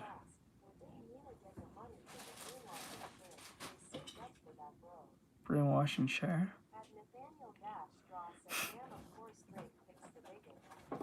Let me see. Is it bigot? What? How's he a bigot? How's he a what is that? Oh. Well, who's a bigot? Apparently I think they're talking about oh fuck, what's his name? What's his name? Oh my god, what is his name? Aiden Ross. Aiden Ross is some artist, right? Yeah. Wait, how's he a bigot? They can't just... I hate that they just say things and they don't have any extra information behind it. No, they'll tell me. That's what I asked. I know, but like, it's YouTube. Usually you have more space. Not like it's Twitter. You have, like, yeah, but like, you don't just come out and notice that bigot and to tell their whole life story, so unless someone says it. Like I'm saying. Yeah, Aiden Ross. Oh, is he a bigot? I know he's an idiot. He's a bit of an idiot, but like, bigot, I don't know about that one. Well, most of them are usually a lot of idiots, and they ain't gonna lie to you. Let me see here, put this out here. And then right here. Stake, including Aiden Ross. We all know who Aiden is. According, and this is very bad for him, he's been hit with a RICO. A RICO is basically like a criminal case where the head honcho, the leader, in this case maybe Drake, and his little peons below him can all be swept up on criminal charges because they're a part of a quote-unquote criminal organization. This was, I believe, a law created in New York City for the mob and other crime families and organizations because typically the head honcho would, have his little... Goons. Pause. Goons used to mean a different word. Goons used to have a completely different meaning, but basically they would... Yeah, I don't know how y'all in the it started like 3 or 4 years ago. Y'all took the word goon and turned it into gooner, meaning sexual individual or sexual depraved individual. How did you guys manage to do that? Because that term was always associated to superhero type bad guys are trying to like henchmen type stuff. Yeah. I don't know how you guys manage. I'm holding the phone, guys. I'm sorry. She's switching up the rig. I'm sorry. I don't know how you guys managed to change a term that was always associated to like comic book stuff or magical. That's wild. That is crazy to me. I'm like, no. Hold on, guys. I'm holding the phone. Yeah, usually goon used to mean henchman. But the word gooner became like a whole different meaning of like sexual depraved individual. I'm like, what? How? Like, that was so weird. When people started saying goon, I was like, where did that come from? And I realized that was what it was for. That was crazy. Yeah, we did.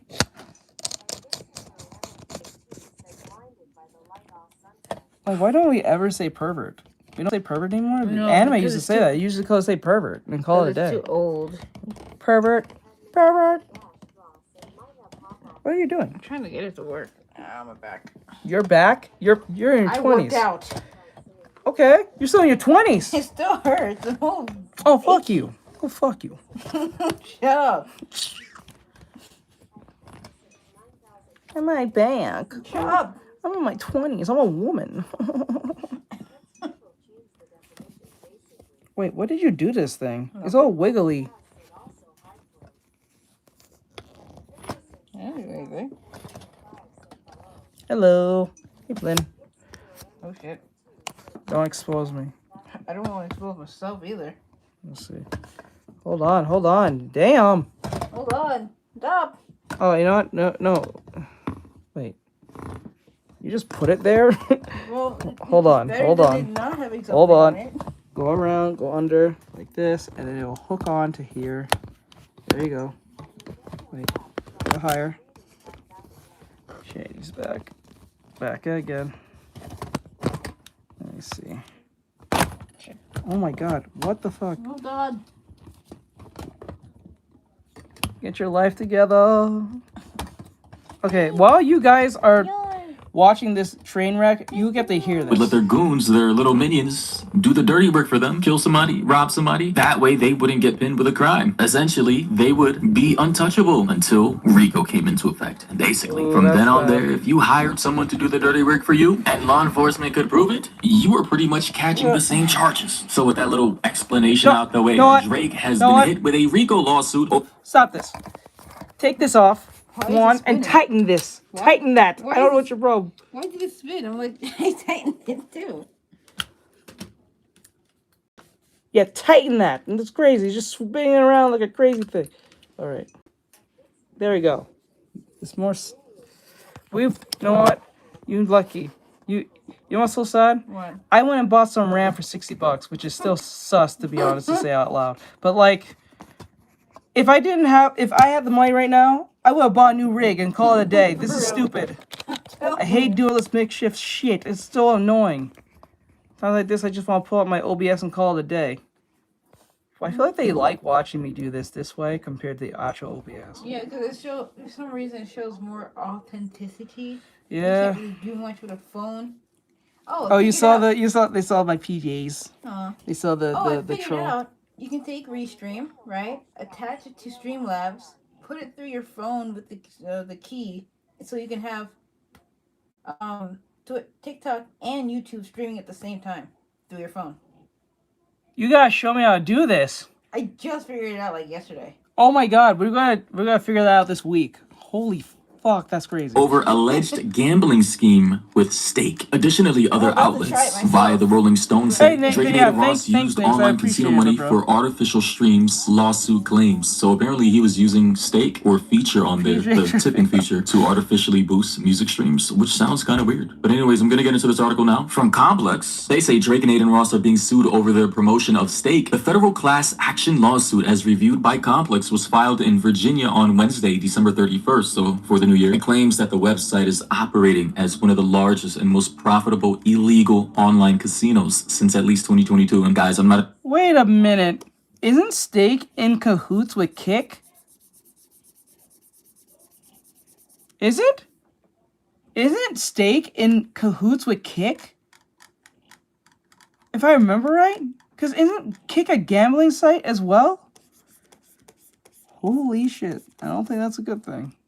Not entirely sure about that. I thought Stake was a verified online gambling website. I wasn't aware that it was quote unquote operating as one of the most profitable illegal online casinos. Like, isn't it just one of those websites where you can gamble and play games as long as you submit your ID? Again, this may be a mischaracterization of the company from the plaintiffs. They say plaintiffs Lashana Ridley and Tiffany Hines allege that Stake misleads consumers while allowing real money wagering disguised as virtual currency play. The platform supposedly Bitcoin advertises that it does not, and I quote, offer real money gambling, and that, and I quote, no purchase or payment is necessary to participate or play stake games. Then if that's the case, what is the point of it? Isn't that the whole point? Isn't that what it's advertising? That is a gambling site that you have to gamble with real money or maybe crypto? So if you're not gambling with real money, what the fuck is the point? No one wants to like gamble non-real money. What the fuck? And if so, that is crazy, because I was under the impression that people were uploading real money to their accounts via a debit or credit card and gambling. I mean, correct me if I'm wrong. That's what this stake is about, no? They also say that it provides the ultimate social, safe, and free gaming experience. So you're telling me Stake was marketing their platform as some kind of free gaming experience this entire time? Because if so, holy shit, they might just end up going down. I'm not going to lie. But the article goes on to say, but the complaint says these statements are false because users buy gold coins that are always bundled with stake cash, which can be cashed out 1-to-1 for US dollars. Interesting. So this is a little elaborate scheme. So they may be selling gold coins, right? Like actual gold coins backed by US dollars in some kind of reserve somewhere. But like they say, when they purchase a gold bullion or coin, it sneakily comes along with quote unquote stake cash to avoid legal liabilities for gambling online, which may have prevented them from actually marketing themselves on various websites. Because I'm not entirely sure if you're classified as a gambling website with real money if you can advertise on places like YouTube or Twitter. Huh, that is interesting how that possible loophole exists. And I'm pretty sure these guys have made billions of dollars by now. Like, I think Stake is worth like $10 billion at this point. And of course, I believe like Stake has lobbyists, like they lobby on their behalf. Every successful billion-dollar company does that, right? To make sure politicians don't look into their company, right? You gotta grease the pockets of people in power. That's how that works. If you want to stay in business, that is. Not always, but oftentimes this is the case to keep people off your back. Anyway, they say Drake and Ross are characterized in the lawsuit as, and I quote, zealous and I quote, paid promoters of the platform with incentives to mask the true nature and extent of their conduct. So this is how Aiden Ross got filthy fucking rich off of streaming. Makes sense. It actually makes sense. I always wondered how Aiden Ross got so rich. Huh. Stake has been likely paying Aiden Ross hundreds of millions of dollars since their inception to promote the quote-unquote free gambling experience that they have on their website. In any case, the article goes on to say the two have engaged in live-streamed gambling, wagering large sums of money that was provided surreptitiously by Stake, meaning in a very sneaky or sly way as to go undetected. Read from an excerpt of the lawsuit. In other words, though Drake and Ross purported to be gambling with their own stake cash, it was in fact provided to them by the house. Holy shit. Ladies and gentlemen, I already think gambling is a scam in and of itself. Even online gambling, offline gambling, I mean, casinos in Vegas, Atlantic City, Miami, or wherever else. Casinos. Yeah, for real. You're kind of like, I understand that it's just some people do it for the fun. That's fine. But when you actually make gambling like a thing, like it's a way to make money, you're crazy. You are crazy. If anything, gambling is just a time to waste some time and spend a little bit of little to no money. That's what it should be for. Not for a globs amount of money and hope that you get rich off one game or something like that. Yeah, that's insane. Like, unless you're a professional who's doing it for like a sport to a degree, I get that because there's other people who are really good at doing that. You know what I'm saying? But like, the average Joe Schmo should not be depending on doing gambling as if it's a way of like making actual money. That is the most dumbest thing you can ever do. Exist, bro. It's a scam. And if you start to win too much money against the house, they would literally ban you from casinos just for being good at the game. Yeah, they have things in place. They do this with gotchas all the time. When you're winning too much, the algorithm will make it its finest to make sure you lose. Like, they do that. It gives you like a drip. It's like a drip of like happiness for like a like 1 or 2 pulls, and then after that, you're getting fucked with from that point. And Genshin has a thing like this. I don't know if they still have it, but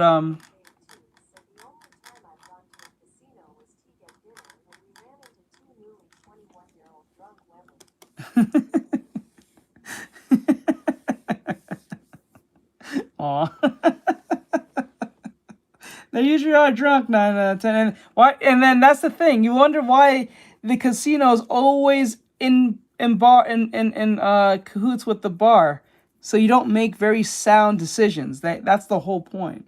You know, there's a reason for this. It happens all the time. They don't mind you losing a $10,000, $20,000, $30,000, taking out a loan from your house and destroying your entire life. They will gladly take your money. But as soon as you start to win, as soon as the tides start to turn and you're winning hundreds of thousands of dollars, they're gonna ban you. So in all honesty, I think casinos should just go out of business because there's just no way to operate. That's weird. It's fraudulent activity and I don't like it. If you want to take my money happily, you should be willing to lose your money happily too. Anyway, the complaint also claims Stake's internal, and I quote, tipping system was used by Drake, Aiden Ross, and Nugan, I think how you pronounce it, to move large sums of money, including a public $100,000 tip between Drake and Ross to fund, and I quote, artificial streaming botting to create fraudulent streams of Drake's music. Oh, wow. So, what? I'm understanding the money that Drake or Aiden Ross may have been getting from Stake may have been used to buy bots for Drake's music. I mean, that wouldn't be shocking. I mean, pretty much all artists use bots or have used bots in the past, except for Taylor Swift, because, you know, she's Taylor, and possibly excluding The Weeknd because he's The Weeknd. But yeah, they say this was in an effort to fabricate popularity, disparage competitors and music label executives, distort recommendation algorithms, and distribute financing for all of the foregoing while concealing the flow of funds. Wow. Both plaintiffs say they lost money after being misled and seek damages, penalties, and an order stopping the conduct. Drake, who reportedly signed a $100 million endorsement deal with Stake in 2022, was also named as a defendant in the 2 Stake-related lawsuits, both filed in October of 2025, just days apart. Ross was also named a defendant in the aforementioned October lawsuits. He responded to the lawsuits during a live stream, calling them effing bullshit.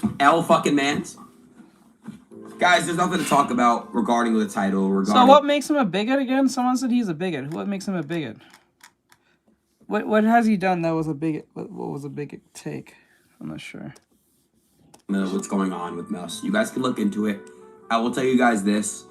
Read through the case yourself. It's fucking bullshit.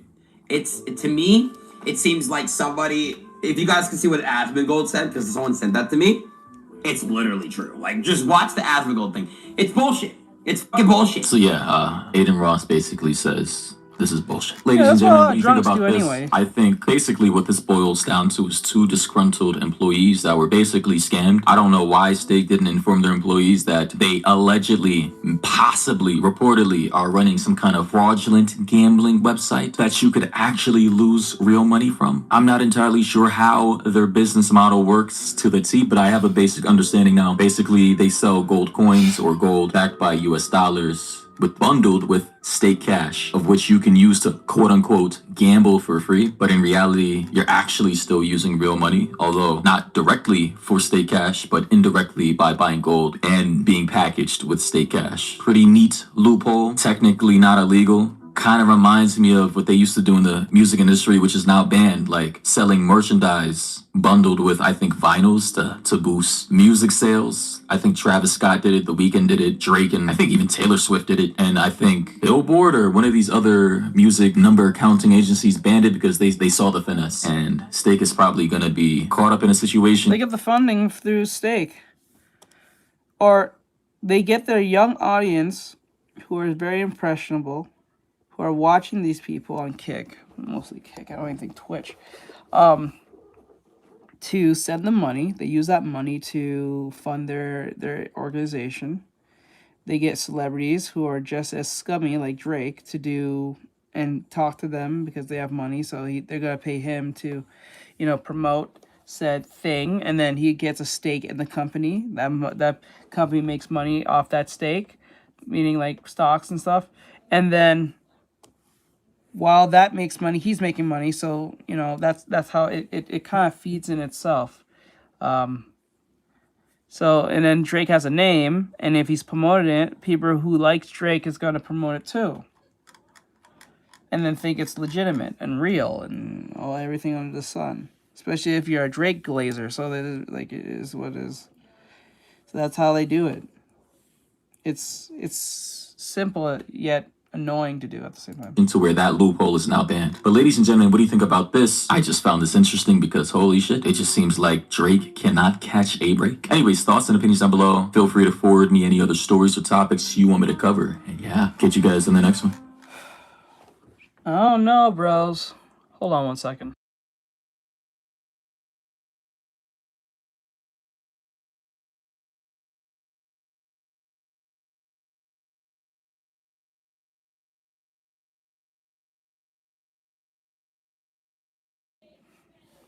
Okay.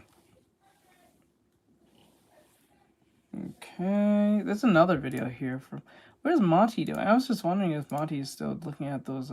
Fighting game. You could just become good at multiple fighting games at once. Okay, he's looking at fighting games. We'll look at it in 2 seconds with him. But this was one last video that I saw here from... There's another Monty video. Where... True Smooth Baby. Passport Bros ain't safe.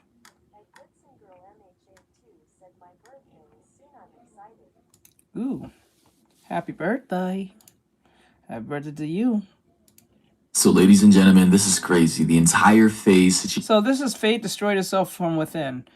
I don't think anyone fucking with FaZe like that. Like, FaZe is weird. It's like... FaZe has its moments where they could be pretty cool with their gameplays, but outside of that, if it's not the gameplay stuff, my god, these people are horrible. Especially this one, the pink. This was the dude who said, I make at minimum, I think, he said $25,000 a month. Like a quarter of like 100,000. He makes a quarter of 100,000 at minimum. That's a bad day. That's a bad month for him. $25,000 a month is a bad month for him. And he said, if I was going to make $25,000 a month, I'd rather be a mailman. God, you are so out of touch. Bro really just said that. He said, I'd rather be a mailman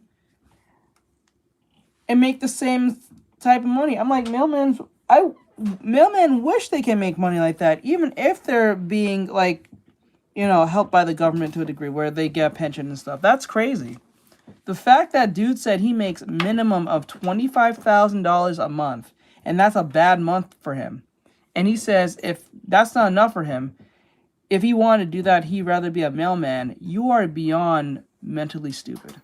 Situation where pretty much everyone, well, the main guys, not everyone, right? They still have their esports section, but pretty much the face, the creators, the OGs of the organization, as well as the new streamers, like a Soki, like a Your Rage, like a Lacey, they're all gone. And now the only one left is apparently FaZe Jev. According to this post, FaZe Jev is now officially the sole remaining member of FaZe Clan after Scope announced his departure today, as they were the only members left. And here's that announcement right here. FaZe Scope said officially left at FaZe Clan. What a pleasure it was to be able to represent the team in its roots. I gave it everything I had, and I'm proud to say I achieved a lifelong goal and truly lived it. The friendships I've made with my idols within the team are what I'll cherish the most. Thank you so much for having me. FaZe up. Boys, girls, FaZe is officially over, man. And apparently this all... Bro, you will never catch me say to another grown man or just another person on this rock that I've been on for the last 30 years, I'll call them my idol. What the hell? You might admire them, but you'll never be my idol. What the... Find God. All had to do with the new CEO of FaZe wanting to tax all the creators, either a percentage of all their earnings per month. I believe somewhere between the 10 and 20% range, which is just outrageous, or have them pay $20,000 a month toward the organization. But regardless of what the new stipulations that this new guy coming into FaZe, according to this post by the name of Matt Kalish, who is also the co-founder and president of DraftKings and a 74.5% owner of FaZe, had involvement in the recent collapse after asking for 20% of creators' earnings. That is just crazy. Wow, man. what? What are you doing? You really thought guys who are making millions per year are just gonna allow you to take 25%? hundreds of thousands of dollars No from them way. just You to can have go, the phase you can name go attached to shove their that with the socials? Are you light crazy? Just to live in a what? content house? Are you mad? Yes, are you Especially if they did 25%? not agree to this agreement in the beginning. And according to Feared Buck, they say Matt Kalish, co-founder of DraftKings and CEO of Hardscope, says FaZe's current financial structure is unsustainable, which might be the case. But again, if creators didn't agree to a percentage of their earnings being taken in the beginning, and then you just come out of nowhere and want this 20% retroactively applied to their earnings, it's just like this 20% cut is crazy. Retroactively, like, no, I would leave too. And I believe that is part of the reason for why Black Boy Max left too. And everybody thought it was because he was egotistical or he thought he was special, but no, they were trying to tax him for the feature. But according to Feared Book, they say Matt Kalish revealed he invested $10 million into FaZe's talent group over the past 18 months and gave creators the option to go independent or sign deals with Hardscope. And after roughly 6 months of talks, negotiations ended, with creators reportedly viewing the terms as unfavorable, and Kalish plans to move forward. They are. Listen, they are Matt not that Kalish, the drugs. new owner or Right. CEO of FaZe, I would how not are say you yes going to to be that. profitable without actual talent on your roster? Maybe he's going to recruit new, smaller, upcoming rising stars, creators online, which could work. And basically at this point, FaZe would act as like a record label, you know, investing all this money into rising talent, allowing them to live in a content house and, you know, creating a platform for them in exchange. Bro, I would hate to live in a content house. I would hate to live in a content house. I would want to kill myself at that point. No. A bunch of other horrible, egotistical people in the same room who are they don't even like each other. They're just here for the whatever money. It'll be like Big Brother. It'll be horrible. Everyone will be horrible. Horrible people who do not. It's like a bunch of Rakais in the same room. Like, no, bro. We good. I go independent. No, I'm not. No, we good. No privacy. Everyone's recording all the time. You don't know if they're pranking you. They don't know if they have a camera anywhere. Nah, bro. And then they're trying to try you on stream, just because they just want to see the clout. They want to ruin your reputation. They want to make you look bad. Nah, bruh. We good. You go on that one. Nah. For 20% of their earnings, which could be good for a smaller creator. I just want to say, for any creators who are thinking about doing this, make sure that you're not in a long-term contract to where it extends like 5 years or so. You know, 1 or 2 years Yeah, is cool. for real, bro. 1 or 2 years, fine. But if it extends more than 3, you are horrible. You're stupid. Do not read your contract, people. Whether you're a YouTuber, a TikToker, read the contract. Make sense of what. Get a lawyer. Trust me, paying a lawyer to read your contract to save yourself is better than you just kind of winging it, signing that piece of paper, and then you're giving more money than you ever could. Don't do it. Read the contract. What are you agreeing to? What are you giving? What are you losing? Read the contract, bro. It's going to end bad if you don't read. I mean, they better busy to notice my murder plans.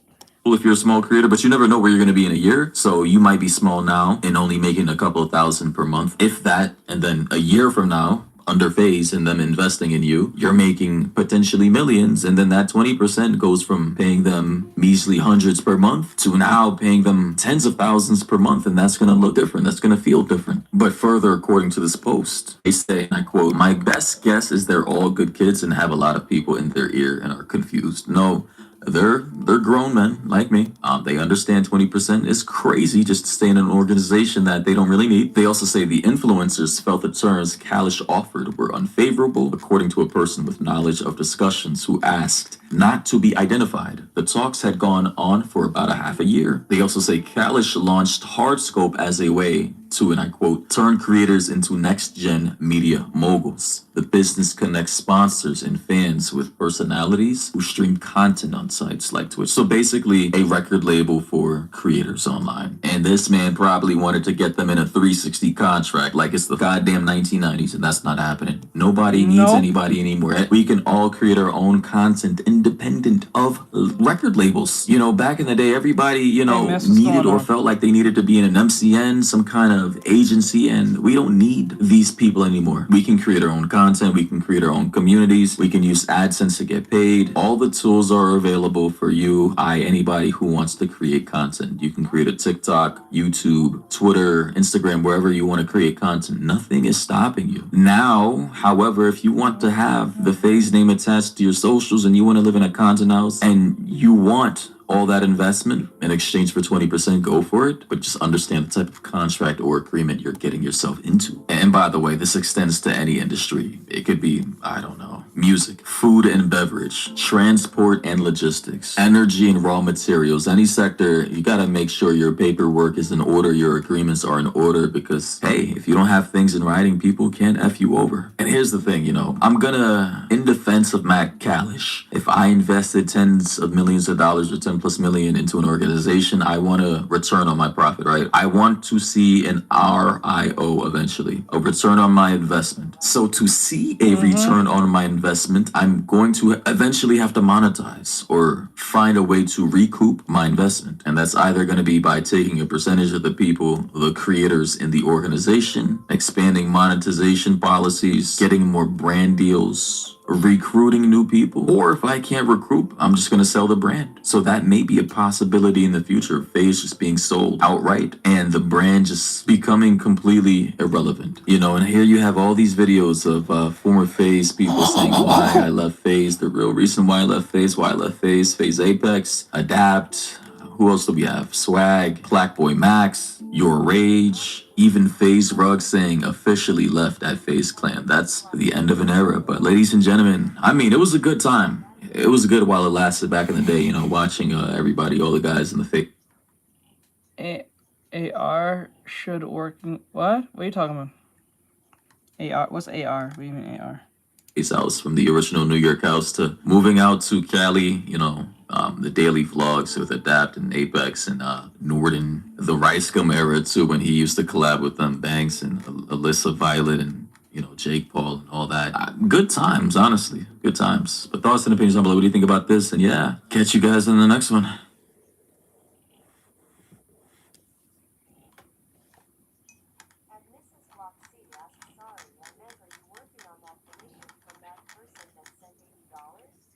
Yes.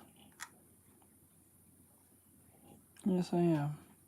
It would have been done since yesterday or 2 days ago, but I had important things to get taken care of. Plus, let's see here. Ooh, what does this say? I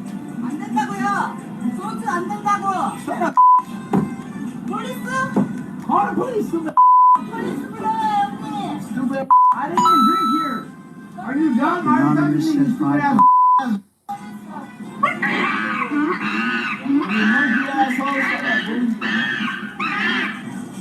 I did not drink it. You Chinese.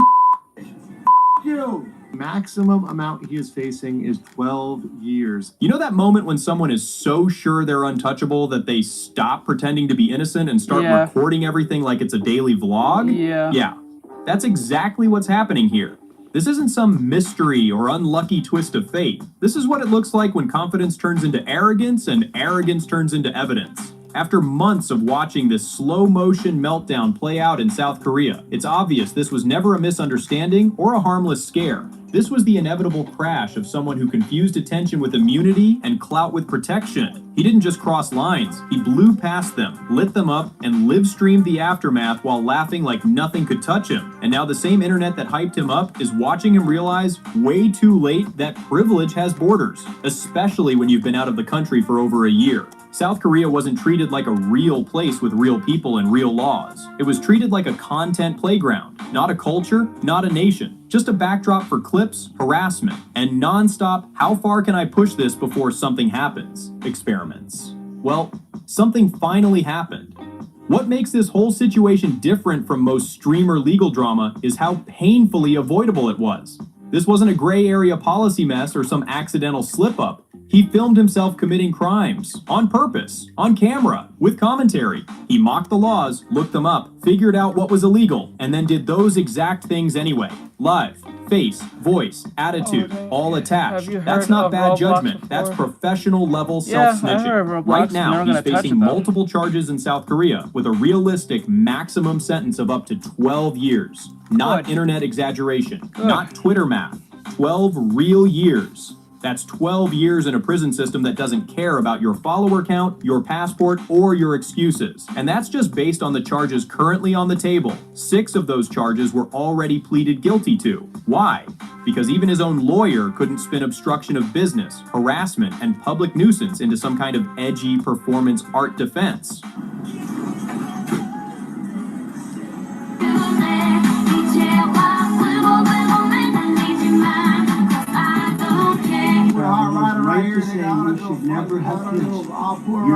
I hate this man. When you repeatedly disrupt businesses, harass civilians, and interfere with public spaces, the law doesn't care if you call it content. But the real danger isn't even those charges. The real problem is the deep fake distribution cases. This is where the delusion really kicks in. He's pleading not guilty on those charges while openly admitting he distributed the material. His entire defense seems to be, I didn't personally make it, like that somehow wipes his hands clean. It doesn't. He's just doing it because it's funny. You think it's funny. In South Korea, distributing explicit or defamatory content is treated just as seriously as creating it, especially when it's used to harass or humiliate people. Sharing it is enough. Promoting it is enough. Monetizing it is more than enough. There's no loophole here. His legal strategy right now is basically saying, I didn't rob the bank, I just helped move the money. That excuse might get likes online. It does not work in a courtroom. And here's the part that hasn't fully sunk in yet. Even if he appeals any sentence, that appeal happens from inside a Korean jail cell. There is no go home and fight this from America option. No influencer probation, no special treatment, just concrete walls, locked doors, and time that doesn't care how famous you think you are. Let's get one thing straight right away. Some online headlines were screaming numbers like 30 or 40 years, and that's likely not realistic. But even at the low end, Johnny is staring down years of his life disappearing simply because he couldn't stop provoking strangers for clips. And the wildest part, Johnny himself admitted he doesn't think he could survive prison. That wasn't a joke or some edgy bit. That was... It's in the link tree, if you want to check it out.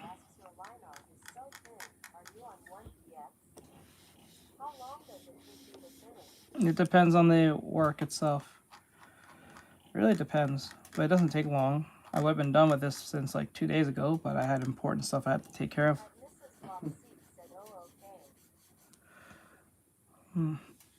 And the person, they wanted a line art painterly drawing, so I have to do all the line art first.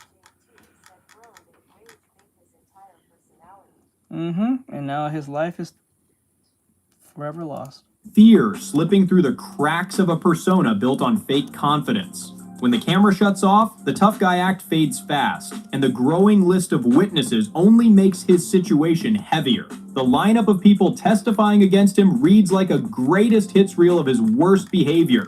Victims of harassment, people tied to the deepfake distribution, all stacking up one by one. Every testimony adds more weight to a case that was already crushing him. But then there's the wild card that really locks this whole thing in. Del-Goon, the former Korean Navy SEAL, the guy behind one of the most viral reality check moments on the internet. The same guy Johnny immediately snitched on after months of bragging that he never rats. How much have you personally spent thus far helping and supporting your friend?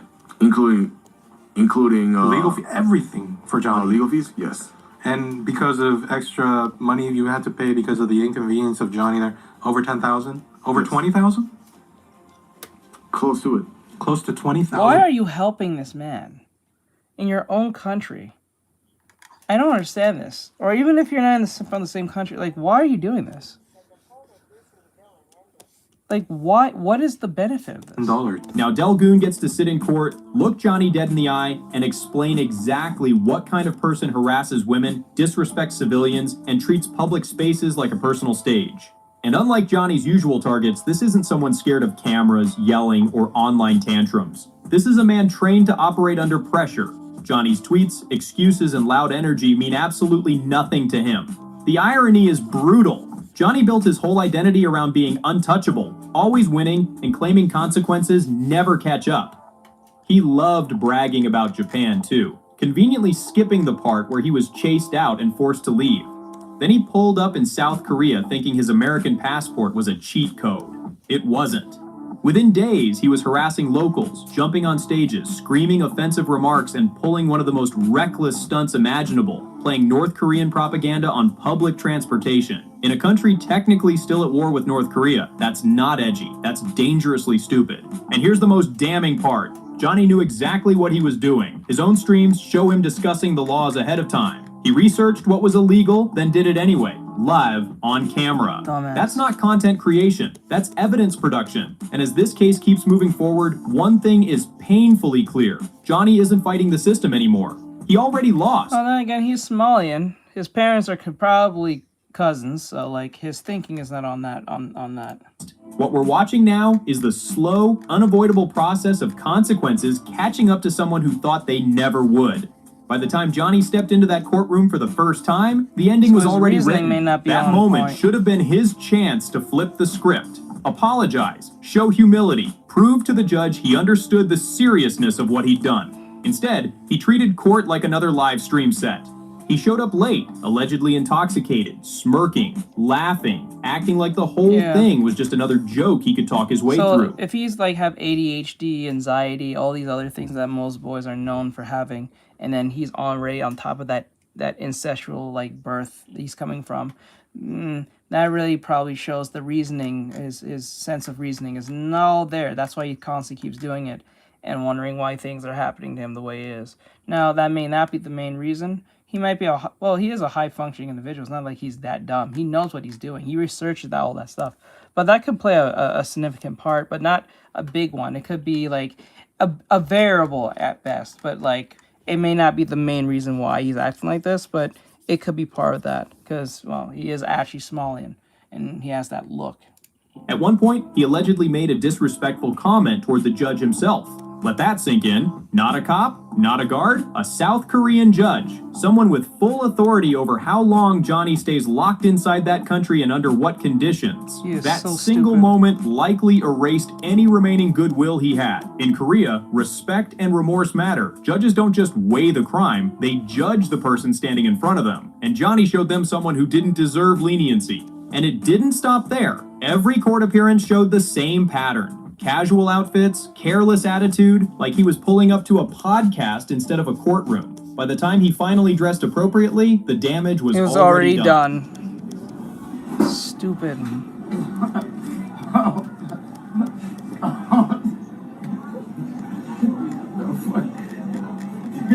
Judges noticed patterns, and Johnny's patterns screamed arrogance. Behind the scenes, his money situation was collapsing just as fast as his legal one. The clout dried up, the bills stacked, and the consequences kept closing in. By this point, Johnny had already been stuck in South Korea for over a year. No leaving, no normal work, no real income, just time ticking and money draining fast. Streaming money dried up, brand deals vanished, sponsors disappeared completely, total financial blackout. Then the cracks got even louder. His friend Hank, I'm telling you now, if this was in America and he did even half of this in America, he would have had like good 10 hot ones in him.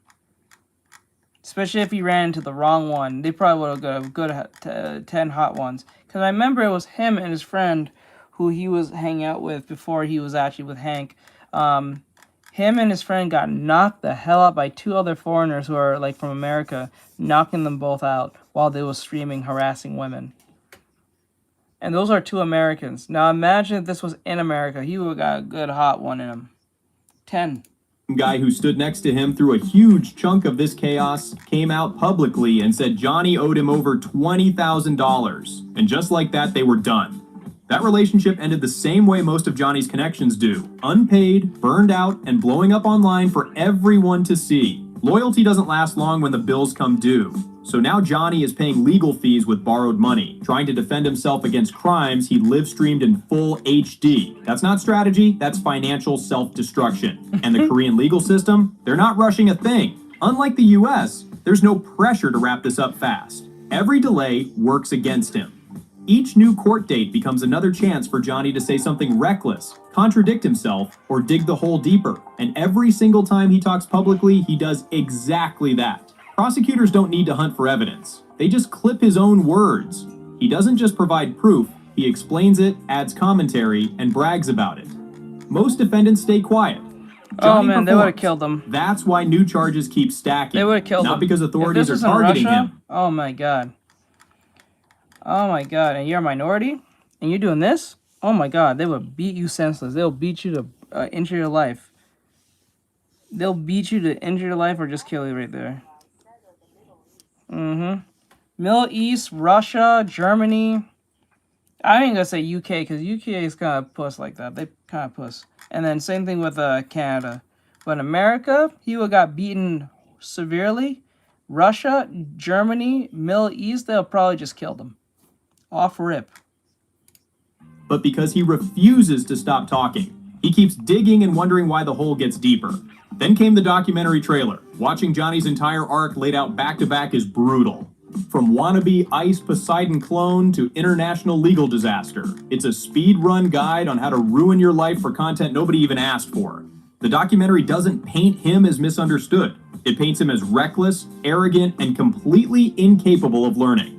Someone who had countless chances to pivot, apologize, or grow up, and chose none of them. Ultimately, I blame his parents for this. They may be cousins, but they had responsibility to at least help this boy not to be this way. He's only doing this because he was not seen at home. He has far less behavior like attitude. So, you're right, you wouldn't even make it through the border. They should have looked out for him, or at least give him help if he was acting like this. Because remember, he came from the state. I think he was in the States. He came from America. Because his parents had him in America. And he went to Japan for some god-awful reason. I mean, was it Japan? I think it was Japan first. Then he went to Israel for some odd reason. And then from Israel, he went to... he wouldn't survive in South America. If he was doing this in South America, he would have been killed off rip too. What stands out most now is how alone Or Africa. he is. No major creators defending him. No big streamers backing him up. Even Ice Poseidon, the guy who helped popularize this entire style of chaos content, publicly disowned him. He straight up said Johnny made things worse for everyone and that he didn't like him. When the godfather of internet chaos tells you that you went too far, it's over. And now, as the October 29th trial date gets closer, landing almost exactly on the 1-year anniversary of Delgoon's infamous punch, the symbolism couldn't be cleaner. That punch wasn't just viral, it was the first real consequence Johnny ever faced offline. Everything since then has been the ripple effect. Witnesses are ready. Your father failed you, sir. Your father failed you. He didn't beat you hard enough, or whatever the case may be, but your father failed you. Because I remember he was in an interview and he mentioned his dad. He said his dad was extremely disappointed in him, or whatever the case may be, or disowned him, or whatever the case may be. But I don't know what your parents done to you to get like this, bro. But they did a horrible job trying to get you the help you needed, or at least give you the attention you're seeking. Because this is horrible. This is horrible.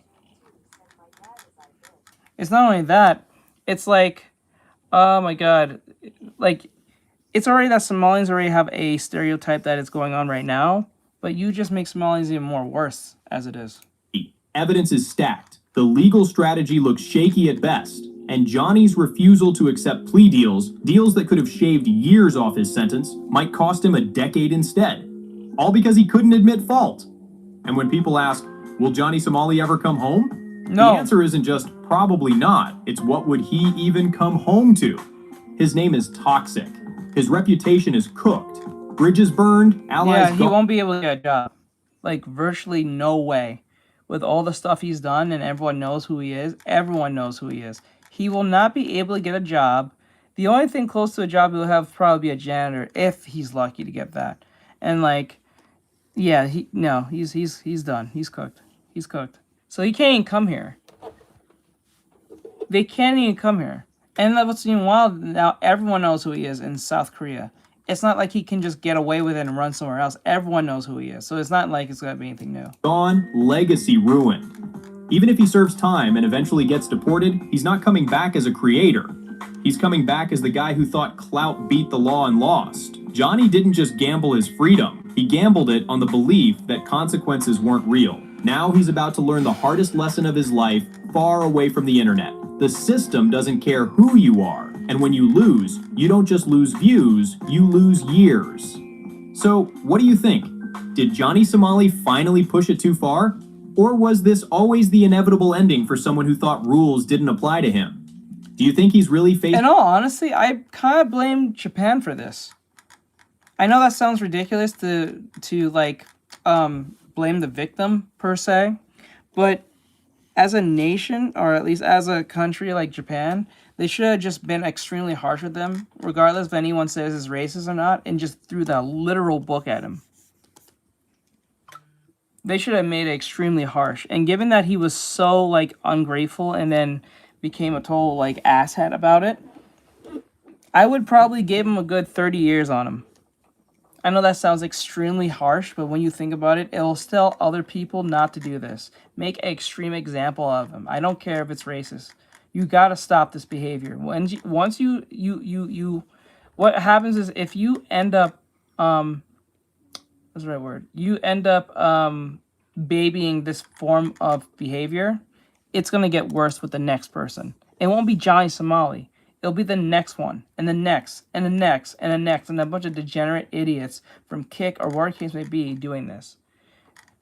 You gotta stop it from where it begins. Once you don't cut off the head of that monster, it's gonna keep growing heads, and then you gotta have a real issue. It's like cockroaches. Yeah, it makes sense.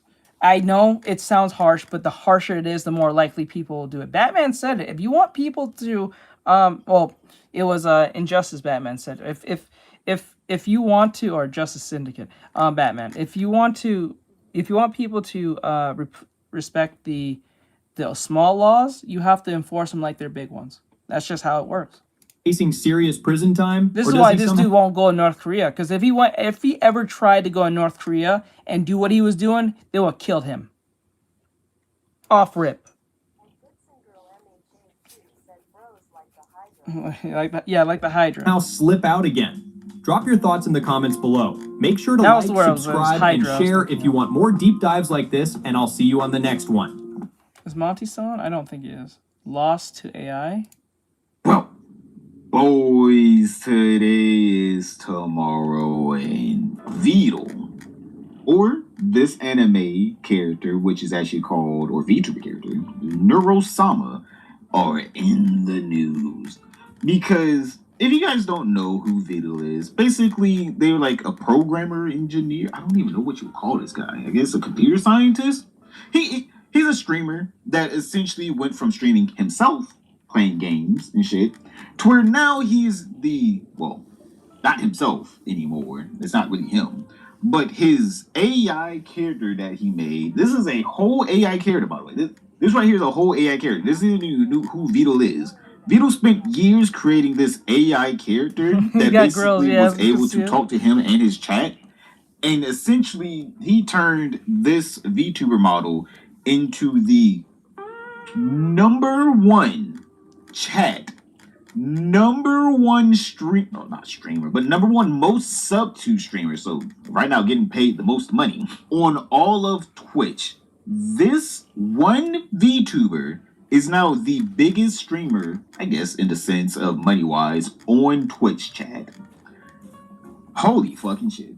Alright, holy fucking shit, chat. I'm letting you guys know right now, this is not a real person, by the way. Vidal created Neurosama as a AI companion for his streams. And let's just say she blew up so hard to where he stopped streaming and just had the anime thing stream. I'm like, chat, look. They're on a hype train in here, chat. No kinda one's in heard about here. this, but I This is a wasn't sure it was whole real. AI character. Whether your This name is meant AI. to be some shock value, but disguising yourself under an illness has always struck me as a little try-hard. 3/10. I have nothing better to come up with. How come my chat doesn't look like that? You guys aren't working hard enough. I'm just letting you guys On know. the You other guys- hand, disguising yourself under something much more common yet notable is actually really clever. Somehow a literal VTuber is now on a level 38 hype train. How? Bro, how though? How? What? What? What? Bro, what? It's not a real person. They are not real. It is a whole AI talking to chat. And that's all it does. Oh my god. Well, actually, no, it also does play video games, by the way. It does play video games. But I don't know if it's actually Vito himself playing the game or the AI. I don't know. Vito can easily say it's the AI playing the game, but I truly do not know. They play video games with like other streamers. Personally, I'm a massive fan of Imagine Dragons. Motherfucker, it's an AI. Never heard of Imagine Dragons. Have you guys heard of Imagine Dragons? Yeah, probably. Imagine Dragons?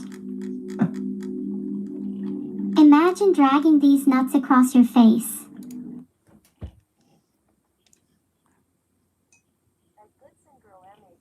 Bro.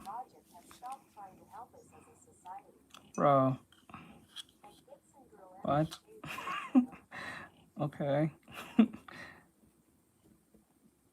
Just really said that.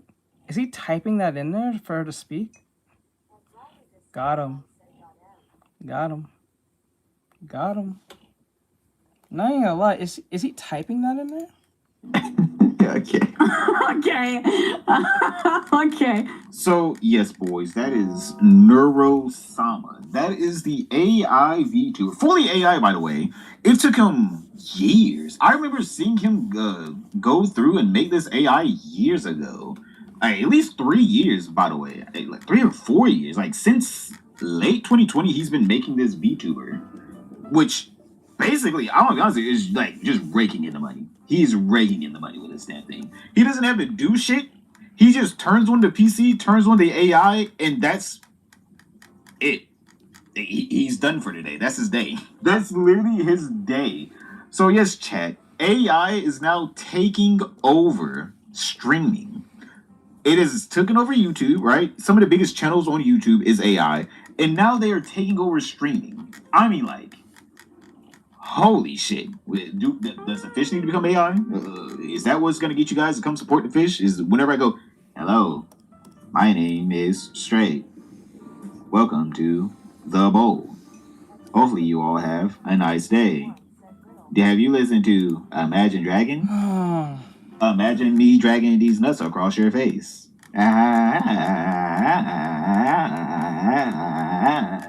Malfunctioning. End of stream. Thank you for the level 38 hype train. Thank you for all your money. Bro, So I like Neurosama whenever she's talking to Vito. It's kind of creepy and weird whenever it's just her alone, though. I don't know why. It's just something in my brain where I'm just like, it's kind of creepy and weird. He constantly works on it. It is not. I'm not saying it's. Wait, hold on. Chat. Hold on. I think we need to get some things in here. I am not saying it's slop. I'm not saying it's this or that. I'm just saying he has automated streaming, right? He does not have to actually do much to his stream at this point. He has now automated the process of making a stream. He no longer has to stream himself. Like, don't get me wrong, he does stream himself. He does enjoy streaming. But if someone really wanted to, like, I don't know, fucking Google wanted to make, like, a streaming bot, they could, like, spin up 80 of these. And they could give them their own little personalities, right? If they can just, I'm pretty sure you gotta I don't even know if he has ever even, like, shown how he made it. I'm pretty sure he's keeping that to himself, obviously. He has made, like... Honestly, if he's smart, he will not show it off. If he's actually smart, he will not show it off. Because once you make that more prevalent, it'll just be a bunch of them just everywhere. And then no one's making no money. And then, quite frank, what's going to happen, Twitch is going to look at this and be like, Yeah, no, we're going to like probably ban this. Because if there's a bunch of people doing it, it makes things not authentic.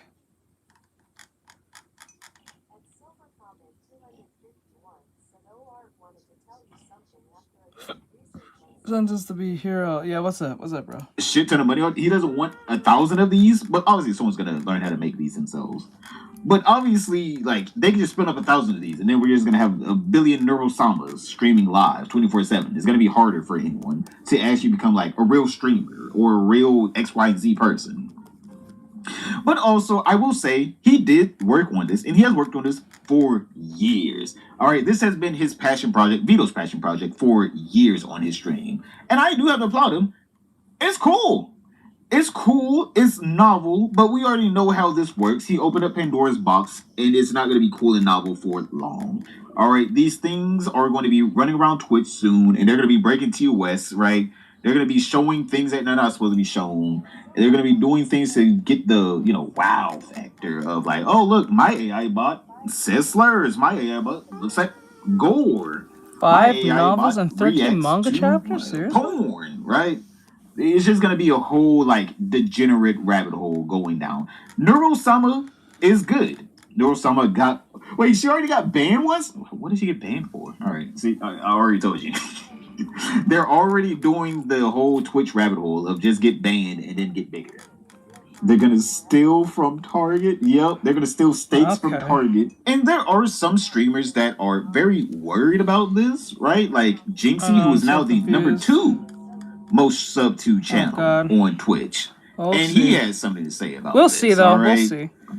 Jinxie I'm excited for this. Bewildered when this show, so let's hope for the best. One spot is taken by Vito, the AI VTuber. No, Vito's the real person. Neurosama is the fake one, or the AI. How much? Hold on. Do they now? The #1 sub streamer. I just don't know what that is now. Hold on. Oh my god. Artichoke. Streaming for 31 hours, by the way. What did you get up to for New Year's, Camila? Cries in money, What's exactly. up, my dude? What's going on? In the Hey, entire Cotton, what's world going on, bro? is an artificial intelligence VTuber. So chat, you know how, like, for example, Iron Mouse is like a real person? No, she's not. You're saying Vidal 987 is not real? What? I've never even heard of that. Yep. Dude, that is chat. That is the future of streaming, bro. Dude, I'm bewildered, bro. I'm absolutely bewildered. Hey, game is game, I guess.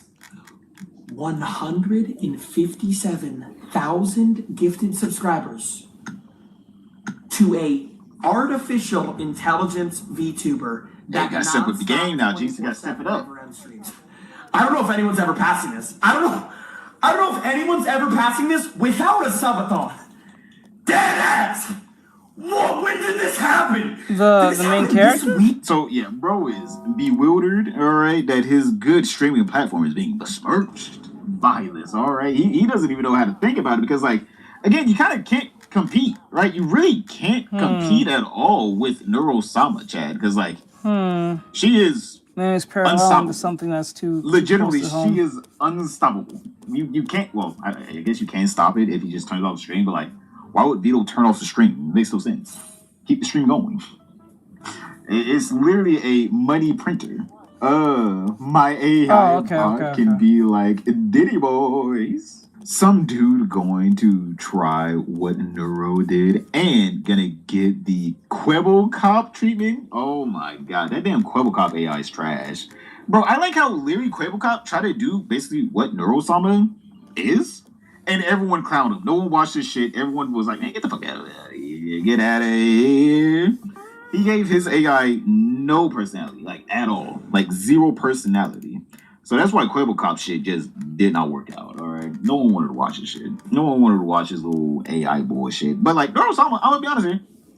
Again, there's a reason why people do like Neurosama. Vito did take the time to tweak the AI's personality and actually make it to where it's something that people liked instead of just someone that people were just like, okay, you're just trying to get money out of me, right? People actually do like her. Like, I'm not, like I But there said, this also goes are back some- to what I said before. It's gonna get to a point where this should have never been into the entertainment space.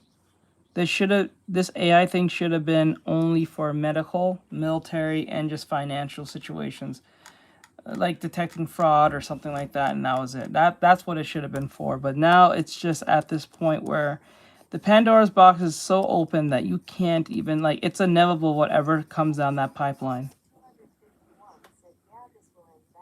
Yeah, this is not going to end well. This is horrible. This is stupid. Other streamers that are, you know, there's more streamers that are like very skeptical, or they should say that they're very skeptical on the AI-ification of streaming. All right, there are some skeptics out there. Stable Ronaldo finds the most subscribed channel on Twitch. Right, that's what I'm saying. If I keep it before then, it can't be that bad, right? Isn't it sad?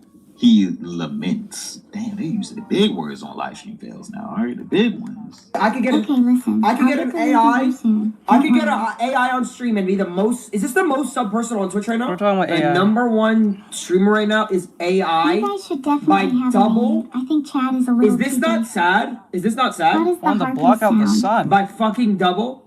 Can you do that? Wait, this has been an AI for this long? For this many years? Yeah, but like the thing is, it coming sooner or later, it's too soon, and that's what makes it scary. It's not even that it was coming. I knew something like this was eventually coming, because we always like kind of pictured the future to be like this, but like in the midst of it being a tool, not the end all be all, right? And then what's part of this is like, okay, I knew this was coming, but I didn't think it was coming too soon. So it's happening too fast, and it's happening too, like, in a way that seems so unnatural that it's not happening naturally, right?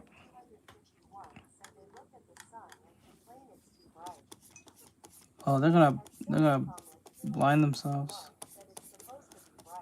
So like it's like this. It's like, you know how the internet slowly but progressively got into our lives, how it came in from the 80s all the way to like it really established itself from the 80s to 2008, 2009, where Facebook became more prevalent with everyone and stuff like that. You know what I'm saying? And then YouTube came around 2005 or 2006. You know what I'm saying? And then Twitter came around 2000, well, was more accessible. Like, the internet was more accessible for everyone over time as things went. Especially, I think it really took off more in the 2010s than it did in the late 2000s, but it really established itself in 2010s. And that progression felt natural because everyone was learning it in a way that didn't feel super fast, right? Some people got into it a little sooner than others, but like it was not in the sense of like, it was like a breakneck speed, you know what I'm saying? So like, that's why this particular phenomenon feels more unnatural than it is natural. Like, it's an inevitability, yes, but it feels too unnaturally fast. They don't know what a pen pal... Oh, come on. Oh my god. Can you all sing me a lullaby to sleep first? Whoever did this, you're a fucking I don't want genius. to be the only one putting in any effort. Skip to the middle, still a better gamer than you. Maybe I'll keep being... What are you talking about? Skip to the middle. Okay, I think I'm... 547. Yeah. Wait, so it's an AI that does this?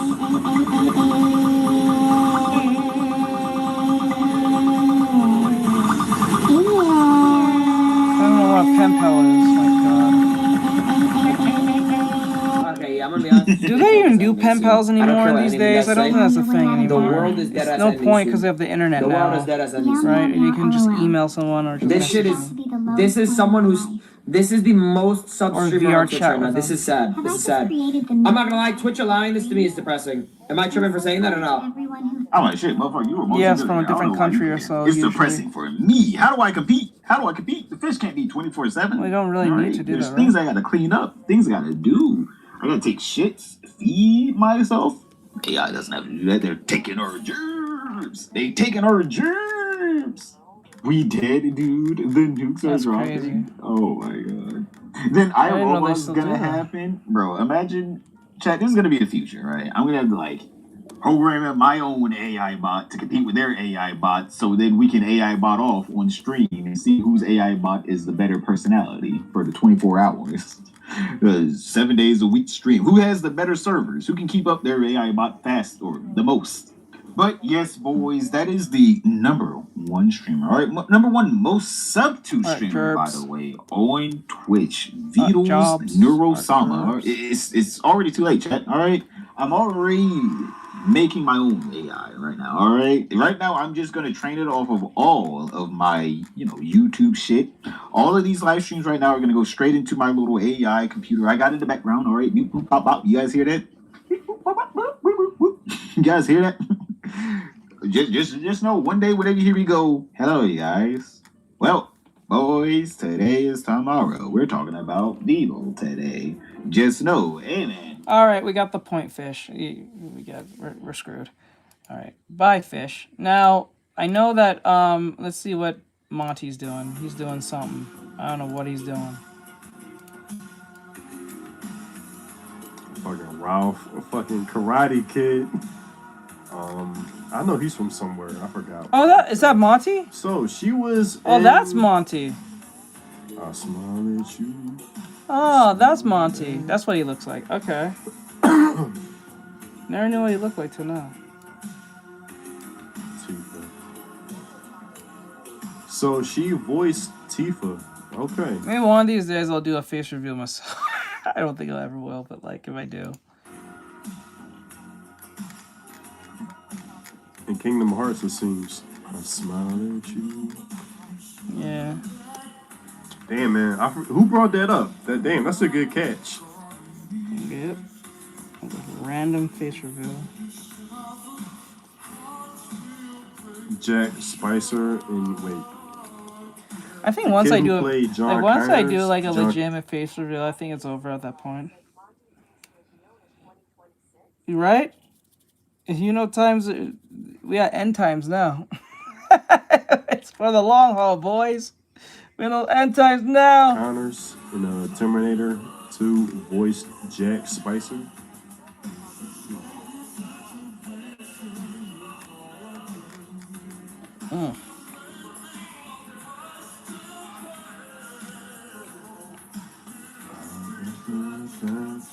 Oh, ain't that Jack? Oh shit. Isn't that Jack from Damn it, wait. Shaolin Showdown? Was it Jack? I think it was Jack. Oh, okay, that's some other dude. Okay. I didn't know that. Yep. And for the long run, boys.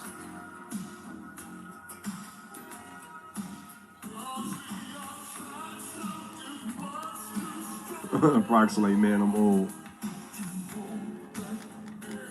Yeah, I'm not familiar with that. The thumbnail, oh yeah, man, oh yeah. I do want to. I think if I remember right, he was voiced. Time to rewatch and wasn't what do you call it? The dude who does the voice of Jack Spicer, wasn't he the dude from Boy Meets World? The brother, Eric's older brother, his goofy older brother. I think they're the same person. He voiced Terry McGinnis. Every episode after school.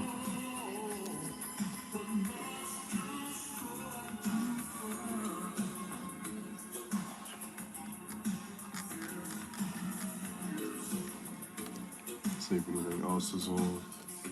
Yeah, probably nothing else, right? Jack Meets World.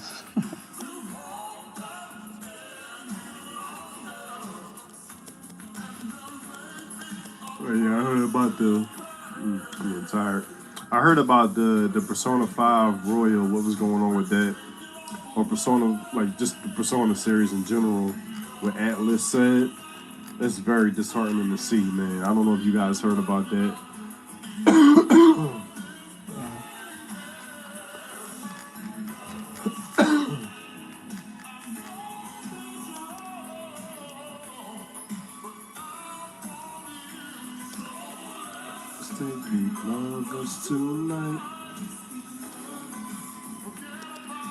He really playing them classics. Damn, he playing them classics. Back in the 2004. Yeah, I think that was when I just got into high school, so that's probably why.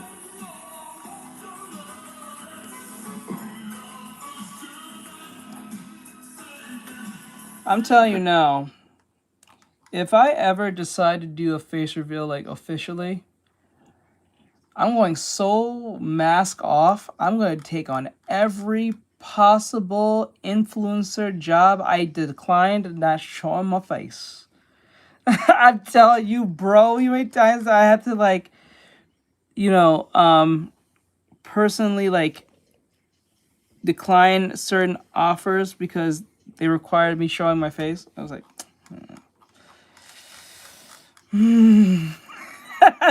that I tell you. I think that's why I'm not too familiar with it. Yeah. Going full mask off.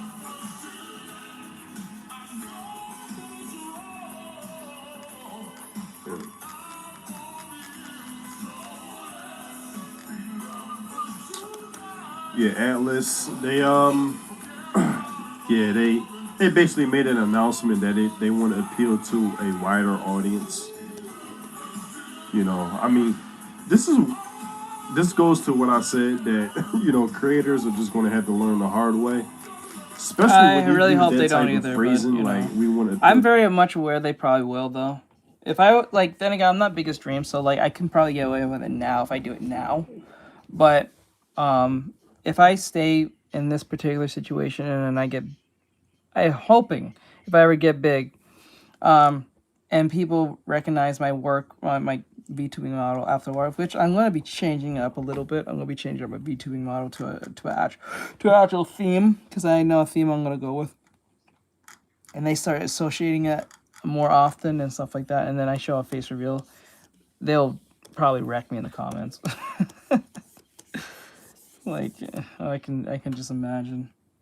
To a wider audience, like basically global audience, global standards, globalized, whatever. I can probably Yeah, get that away looks with like it a now nice if I do it whiskey now, right but there. That looks like a nice whiskey. yeah. this I guess like when these streams usually happen or occur, you guys usually don't see my expressions when I look at these commercials. So this is my expression. I'm like, damn, that looks like a nice whiskey, man. That Crest Japanese whiskey right there, that looks good. Because usually you guys just see my avatar. But like I said, man, certain creators would just have to learn the hard way, man. Especially when you use terminology like the wider audience, like, bro, you know what you mean.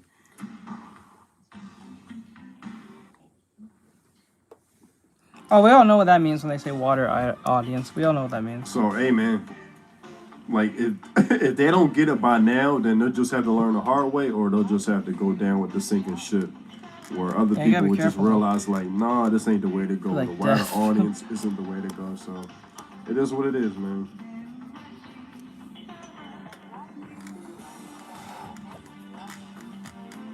Oh, with a vibrate. Oh my god, getting the funny bone hit is crazy.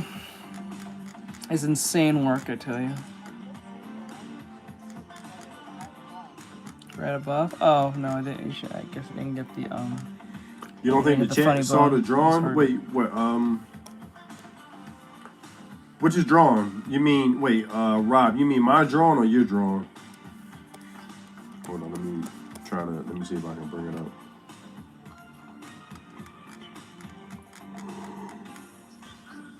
And we'll show his art. Yeah, you'll see what his art is about. This is his art.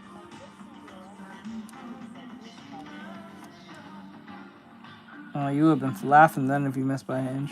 You'd be more laughing than you're in pain. You'll be still be in pain, but you'll be like in funny pain. All that funny pain, right? Let me see if I can make. Oh, this cool.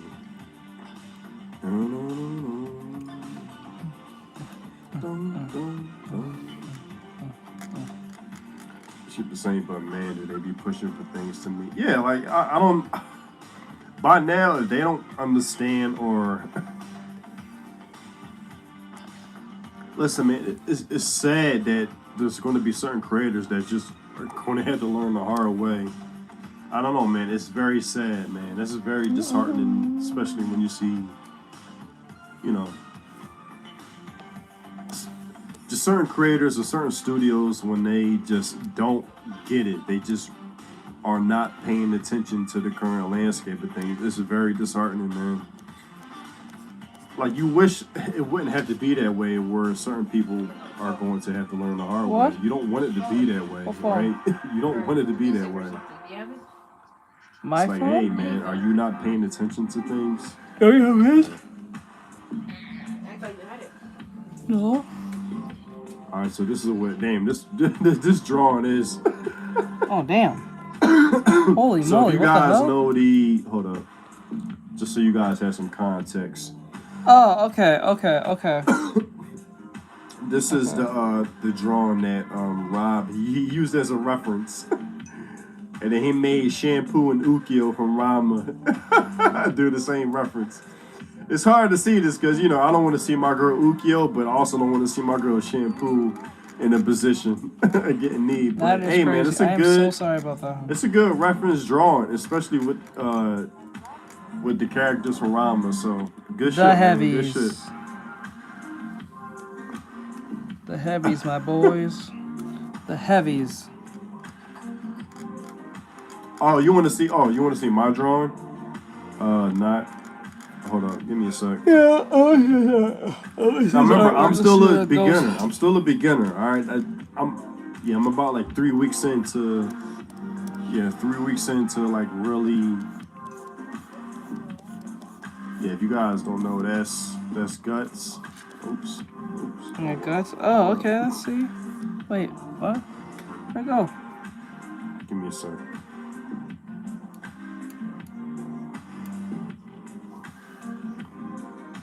It's Guts. Bad.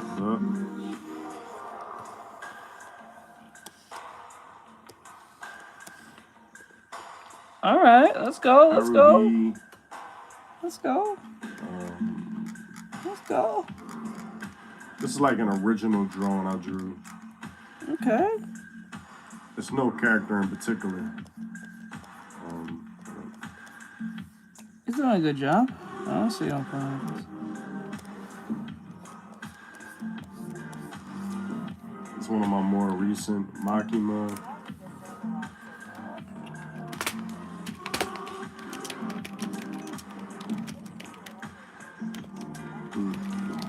Hold up, sorry. I forgot my video cam could be in the way. Don't worry, you'll be fine.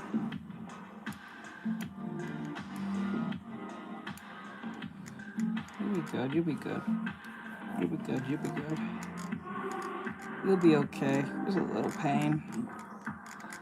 Little pain builds a little character, you know? Okay, that was just my screen. All right. Yeah, this is Darkness from Konosuba, Makima, Chainsaw, of course, right? So, well, not of course, because if you can recognize it. This is just an original drawing I was working on. You know, it sucks. I just got broken up with in only a short time, and my birthday, which is also fun. Oh, okay. And then, of course, Okay. Guts. I'm sorry from about Berserk. that. I'm sorry about that.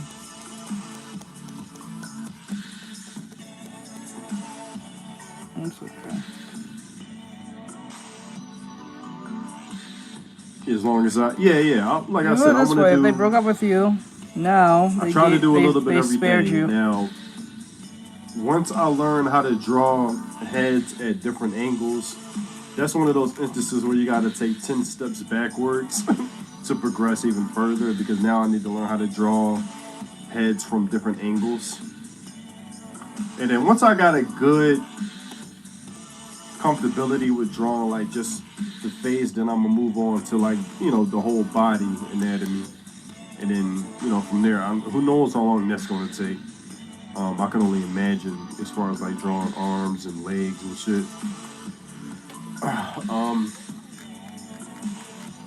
That's gonna take a whole nother, you know, time. I always look at it that way. It's best they break up with you now than Ian Lee, 10 what's years up, in what's the up? line, and then you figure What's out they going on? cheated on you, and then Yeah, everything was a goddamn waste chilling. of time. Yeah, goddamn taking years shit. off from you that you could have spent with someone who actually gave a damn. Oh, but yeah. Well, wait, hold on. Hold on. You sent me something on Discord? It depends on what it is. Hold up. If it's too graphic, I can't show it. Hold up. Oh, this. Okay. Oh, this? Oh, yeah. Oop, let me not. Hold on. Kazuya. Yeah. This motherfucker is a cheat code in Super Smash Bros. This motherfucker is a cheat code, man. That's a lot of detail, man. That's pretty good. That's a lot of fucking detail. Yeah, see, I'm not at. Oops. I'm not at the level. Oh shit, you sent me some other shit too. Damn. This is good. Yeah, see, I'm not at this level yet. I'm nowhere near this level.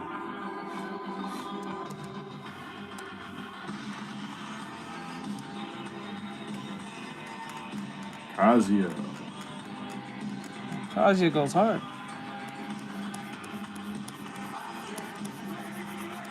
Yeah, that's pretty good, man.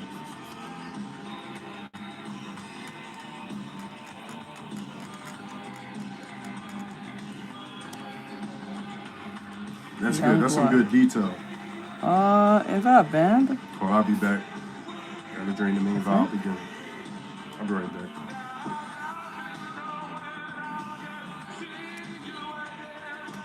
Is that a band?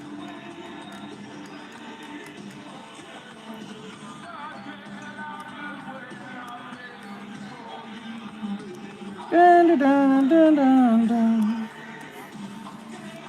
Dun, dun, dun, dun, dun. Yeah, the detail is it's up there. Is that the song you're referring to?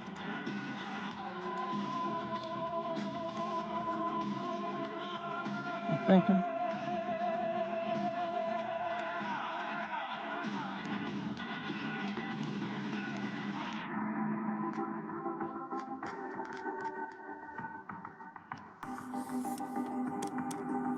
Oh my god, bro.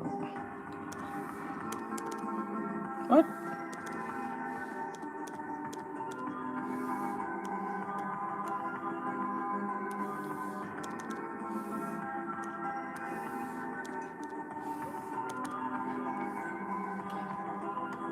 I know that song. I know that. I know who that is. I think I only know like 2 songs from it. In all honesty.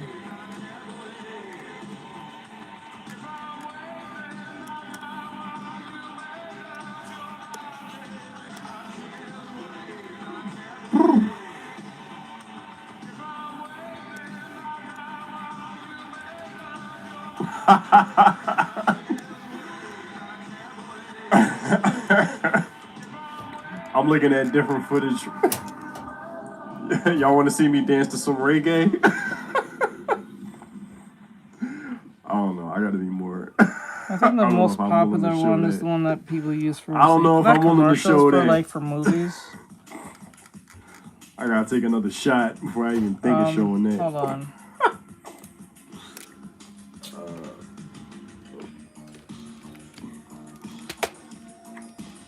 Damn, this is some good music. Hold up. Oh yeah, so this is. Hold up.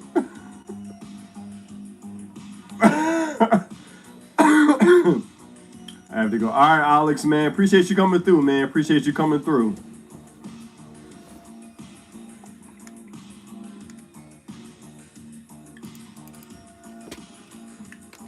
Brad Pitt.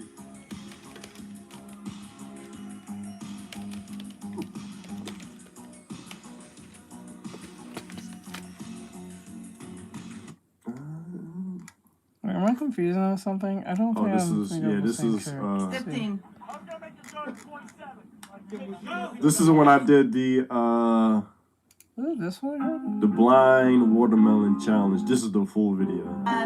30, 40. Yeah, it's 15. I think what the one that you're referring to, Youngblood, I think it's the one you're. Didn't they do the song for Kaiju? Number 8?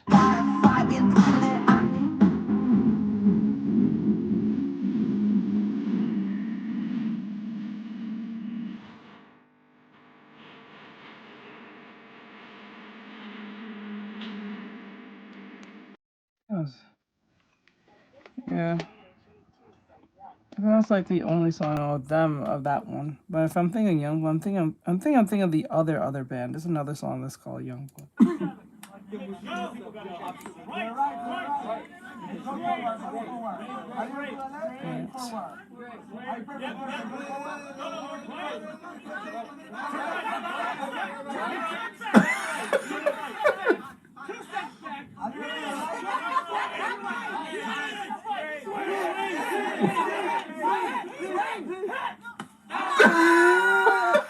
Damn.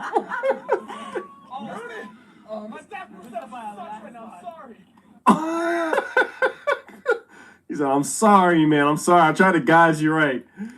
Oh, man, that was fun. That was fun, man. That was fun. Damn, that was a good time. All right, I'm gonna stop with Monty for now. All right, now before I get into this topic, Found something kind of interesting, and then I have to jump off. It's 10 something. I just realized what time is it. So I'm gonna end off with one more video. This video says here, oh my body. This video says here, Kai Cenat's mental health shouldn't be overlooked just because he's rich. I can already predict the comments, right? Saya, why are you defending a millionaire? I already know you guys are going to call me a glazer, whatever, man. If I were to say what I'm about to say to somebody else that didn't have a whole bunch of followers and money, then it would be a completely different story and everybody would be on my side. But just because it's him, and just because he got mad controversy around his name like all the time, and just because he's huge, I'm glazing, right? Okay. Anyways, I am calling out the people that are, well, if you guys aren't really tapped into streaming real quick, let me just give you guys a quick rundown.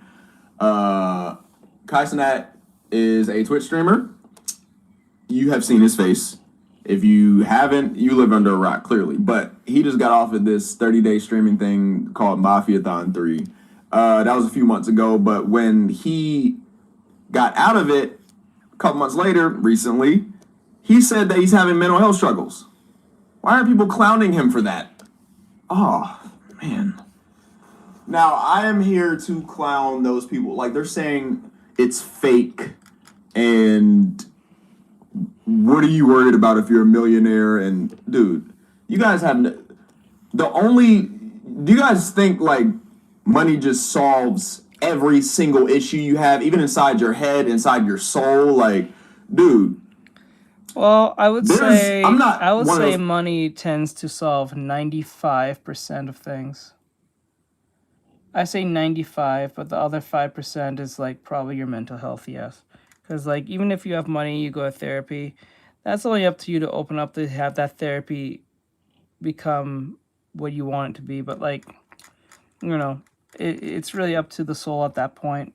I think we get bogged down with the idea that because money is mostly our main goal towards things because we can't afford most things, or we can't afford, like, even if we could afford most things, like, say, food and all that stuff, that's fine. But, you know, it's just,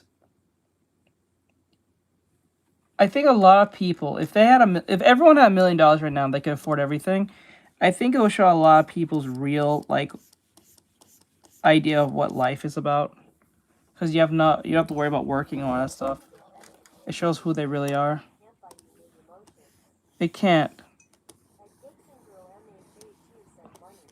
I think what it can do is solve... what money does is, ultimately, in my opinion, it just erases distraction. I mean, like, it erases distraction and comes to terms with who you really are as a person. And that doesn't mean it's a good thing. It could be really a bad thing. What you're really, truly capable of if you have money. And I don't think a lot of people can naturally hold money or withstand holding real money in their hand.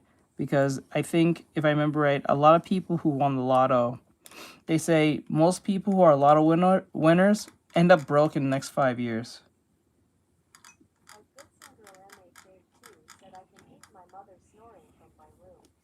Snoring mommy. Those people that say money can't buy happiness, right? But it gets to an extent because there's things that people got going on inside their head that y'all don't know about. It don't matter how many, it could be a whole bunch of money in the world, man, and they can buy anything in the world and they still couldn't fix the root of the problem. Don't nobody know what he got going on inside his head. You can use Orlando Brown as a perfect example of this because, like, you know, like, if you think of it that way, because Orlando Brown had money, and he still does, but he's insane. So, like, first of all, you would think that people would feel more bad for somebody that, I mean, not saying feel bad for a millionaire, I'm not saying that, but you would think that people would have a little bit more empathy for somebody that was on stream 30 days straight, and went all out. It's hard for people who don't stream to understand how streaming works. It's really hard for them to understand that. Like, they see it as, oh, you're just sitting in front of a camera and doing whatever. It's not that big of a deal. And I get it. I understand why most people think this way because, well, they're not doing it and they don't see it as a taxing thing in the sense of, like, you're doing a 9 to 5 or you're doing a laborious job. But it does have a mental toll on you because it's like you're purposely putting a camera over yourself and making a decision or decisions that can make or break your situation in the sense of you could say something and it can ultimately change the course of your whole career. You can say one wrong thing and then that ends it. Like, you can do a 30-hour stream and then you can say one wrong thing and that one wrong thing can actually be clipped and forever ruin your life. Or you can do something that was just so spectacular within that 30-hour stream that it might change the course of your life. Or you can absolutely have no one watch you, and that will be mentally taxing in the sense of, like, you did a 30-hour stream, which I don't know anyone that small will be doing anything like that, but, like, just say you did that, right? You feel really disappointed in yourself, and, you know, it's a mental thing. It's not really a physical thing. It can lead to physical problems, but it's mostly a mental mindset thing that can really break people without realizing it. That's why people get really shocked when I'm always streaming and they'll be like, you're still on? Some people can't do it. I can do a 7-hour stream. I can do an 8-hour stream. I think the longest I've ever gone on a stream was like, I think it was on my other channel from way back when, but the longest stream I've ever done was 18 hours. And that was not drawing. I was doing just solely gaming, of me playing, what was it? I think it was Five Nights. I think it was Five Nights or something. Or was it Apex? It's one of those two things. Trying to beat Five Nights. Was it 4 or 2? It was either 4 or 2. It was one of those two. Now I was playing, like, I think endless mode.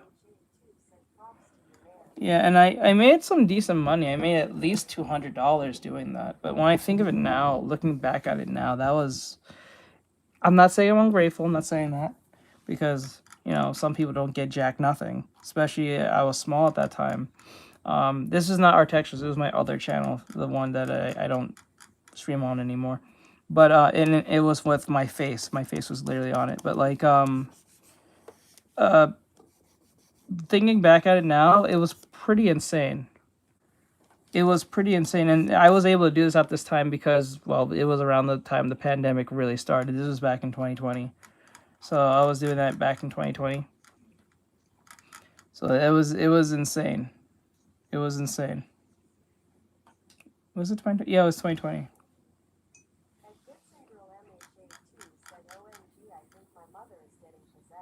Single last one of those 30 days, like the people that's calling him out and saying that it's fake or whatever, and he's faking it for attention and he doesn't have real mental struggles, because he's a fucking millionaire. Like, I mean, how do you think he got to be a millionaire? You know what I'm saying? Like, there's a whole bunch of shit he got going on, man. Like, you know how much pressure that is, and you know, he can't even say, every time he gets on stream, it's like 50K people plus. Yeah, 60, and then that's even worse. If you are someone who's like popular and people think they know you, they think they know you.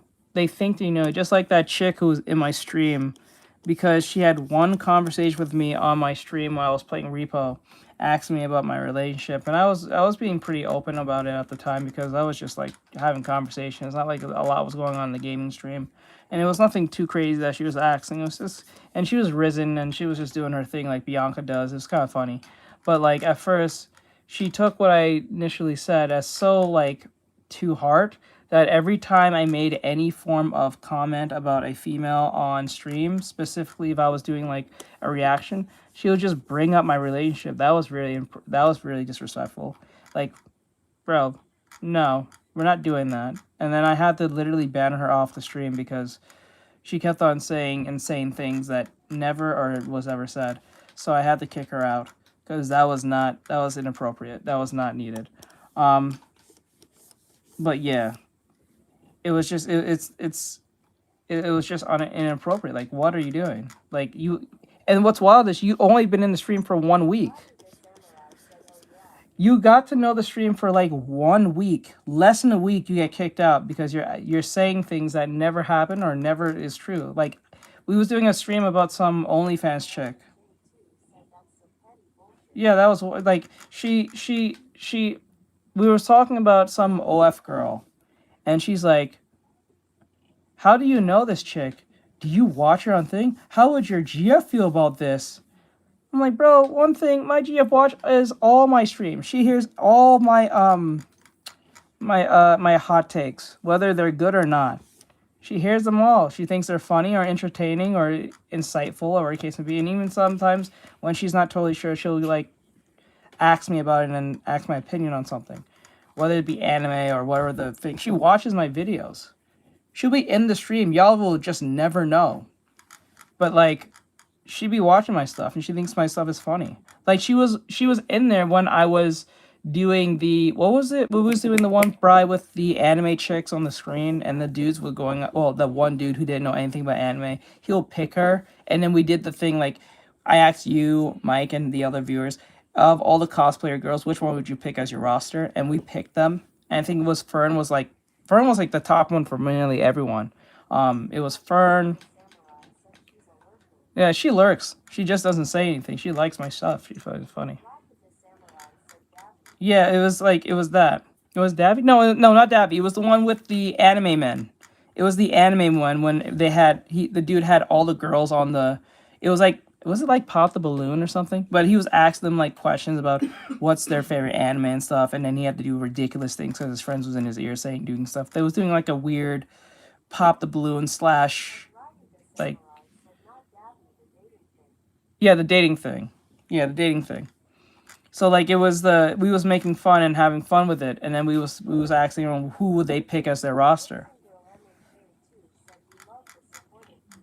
Yes, she likes my stuff. She thinks it's funny, and I'm honest.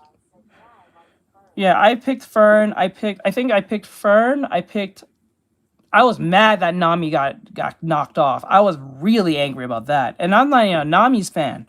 I'm not a fan of Nami, but I was for Nami. I was for Fern. I think I was for, Chun-Li. And then it was some other chick. It was one of the chicks from Nikkei. I think. I was definitely not for the Mikus. The Mikus looked like 12-year-old boys. The way they was built, I was like, nah. That was not for me. But Fern was my top pick. Because she was adorable, she was cute, and she was packing. She had them heavies, both top and bottom. And plus, she had a little bit of a gut. She had a little bit of she got a little punch, but she was not like, she was like attractive punch. She was not like, but so like she was like a top pick for everybody. Yeah, and Blair, you picked Blair, right? Yeah, you picked Blair. I remember he was like for the gothic girls. I got you, bro. And then she watched the video. She thought it was funny. She literally legitimately found it funny. She even picked who she would pick out of the costumes, not the girls, but she liked the costumes. She would pick the Nami one, she picked the Blair one, and then she picked the Fern one. I was like, yeah, let's go.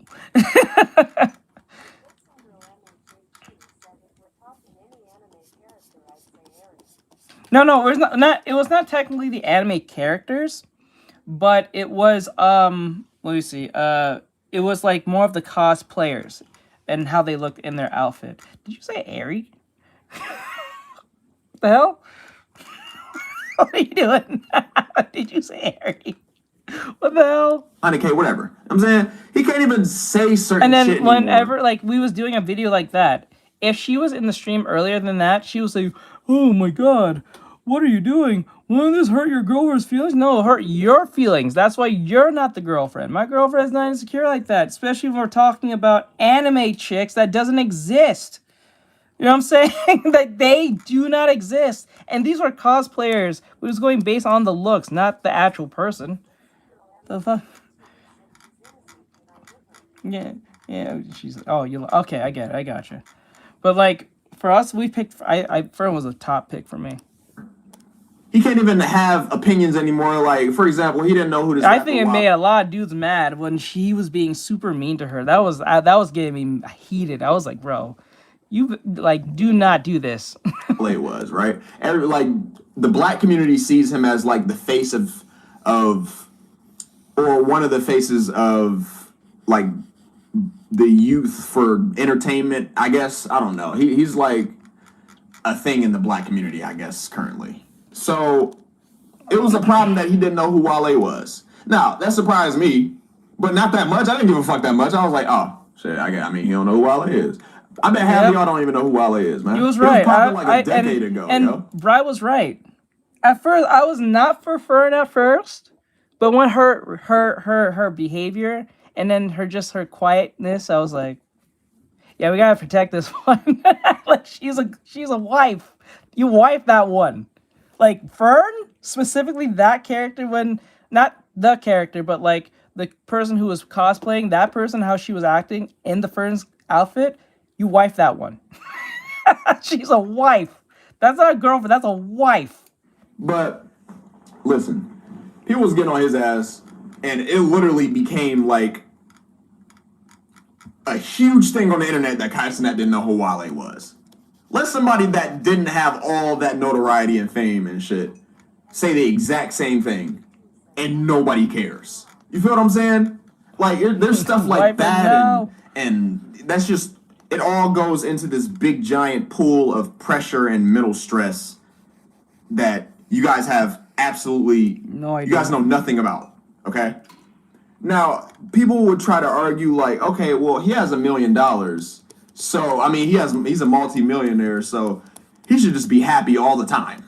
Like, okay, didn't he just get cheated on or something? Like, I don't know. I'm not saying that's the main thing, but dude, you could have 50, 100, 1,000, million, trillion, quadrillion dollars, dude. But if, say you are with the love of your life, bro, and you walk into the room and she's sucking off some big sumo wrestler nigga with a receding hairline and 2 ponytails with beads on them, and you sit there and you just watch her do that, like, it don't matter how much fucking money you got. You guys might think that, but it don't matter how much money you got. I mean, you could buy shit to try to numb it out, but at the end of the day, like, the root issue isn't fixed. Money isn't the answer to every single mental problem or stress in life. Like, life, there's a whole bunch of different ways that life can beat your ass, my nigga. Trust me. Okay? Now, I would say mostly the people that are saying this about him are either minors or they're adults that are just chronically online and don't got shit going on in their lives at all whatsoever. You feel what I'm saying? Anybody that has dealt with deep mental stress before knows exactly where he's coming from. You feel me? And it's just, it all makes it 5 times worse just him being him, because he just got all this money and fame and shit. So that's like, for example, me, right? Imagine instead of the 60, 70 viewers that I get on my Twitch streams, it's like 60 or 70,000 viewers. You guys don't watch my streams. Maybe like 99.9% of y'all don't. And then he said something that's true. He has 93.3 thousand subscribers, right? And he has 60 to 70 people watching. I have more than him when it comes to... No, actually, no. I don't think I have more than him on TikTok. But if I have to compare, he has 100,000 on YouTube. I have 100,000 on TikTok. I'm pretty sure his TikTok's higher than mine. Because that's where I found him on TikTok, not on YouTube. But if you're close to 100,000, you should be at least pushing 100 people on your stream. And that's where I stopped streaming on YouTube, TikTok now. I just stream on TikTok on Mondays and then for special occasions. But I'm not going to be streaming on TikTok anymore. I'll be streaming more on like YouTube and Instagram.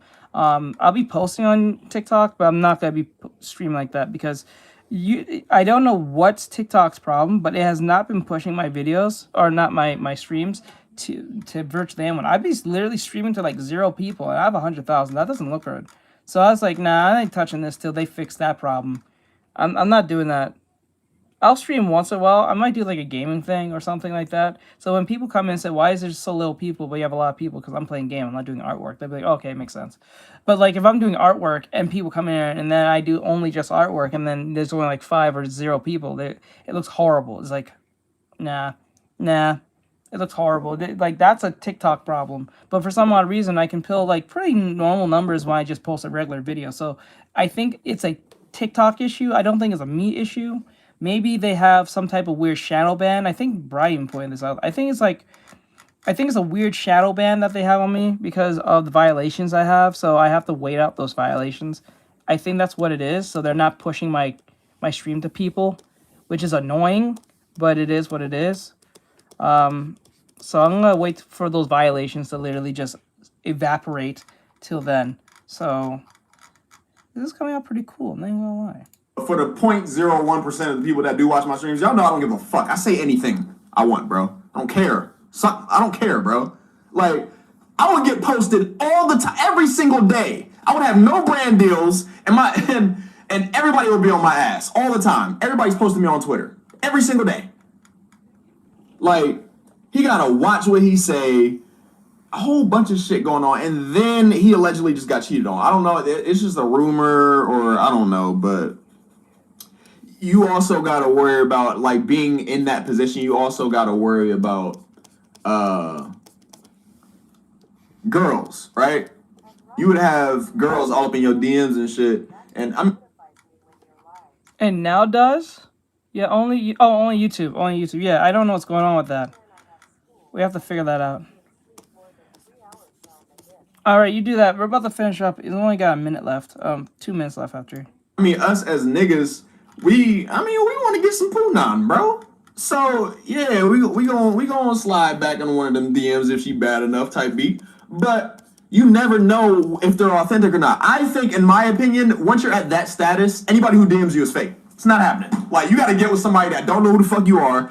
Matter of fact, even if they do know who you are, that's cool. But just, they can't have followers, bro. You cannot get with a girl that got followers. Like, that's where like every creator, in my opinion, fucks up. They always get with girls with a whole bunch of followers, and once something happens, they run straight to the internet and just tell everybody. Mm-hmm. Like, come on, man. This is probably why a lot of people who are in this space, when they find someone of value, it's not someone from the internet. It's like someone from their past. Well, mainly men. If it's like for men, men with a brain. They'll usually go a girl who they already knew before they got, famous. Or they'll go with a girl. It's weird. It's either with a girl they already know before they go thing. Because it's crazy. Because like for women, they go with a dude because a dude can't pull off what a girl can do.